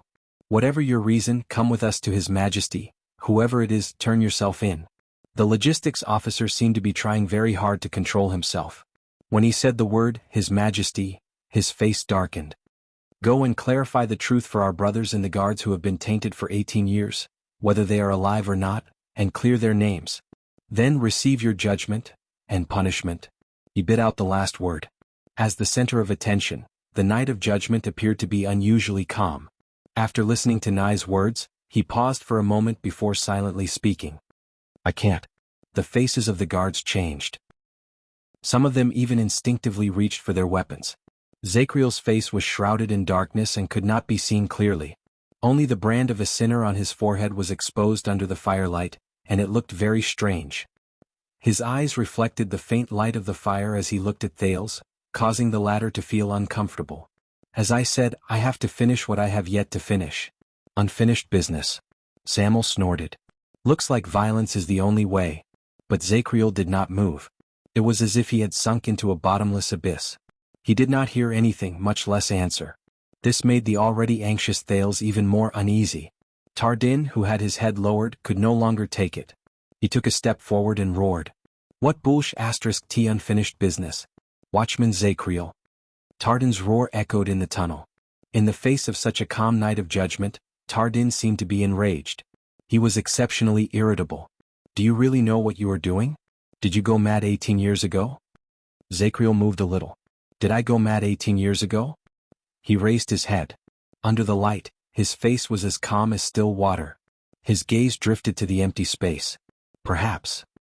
He curled his lips into the ghost of a smile, as if he was talking to an invisible person. I have to do this. I have to. When Tardin saw this, he became even angrier. You bastard. However, a calm order interrupted everyone's thoughts. Quiet. It was Barney Jr. The royal guards turned their heads around. They were either indignant, tired, or in pain as they waited for their chief vanguard to speak. The latter's gaze was unfocused. He stared at the ground numbly and without moving. Only the rising and falling of his chest proved that he was awake. Zacriel. Barney Jr. raised his head slowly. His voice was numb and hollow. Do you remember how the old captain died in battle in the Hall of Stars? Zacriel's breathing froze a little. Old captain. When they heard this name, all the royal guards, including Samuel, fell into a strange silence. Thales sensed a faint hint of sorrow in it. Do you remember how Tony died of exhaustion? Do you remember my father? Do you remember how he faced multiple enemies? Barney Jr. paused as if he could not continue. Zacriel was silent for a long time. His heavy breathing could be heard clearly. A few seconds later, Barney Jr. spoke in a hoarse voice. And the others, many people. Those who lived and died with us, who thought that they could entrust their lives and wealth to us, all died in the past. They died because of your betrayal. Zacriel loosened his grip on the axe handle gently. The axe landed heavily on the ground. Thud. He leaned his entire weight on the axe. His chest rose and fell slightly. Of course I remember. The Knight of Judgment's shoulders trembled slightly. I remember everything. Barney Jr. stared at him in a daze. His face slowly contorted. You remember? He stared at Zacriel in disbelief. And you simply admitted to it, the traitor, Zacriel? Barney Jr.'s voice trembled a little, but as he spoke, the corners of his lips curled up into a smile. Sunset Goddess, you look like you're saying, yes, I stole your lunch. Zacriel opened his mouth to speak. But as Barney Jr. spoke, he bent down deeply as if he had thought of something interesting. He laughed hoarsely. Stole your lunch? Ha! His laughter was unpleasant and piercing to the ears. It echoed in the walls around them. But Zacriel did not laugh. The royal guards did not laugh either. Ah! Thales could feel the atmosphere around them and Barney Jr.'s laughter. It was incredibly bitter. Barney Jr. finally had enough of laughing. He slowly straightened his back. The smile that seemed to have been forced out was still on his face. When you look like this, you make me feel. Oh my God, it's as if the 18 years we spent in prison, the 37 guards who passed away, and even Samuel. It's as if the pain and torture they went through were all meaningless. The royal guards looked sorrowful. Nalji even covered his forehead in pain. Barney Jr.'s smile became chilling. Because to you this is just something you mention in passing after you've had your fill, right? Zacriel pursed his lips. Barney Jr. took a step forward. His smile remained, but his words were laced with deep sorrow. You should have been our role model, Zachriel, controlling punishment and protecting the legacy. How many young royal guards treated you as their idol and spread your deeds by word of mouth? How many people wanted to chase after you, defeat you, and surpass you? Belden stared at Zachriel sadly and shook his head slowly. The Knight of Judgment was dazed for a moment. His face turned paler. Barney Jr. forced the tears in his eyes back into his eyes. His tone became aggressive. You should have been the target of every emperor's Praetorian Guard. He thumped his chest heavily. Including me. Including me. Barney Jr. trembled. His smile turned frosty. And you chose such an ending to bid farewell to your career as a royal guard and fulfill your oath as a Praetorian Guard? Zachriel sucked in a deep breath and shut his eyes tightly. He seemed to be afraid of what he would see when he opened his eyes. That's not all. Barney Jr. took a step forward. His voice was stern. You pushed His Majesty into a trap of death, and he will never be able to escape. You pushed the kingdom into the abyss of chaos, and he will never be able to rise again. You pushed your companions into the dark, filthy abyss, and he will never be able to escape. You stepped on the Praetorian Guard's oath, which we engraved for our entire lives, and threw it away like a pair of worn-out shoes. Thales watched the confrontation between the two highest-ranking former royal guards with a complicated expression. But the questions in his heart only increased. Zachriel's shoulders sank lower and lower. Thales could even see that the center of his eyebrows was twitching, as if he was experiencing a nightmare. Barney Jr. looked at him in disgust. Tell me, Zachriel, how do you sleep every night? Especially when your hands are stained with your companion's blood, your shoulders bear the debt of the king's blood, and your mind is filled with the blood of the past. Every time you breathe, don't you find the stench of blood on your body pungent? Finally, when he heard this, the pale Zachriel opened his eyes, as if he had just woken up from a nightmare. He could no longer support his body. He leaned on his battle axe and knelt on one knee. Ayah! The Knight of Judgment roared in pain. I know. He gripped the axe handle tightly with his right hand and pressed his left hand against his forehead. The twitching between his eyebrows grew more intense, as if he was fighting the most intense battle. Everyone watched Zachriel in silence. No one made a sound. Thales sighed in his heart. He knew that the Knight of Judgment's mental state was not stable. He probably met the other world again. But everything has a cause. I wonder what caused his other world to form, and how did it manifest itself? When he thought of this, Thales suddenly had a thought. Wait, this might be a breakthrough? I know. After a few seconds, Zachriel's tone became humble, and it sounded more like he was begging. But I have to do this. I have to do this. He opened his eyes, held his head, and kept repeating this sentence. Only then did his emotions gradually calm down. I have to, but in the next moment, a sword that shone with a cold light pierced through the air. Thales was immediately shocked. Later, I still have questions to ask. Nalji cried out involuntarily. No, Barney. At that critical moment, Zachriel, who was in pain, acted like a beast whose territory had been invaded. He subconsciously swung his axe. Asterisk clang. Asterisk as the metal clashed, he took 2 steps back. He was disheveled, but he managed to block the fatal ambush in time. The Knight of Judgment panted harshly. His eyes were bloodshot as he stared at Barney Jr., who was trembling while holding his sword. No, Thales furrowed his eyebrows. He could not let the situation continue like this. The hatred and anger between them would overwhelm his rationality. Besides, he still had things he wanted to know. When he thought of this, Thales suddenly said, Zachriel, what do you have to do? The prince's interruption caused Barney Jr.'s sword to stop moving. Nalji could not help but look back at him. Thales ignored the other's gazes and spoke to himself. What reason do you have to betray us? He wanted to make Zachriel speak. Now, while he was emotionally unstable and mentally unstable, this was his only chance. Thales said in a cold voice, Why do you have to do it? Is it because of the dragon breaker? Is it because of the weapon that the 2 empresses are wary of? When the prisoners questioned him just now, Thales already had a vague sense of what they were going to ask. The bloody year. For a long time, this piece of history had shrouded Thales' life like a haze. It was as if there was a thread in the dark that controlled his fate from afar. At every moment, it brought him panic and fear, as if he was a lonely boat crossing the sea, and he was drifting about uncontrollably. Hence, he did not know where it came from, but an impatient desire and impulse to know the truth about the bloody year arose spontaneously. They surged towards him like a tidal wave and seized Thales' brain in an irresistible manner, making him feel as if his heart was on fire. What happened during the bloody year? What does the death of the Jadestar royal family mean? The dragon breaker, the blade of purification, the calamities? What does it have to do with me who was not even born at that time? The dragon breaker.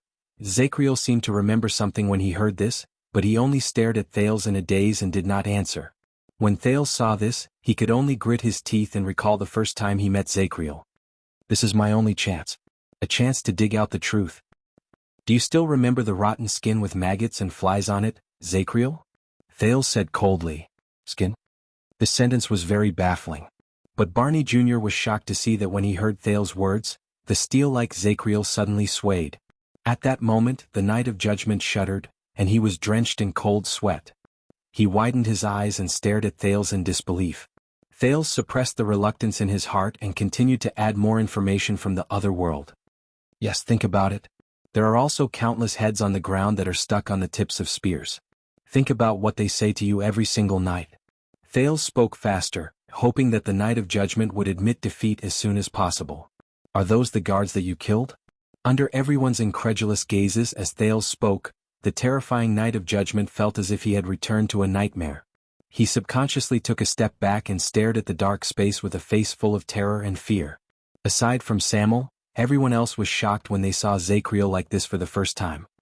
And the hanging corpses hanging from the ceiling with their tongues stretched out, their eyes rolled up, and their heads swaying non-stop above your head. And the crying of babies that never stop. Did you see and hear all of these? Asterisk clang. Asterisk Zacriel's axe fell to the ground. The crowd was surprised to see him hugging his head with his hands. His face was pale and he panted while he knelt on the ground. Tell me, Zacriel, what in the world happened 18 years ago? Thales braced himself and raised his voice.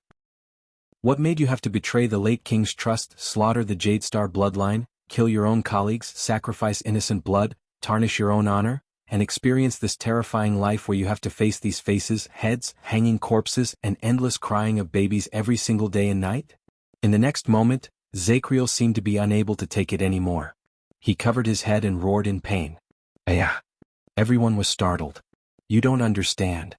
Zacriel lowered his right hand and pounded the ground in pain. I had to do this. His face was contorted and his eyes were filled with panic as he stared at the air. I had to do this. Thales clenched his fists. He ignored Quick Rope's attempts to stop him and took a resolute step forward. What? The prince shouted angrily. What? Why, Zacriel? Why did you betray me? He shouted loudly. As the last of the Jadestar bloodline, in the name of the deceased Jadestars, Thales Jadestar orders you to tell me. Thales was a little agitated. His voice echoed in the area. The former royal guards were all surprised. They began to size up the unfamiliar teenager again with a gaze that was rarely seen on them. Thales Jadestar. When he heard the familiar family name, Zacriel, who was on the verge of a mental breakdown, trembled violently. He raised his head in a daze and stared at Thales. His gaze was helpless and desolate, and it made Thales feel terrible. But the teenager's strategy seemed to be effective. I had to do this, Zacriel said absent-mindedly. It was because of the late King 80. At this moment, everyone in the area, including the royal guards, Thales and Quick Rope, were stunned. What? The late king? The late King 80 II? Greatly shocked, Thales felt that he had grasped something. He probed further. He asked tentatively, did the late king order you to do what you did? Zacriel trembled violently again. No, because of the late king? He shook his head absent-mindedly. Because the late king was no longer the late king. Thales was stunned again. The sentence was still very confusing and puzzling. What do you mean? Barney Jr. stared suspiciously at Zacriel, who was obviously not in a normal state. What kind of crazy things are you talking about? A few seconds passed. Zacriel's panting slowly died down. The pain and madness in his eyes also slowly disappeared. After going through the frenzy that was like a storm just now, Zacriel stood up with some difficulty. He shook his head and regained his composure. The Knight of Judgment, who had regained his senses, was the first to be stunned. Soon, Zacriel looked at Thales with a complicated gaze. Judging from his expression, he seemed to have realized what he had just said. But Thales did not intend to show weakness. The prince took a deep breath and continued to speak. What do you mean, Zacriel? Why is the late king no longer the late king? Zacriel stared at Thales quietly. Unknowingly, the teenager who had been standing awkwardly among the prisoners had turned from a hostage to a protected person. Zacriel closed his eyes and finally sighed. At the end of the day, he is a Jade Star. Just like them. He chuckled softly as if he had let go of something in his heart. Under everyone's skeptical and wary gazes, Zacriel opened his eyes and spoke languidly. As all of you know, after Queen Natalie passed away in childbirth, the devoted King Adi remained single for many years. Until that day. As he listened to the old story that only the elders of Constellation knew, Thales could not react for a moment. But Barney Jr. frowned slightly. That day. Zacriel sneered, but there was a hint of anguish in his voice. That day. That day, King Adi met an old friend he had not seen for many years outside the palace. Old friend? Thales still looked puzzled, but some of the former royal guard's expressions had already changed. The Knight of Judgment's gaze was pained. He recalled the unforgettable past. His Majesty ignored the objections of the important ministers and princes, and insisted on bringing that lady into Renaissance Palace to marry her as his new queen. Tardin, who stood in front of Thales, reacted. His eyes widened. You mean? Zacriel nodded silently. His dry voice echoed in the cold and dim underground. It was filled with a sense of ruin and vicissitudes. Just like that, after an incredibly hasty and controversial wedding, we welcomed the new mistress of Renaissance Palace, King Adi's second queen. New queen? Queen Fiosa? Barney Jr. muttered to himself as he recalled. Fiosa? Why have I never heard of her before? The unfamiliar name puzzled Thales.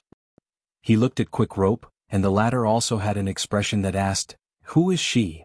Strange. Thales remembered very clearly that he did not see this name in the Jade Star royal family's tomb 6 years ago. When he heard this, Samuel could not help but interrupt him. What does this have to do with her? Zacriel picked up his axe, turned around and cast a glance at Samuel.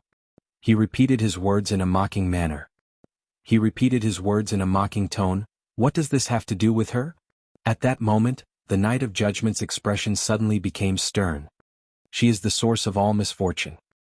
His voice was chilling, and it was filled with the murderous air of autumn frost. But the old captain, Barney Jr., and even Lord Hanson did not notice it. Barney Jr. and Belden exchanged a glance. An ominous feeling rose in each other's hearts. As Zacriel spoke, he seemed to be immersed in his own memories. But I should have noticed it. As the watchman of the royal guards who are in charge of the ancient books, I should have noticed it a long time ago. He slowly tightened his grip on the weapon in his hand, and his face tensed up. I should have warned him. I should have advised him. But I failed in my duty. The knight showed indignation, resentment, and pain. The uneasiness in Thales' heart grew stronger. What do you mean? What did you notice? Zacriel did not answer immediately. He slowly raised his gaze and stared at Thales, making the latter even more nervous. One day, in the vast number of legacy scrolls of the royal guards, I coincidentally found it. Without realizing it, everyone in the room held their breaths and stared. They waited for the Knight of Judgment's answer. Zacriel stared at Thales for a full 3 seconds. I discovered that our queen, the second wife of King Adi, who has always been in question, is not called Fiosa at all. She is also not a descendant of some so-called fallen noble family as recorded in the Jade Star family register. Zacriel's dry voice rose again, but it was filled with hatred and anger. In fact, she has lived longer than all of us in the royal guards combined. As early as 1,000 years ago, before the empire collapsed, she was already famous for being good at manipulating people's hearts and creating illusions. At that moment, the expressions of the people who were listening changed. What? 1,000 years ago? Manipulating people's hearts? Thales was stunned. The Knight of Judgment spoke in a hoarse voice with deep wariness and inexplicable reverence. At least 600 years ago, the ancestors of Constellation used another name to call her. A taboo name that I can only find in the ancient scrolls. A taboo name? In an instant, everyone's nerves tensed up. In the next second, Zacriel fiercely spat out the name that made many people's expressions change. Sensory Mystic. Chapter 451. Zacriel's words rang in Thales' ears. They echoed among the broken walls, but they sounded like a bronze bell being rung in a city tower. His voice lingered in the air and echoed. Sensory Mystic. The Knight of Judgment's words were so shocking that Thales only recovered from his shock after a while. He pondered over the horrifying meaning behind his words. Senses. What kind of name of origin is this? Thales thought in a daze in the silent dungeon. And she's the queen of the late king of Constellation 82nd? What's her relationship with the bloody year? Thales was shocked by too many things that night. Thales did not even have time to care about the reactions of the people around him. He could only sense the people's emotions from the chaotic and rapid breathing around him. Barney Jr. was in a daze. Belden tightened his grip on his weapon. Tardin and Nalji widened their eyes at the same time. Brulee's panting and Cannon's low whimpers rose into the air one after another. Samuel's gaze was fierce, and Quick Rope bit his left index finger tightly, trying hard to make himself look inconspicuous. No, you mean, the second logistics officer Cecil Nayer's trembling breathing came from the dungeon. Everyone stared at Zacriel in disbelief. His chest rose and fell and his emotions became unstable. Impossible. When she entered the palace, we all saw Queen Fiosa. We all remember what she looked like. Penal Officer Belden's face was pale. He seemed to be unable to believe his memories of the past. Even when Prince Kessel splashed hot black tea on her during the wedding banquet, she did not. The Knight of Judgment snorted coldly. Really? The problem is, do you remember her face or is it what the sensory mystic wants you to see? Belden's gaze froze for a moment. Zacriel questioned him coldly, what are you talking about? Ask yourself, did you see Queen Fiosa or the Calamity Fruland? Fruland. Thales took a deep breath as he muttered the name. Confusion flashed in his eyes. Fruland? Suddenly, Thales' memories trembled. It was as if a bell had rung from the distant past. Thales' gaze gradually froze. Fruland. He heard that name before. Thales stared at the shocked crowd in confusion. He tried his best to remember. He must have heard it somewhere, but at that time he must have been doing something that he couldn't afford to be distracted, so he didn't pay much attention to it. Where was it? His Majesty's Queen, she's a... Barney Jr.'s eyes were lifeless as he mumbled to himself, as if he was still digesting this fact. Tardin's laughter could barely be heard. No, she hasn't done anything abnormal during her reign. She hasn't even killed a chicken. Tardin looked at Zacriel expectantly. Perhaps you've misunderstood or perhaps you've mistaken. But the Knight of Judgment was obviously unmoved. That's what I thought in the beginning and I also hoped that I was wrong. Zacriel said slowly. There was a gloomy look in his eyes. More than anyone else. His gloomy face, filled with despair and madness, made everyone's heart sink. At this moment. Ha ha ha ha. Everyone turned their heads around and saw Samuel covering the brand on his face. His eyes were closed and his shoulders were shaking. He laughed without a care in the world. Is this the reason for your betrayal? The reason why we have to bear the guilt, stigma, torture and pain for so long? There was misery in Samuel's laughter. In the end, it was because the king married a woman of unknown origins? He smiled and shook his head, but there was no mirth in his cold eyes. When he heard this, Zacriel's expression became even more gloomy. You don't understand. The knight shook his head laboriously. Asterisk clang. Asterisk a sharp sound was heard. It was Barney Jr. stabbing his sword into the ground. I really don't understand. Barney Jr. seemed to have suffered a huge blow. He used all his strength to squeeze out a few intermittent sentences. Regardless of who the king wants to marry, be it a calamity, a great dragon, or even an elf or an orc, no matter how absurd, strange, illogical, or unbearable it is, Barney Jr. paused for a moment. His cheeks twitched and he said resolutely, but that is His Majesty's decision. If you are dissatisfied, if you have doubts, then protest and remonstrate with him in a dignified manner. The more he spoke, the angrier he became. That should not be an excuse for you to participate in the rebellion and collude with the enemy to kill the king. No one knew which word stimulated Zacriel's sensitive and unstable nerves. He grunted in pain and also slammed his battle axe into the ground. Asterisk thought. Asterisk, I did it. Zacriel was like an enraged beast. The veins on his neck bulged and his hair stood on end. His fierce gaze swept through the area like a blade. Everyone was shocked by him.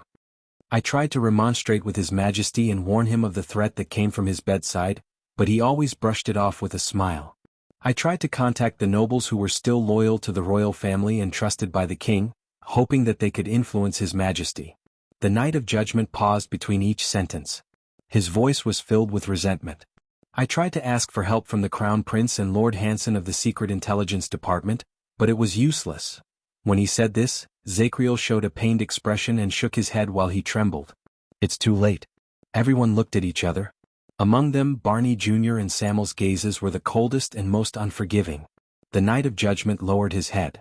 His tense shoulders and tone softened at the same time. There was helplessness and despair in his voice. I don't know when it started. His Majesty seemed to have changed into a different person. He was once gentle and tolerant, but he became tough, unyielding, and a man of his word. His confused gaze slowly focused, as if he wanted to seek acknowledgement from the people in front of him. You know it, you've seen it before. His meetings with the important ministers became shorter and shorter, and he summoned his private advisors more and more frequently.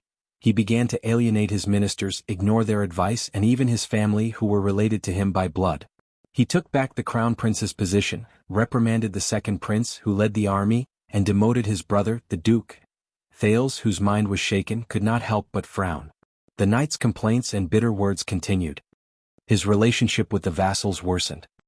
He even scolded the Duke of the Northern Territory, who had always been on good terms with him, and issued orders to reprimand the disgruntled Duke of Blade Edge Field.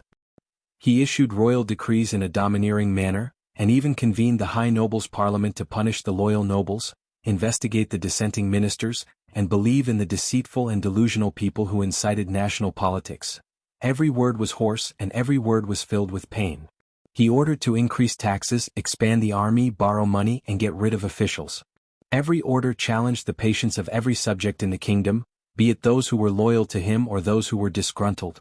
As they listened to Zachriel's words, many of the former royal guards had melancholy and indistinct looks in their eyes. Until the people in the kingdom had no way of making a living. Emotions surged, the ministers and subordinates were divided, and rebellions rose everywhere. It destroyed his good reputation of eternal rule, which he had built up for decades.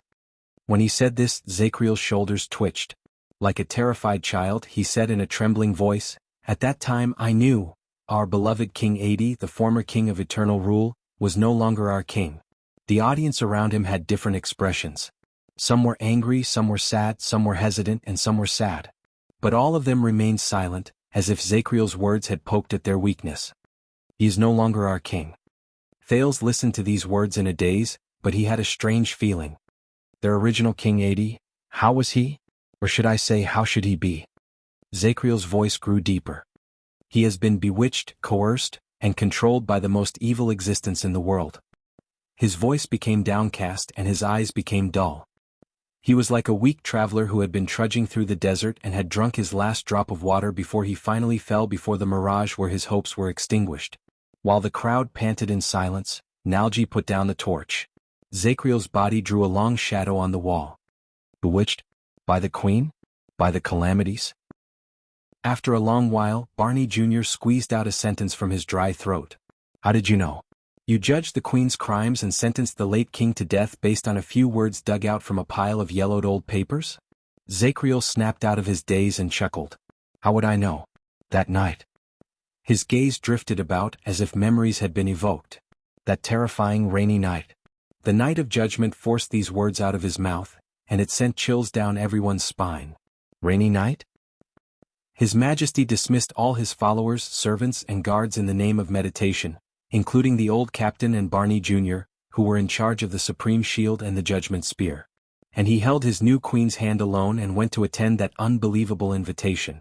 The royal guards felt their hearts tense. What invitation? Nalji could not help but ask. Zachriel's expression became dazed. It was as if he was lost in the past and could not walk out of the shadow of the past. That night, I held the supreme sword tightly, and with its power, I followed them to the sacred Hall of Stars. I hid in the shadows behind the pillars, and I did not even dare to breathe loudly. The Knight of Judgment's pupils slowly shrank. Finally I saw them. The dungeon was very quiet. Only the waning light from the torch illuminated the dilapidated old walls of the magic tower. It was like the dead silence after a coffin was buried. Barney Jr.'s expression was still stiff. Samuel pursed his lips, and the others looked at each other in confusion. Thales held his breath. Them? Nalji subconsciously asked with a tremble in his voice. Zachriel did not look at him. He only nodded. The storm that night was so strong that it could even overturn the sentry tower.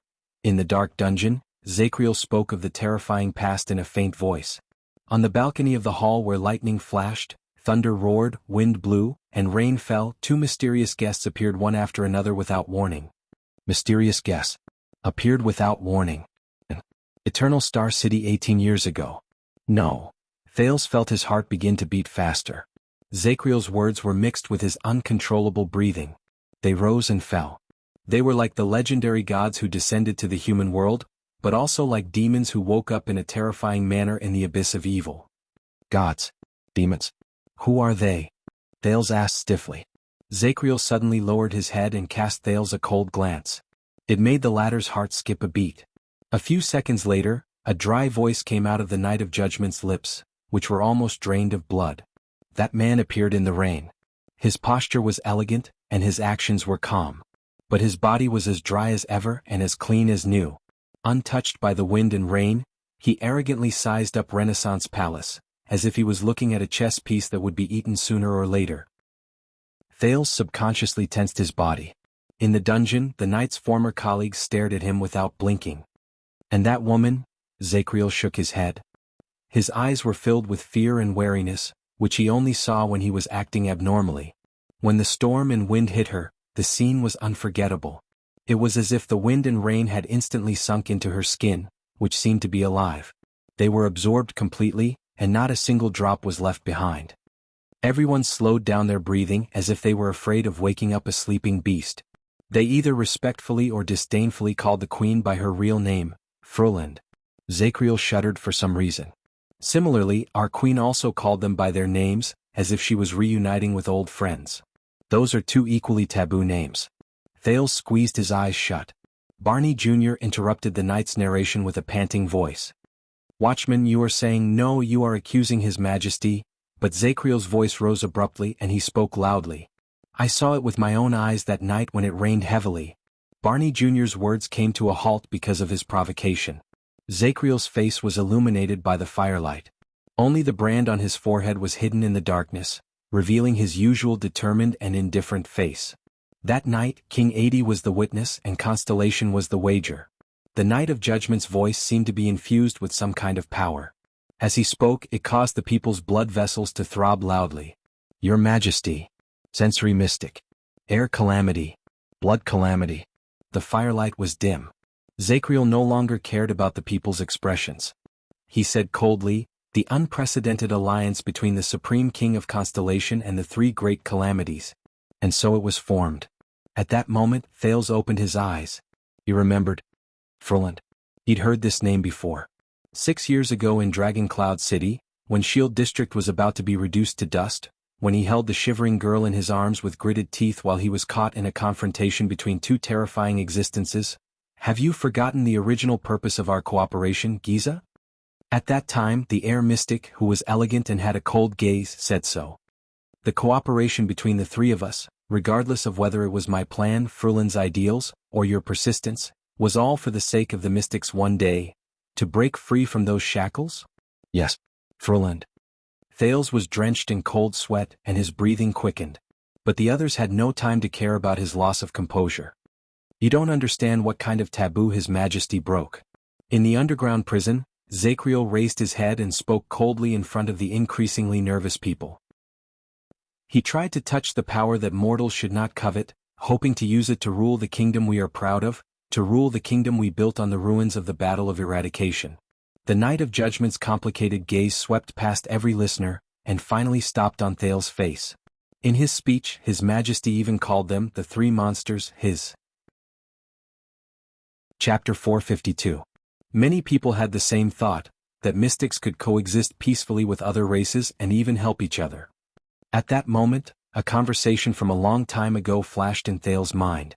It was in Dragon Cloud City 6 years ago. Giza had just disappeared under the blade of purification. Amidst the ashes that filled the sky, when Thales vowed to search for a new future for the mystics, the scholarly and elegant Asda spoke to him casually, intentionally or otherwise. Whether it was mystics, humans or even elves, there were countless similar efforts and attempts. They all failed. That pleasant voice lingered in Thales' ears, but the cruel truth before his eyes shook his heart. They all failed. Thales stared at Zakriel solemnly, but he was thinking about another figure. Asta. How many things have you hidden from me? 18 years ago you and Giza, and what did you do? In the extreme silence, Tardin spoke in disbelief. His Majesty formed an alliance with the calamities? Or in blood? Oh, I still remember Blood Bottle Gang, right? Nair, who seemed to be deep in thought. Their voices broke the silence and the shocked people began to speak. In the midst of the uproar, Barney Jr. suddenly took a step forward and shouted, "Silence!" The noisy underground prison instantly quietened down. Barney Jr.'s expression was still stiff, but Thales could see that there were surging emotions hidden under his calm exterior. Barney Jr. said coldly, "That's it?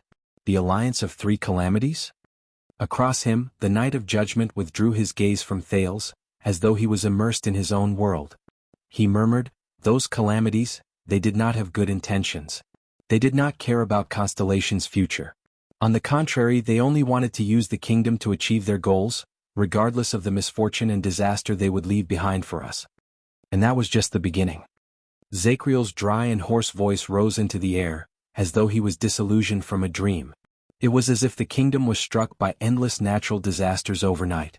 Grain harvests failed, goods were blocked, sea routes were blocked, the trade and agriculture in the kingdom were in chaos, all industries were abandoned, conflicts broke out and rebellions rose one after another.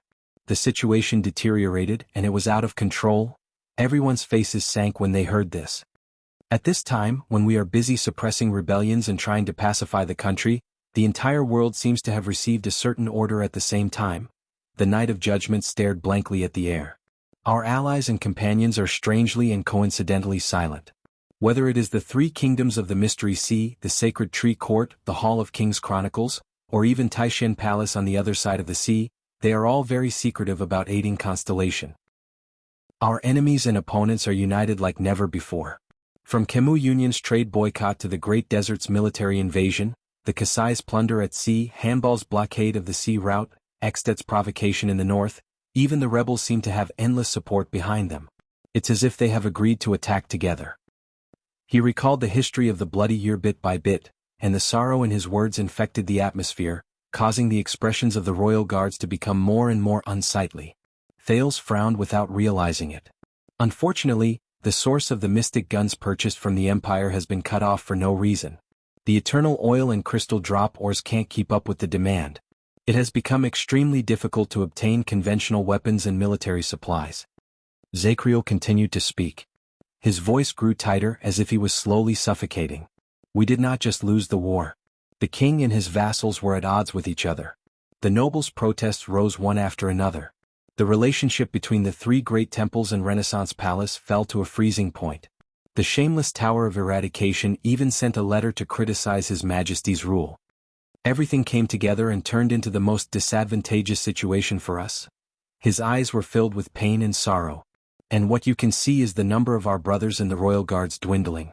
For duty and honor, they abandoned their wives and children to follow the Jade Stars. One by one they set out for the battlefield. They would either reply with a letter every half a month to inform us that they are safe, or they would never be heard from again. At that moment the royal guards, including Samuel, did not speak. But each of them had their own reactions. They either lowered their heads or averted their gazes in an unnatural manner. Cannon even whimpered softly. But do you think that everything that happened that year was really just a coincidence? Zacriel stared at the firelight in Nalji's hand in a daze. As he recalled, his words slowly became savage. I know why. I know why we have become the target of public criticism. No matter what His Majesty's original intentions were, walking with the calamities is the origin and beginning of our disaster. It caused Constellation to fall into an unprecedented predicament and turn the entire world into our enemy. F***CK. Nalji slapped his thigh and cursed. No one knew whether it was for King Adi or for Zacriel. The entire world will become our enemy? Thales' breathing became disordered without his knowledge. What? When he heard this, Barney Jr. interrupted Zacriel coldly. If you think that this is the source and reason, why didn't you tell us at that time? Why didn't you ask for help from the old captain, or even my father? They must have a way. Why did you make the decision on your own? Zacriel's gaze moved. The knight slowly swept his gaze over the royal guards.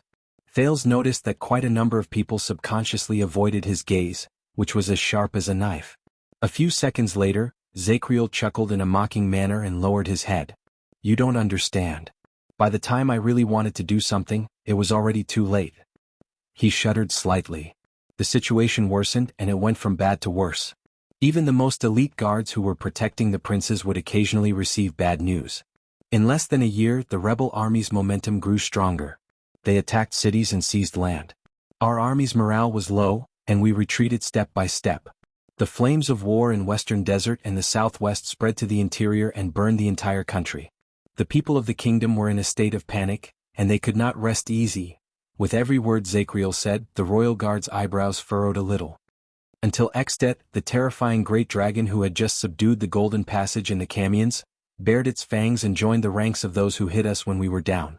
They mobilized the entire kingdom's army without hesitation. 100,000 elites were unstoppable, and their iron hooves thundered as they charged towards us. I think that was the final attack our enemies prepared for the kingdom. It was the final chapter of this epic of the destruction of the kingdom. Thales could not help but think of Nuvan VII. The king who was old but whose might did not diminish.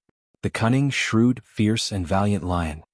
He also remembered what the Raven of Death had told him about the purpose of Extet's army heading south in the past. When he thought of this, Thales could not help but wonder. Did King Nuvan really dispatch his army so decisively just for political purposes? And we were already badly battered and at the end of our rope. We couldn't even form a decent army? Zacriel's words became even more painful and unbearable. Just like that, Constellation, which had borne the glory of the empire and stood for 700 years, reached the brink of destruction.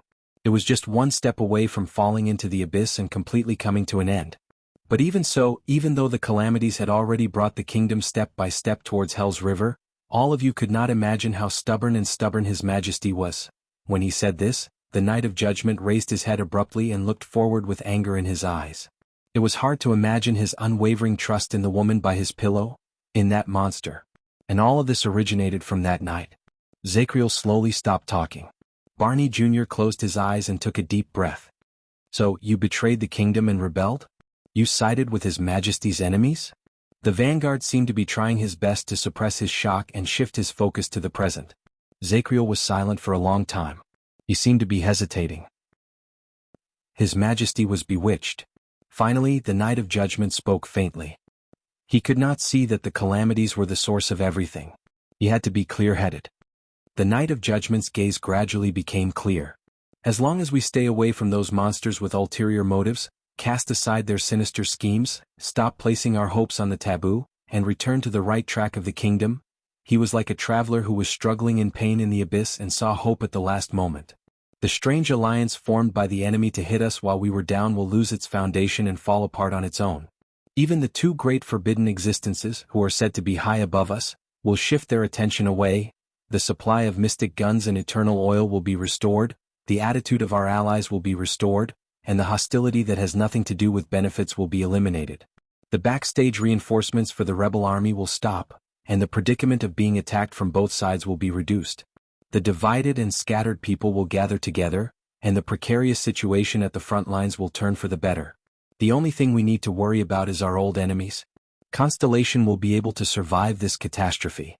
Zacriel's expression became more and more excited, but after a moment, it became gloomy.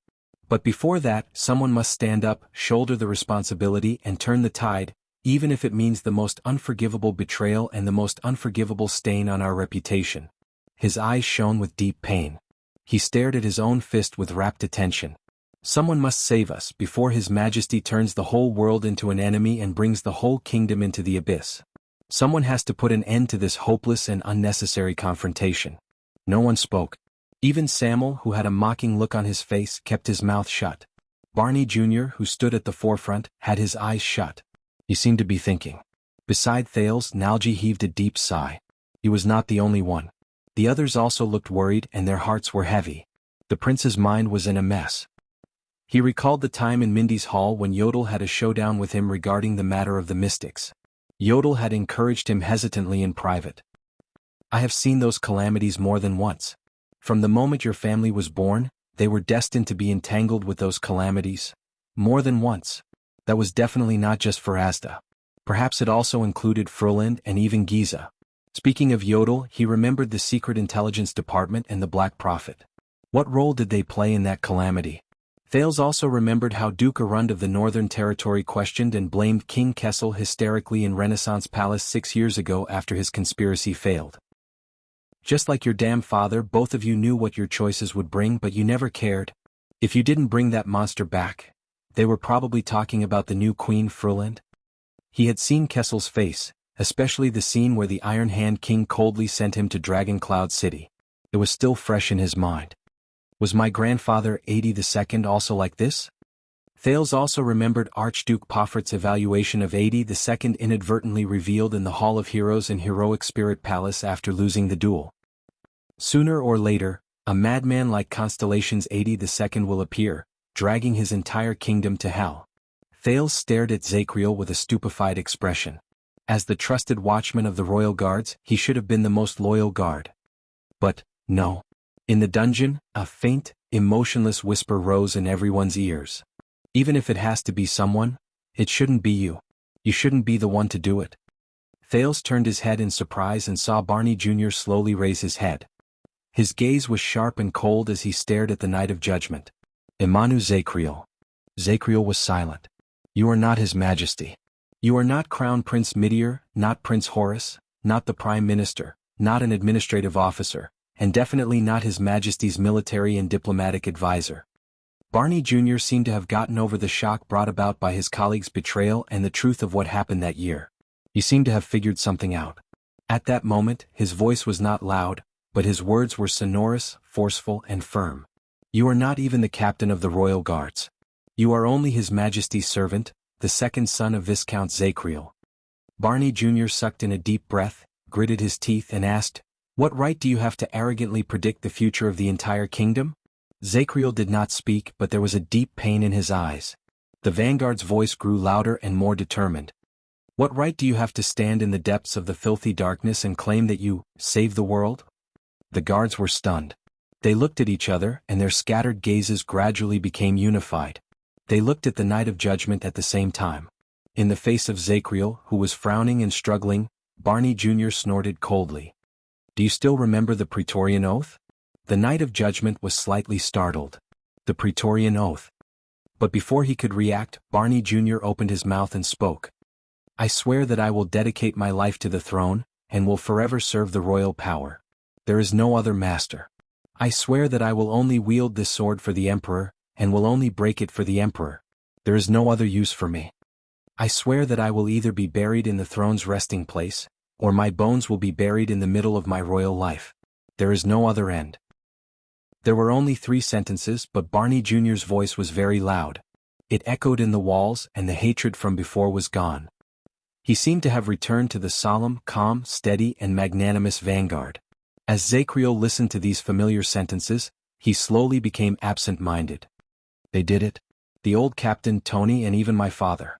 Barney Jr. suppressed the bitterness in his throat and kept his voice calm. And all the brothers who sacrificed their lives in and outside Renaissance Palace, and even on the front lines. No matter where His Majesty wants to go, they swore to follow him until death. They did not ask why he left, and they did not suspect him. Zacriel's body trembled. Old Captain Cullen, Chief Protector Tony, Vice Captain Quill Barney Sr. Thales did not just see Zacriel in his eyes. All the guards were in different states of mind. Samuel lowered his head and sank into a deep melancholy and internal struggle. Cannon leaned against the wall and covered his face as he trembled slightly. The big Bruley covered his chest tightly. Nalji stared at his torch expressionlessly, as if there was a beautiful magic trick in it. Tardin, Belden, and Nair were all in a daze. I believe even when we are on our way to Hell's River. Barney Jr.'s voice also began to tremble. They will also do their best to snatch the boat to ferry His Majesty.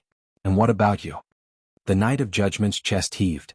But Barney Jr.'s words were like a sharp sword that pierced through his weak points. What you have said, Zacriel, does not absolve you of your sins.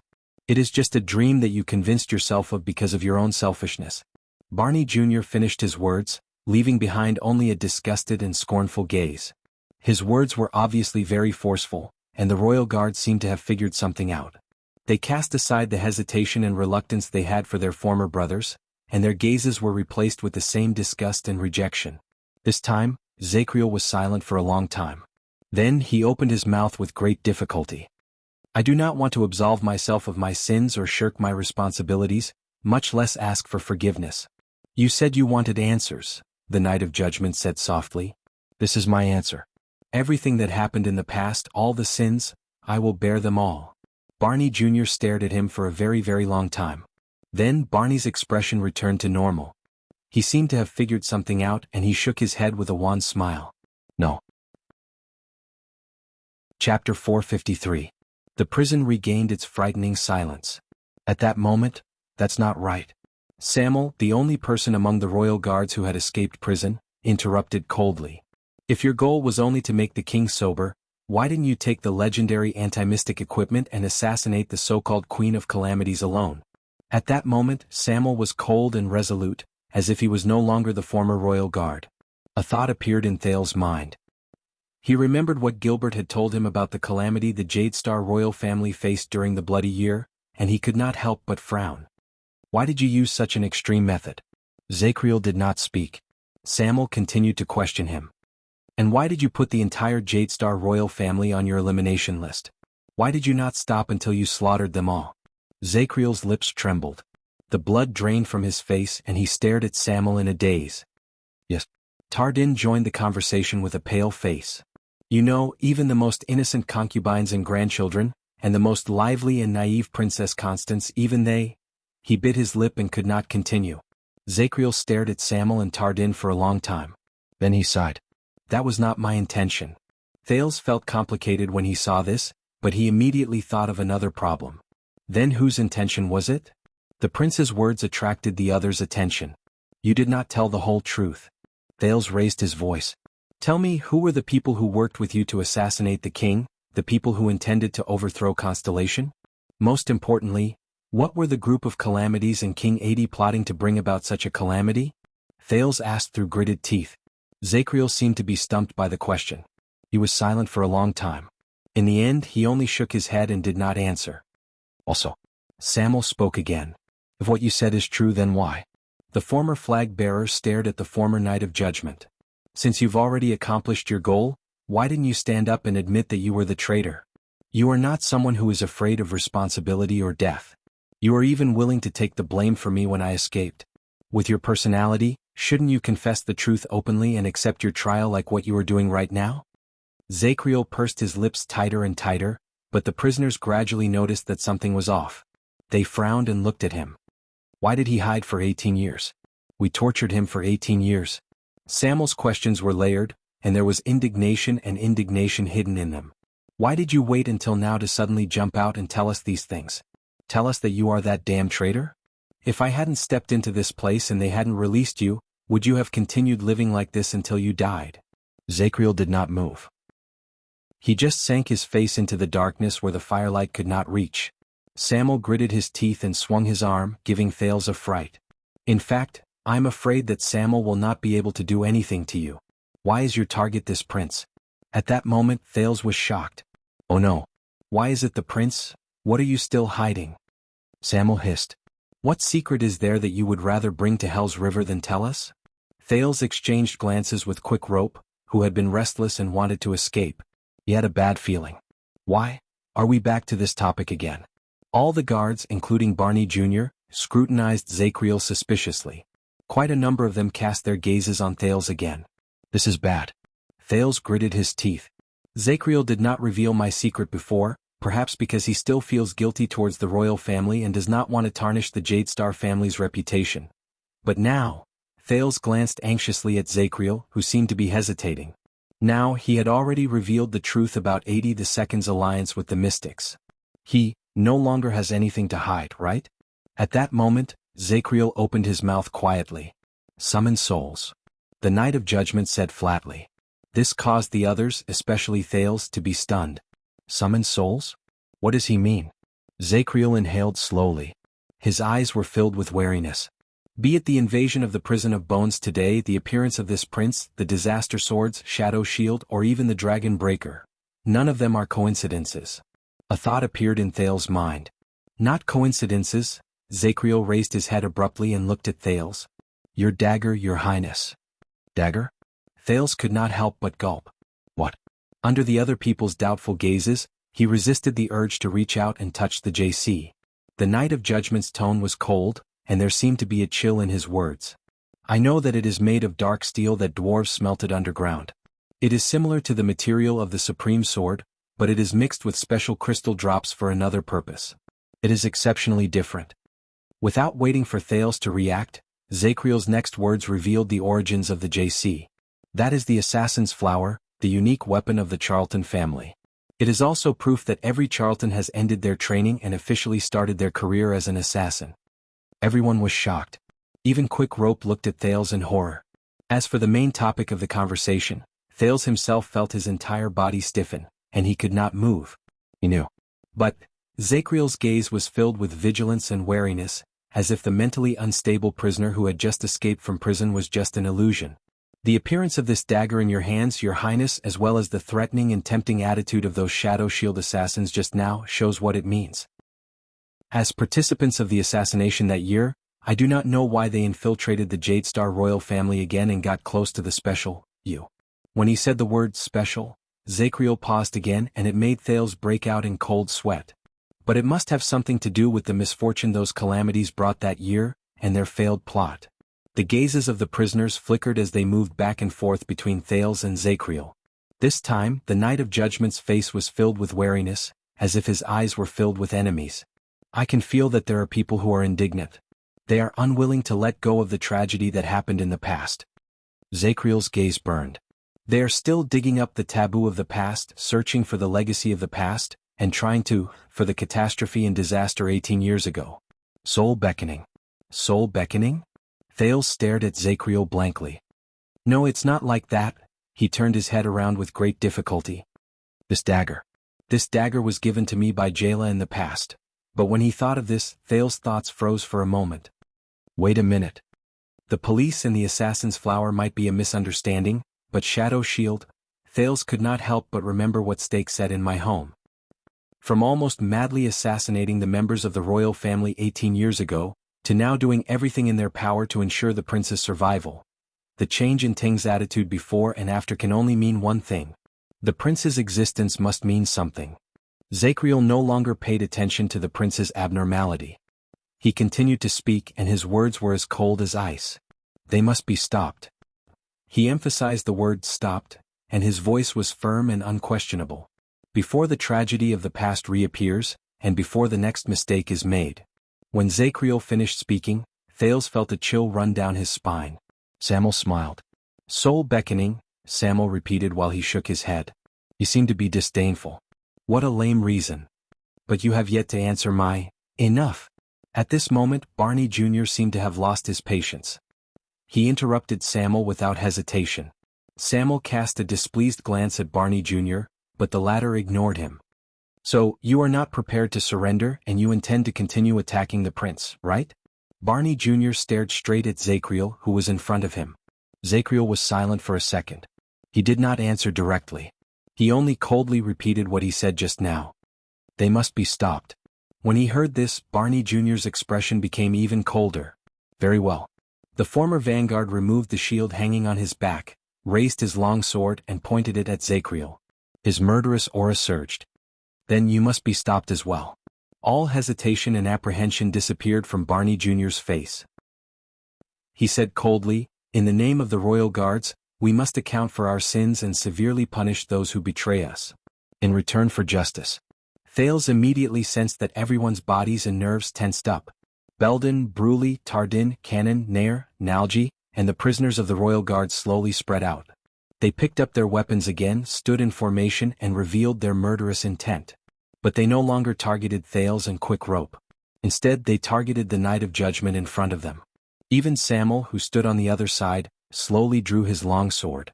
It was as if they had returned to their wartime state, and the scene of them meeting their old friends just now was just an illusion. Thales subconsciously tightened his grip on Ricky's sword. Quick Rope rolled his eyes and raised the crossbow in his hand.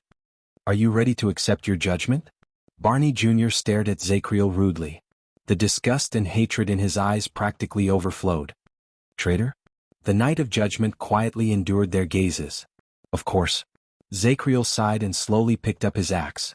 As he spoke, the grief on his face turned into determination. Every day, every hour, and every second. I'm ready. At that moment, it was as if someone had dragged the timeline back to just now, and the Knight of Judgment and his former colleagues became enemies again. Quick Rope tugged at Thales, asking him whether he should escape now or when the fight started. But Thales shook his head. He felt the solemnity and tension in the hall, but it did not come from the two parties who were confronting each other. And it was just one of them. Barney? Nalji raised his weapon and stared at the former watchman in front of him. He gulped in distress and said carefully, "He is alone and we are 7. Barney frowned. "No, 8. Samuel interrupted faintly. He held his sword and walked to Zakriel's side. His eyes shone with anger. All the debts must be settled today. Zakriel glanced at Samuel. An unknown emotion flashed in his eyes, but he did not say anything else. Barney Jr. also cast a glance at the coward who escaped from prison, whom he looked down upon. He pursed his lips and shook his head. "Very well, 8. Hence, the 9 former royal guards, the 9 people with the Jadestar brand of sin on their faces, the 9 people who had not seen each other for 18 years, at this moment they faced each other and picked up their weapons. 1 against 8. Oh. Nalji sighed softly and mumbled to himself. The disparity is too great. The other royal guards frowned. The disparity is too great? A thought appeared in Thales' mind. He heard the heaviness in Nalji's words. Zakriel swept his gaze over them and sized them up again, as if he was observing a battlefield. "Yes, I know," he said softly. He got rid of all the emotions that he should not have and became the calmest and most terrifying knight of judgment once again. "I will fight against 8 of you alone." Zakriel held his battle axe upside down and took a step forward. Asterisk thud, thud, thud. Asterisk indeed for all of you. His aura and pressure slowly accumulated with each step he took. It was like a monstrous wave that seemed to be moving slowly in the distance, but would eventually come crashing down.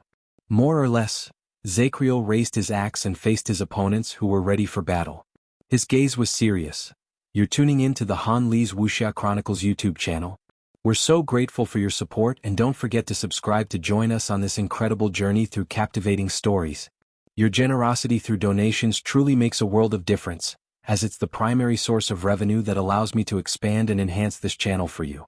Thank you from the bottom of my heart for being a part of this adventure."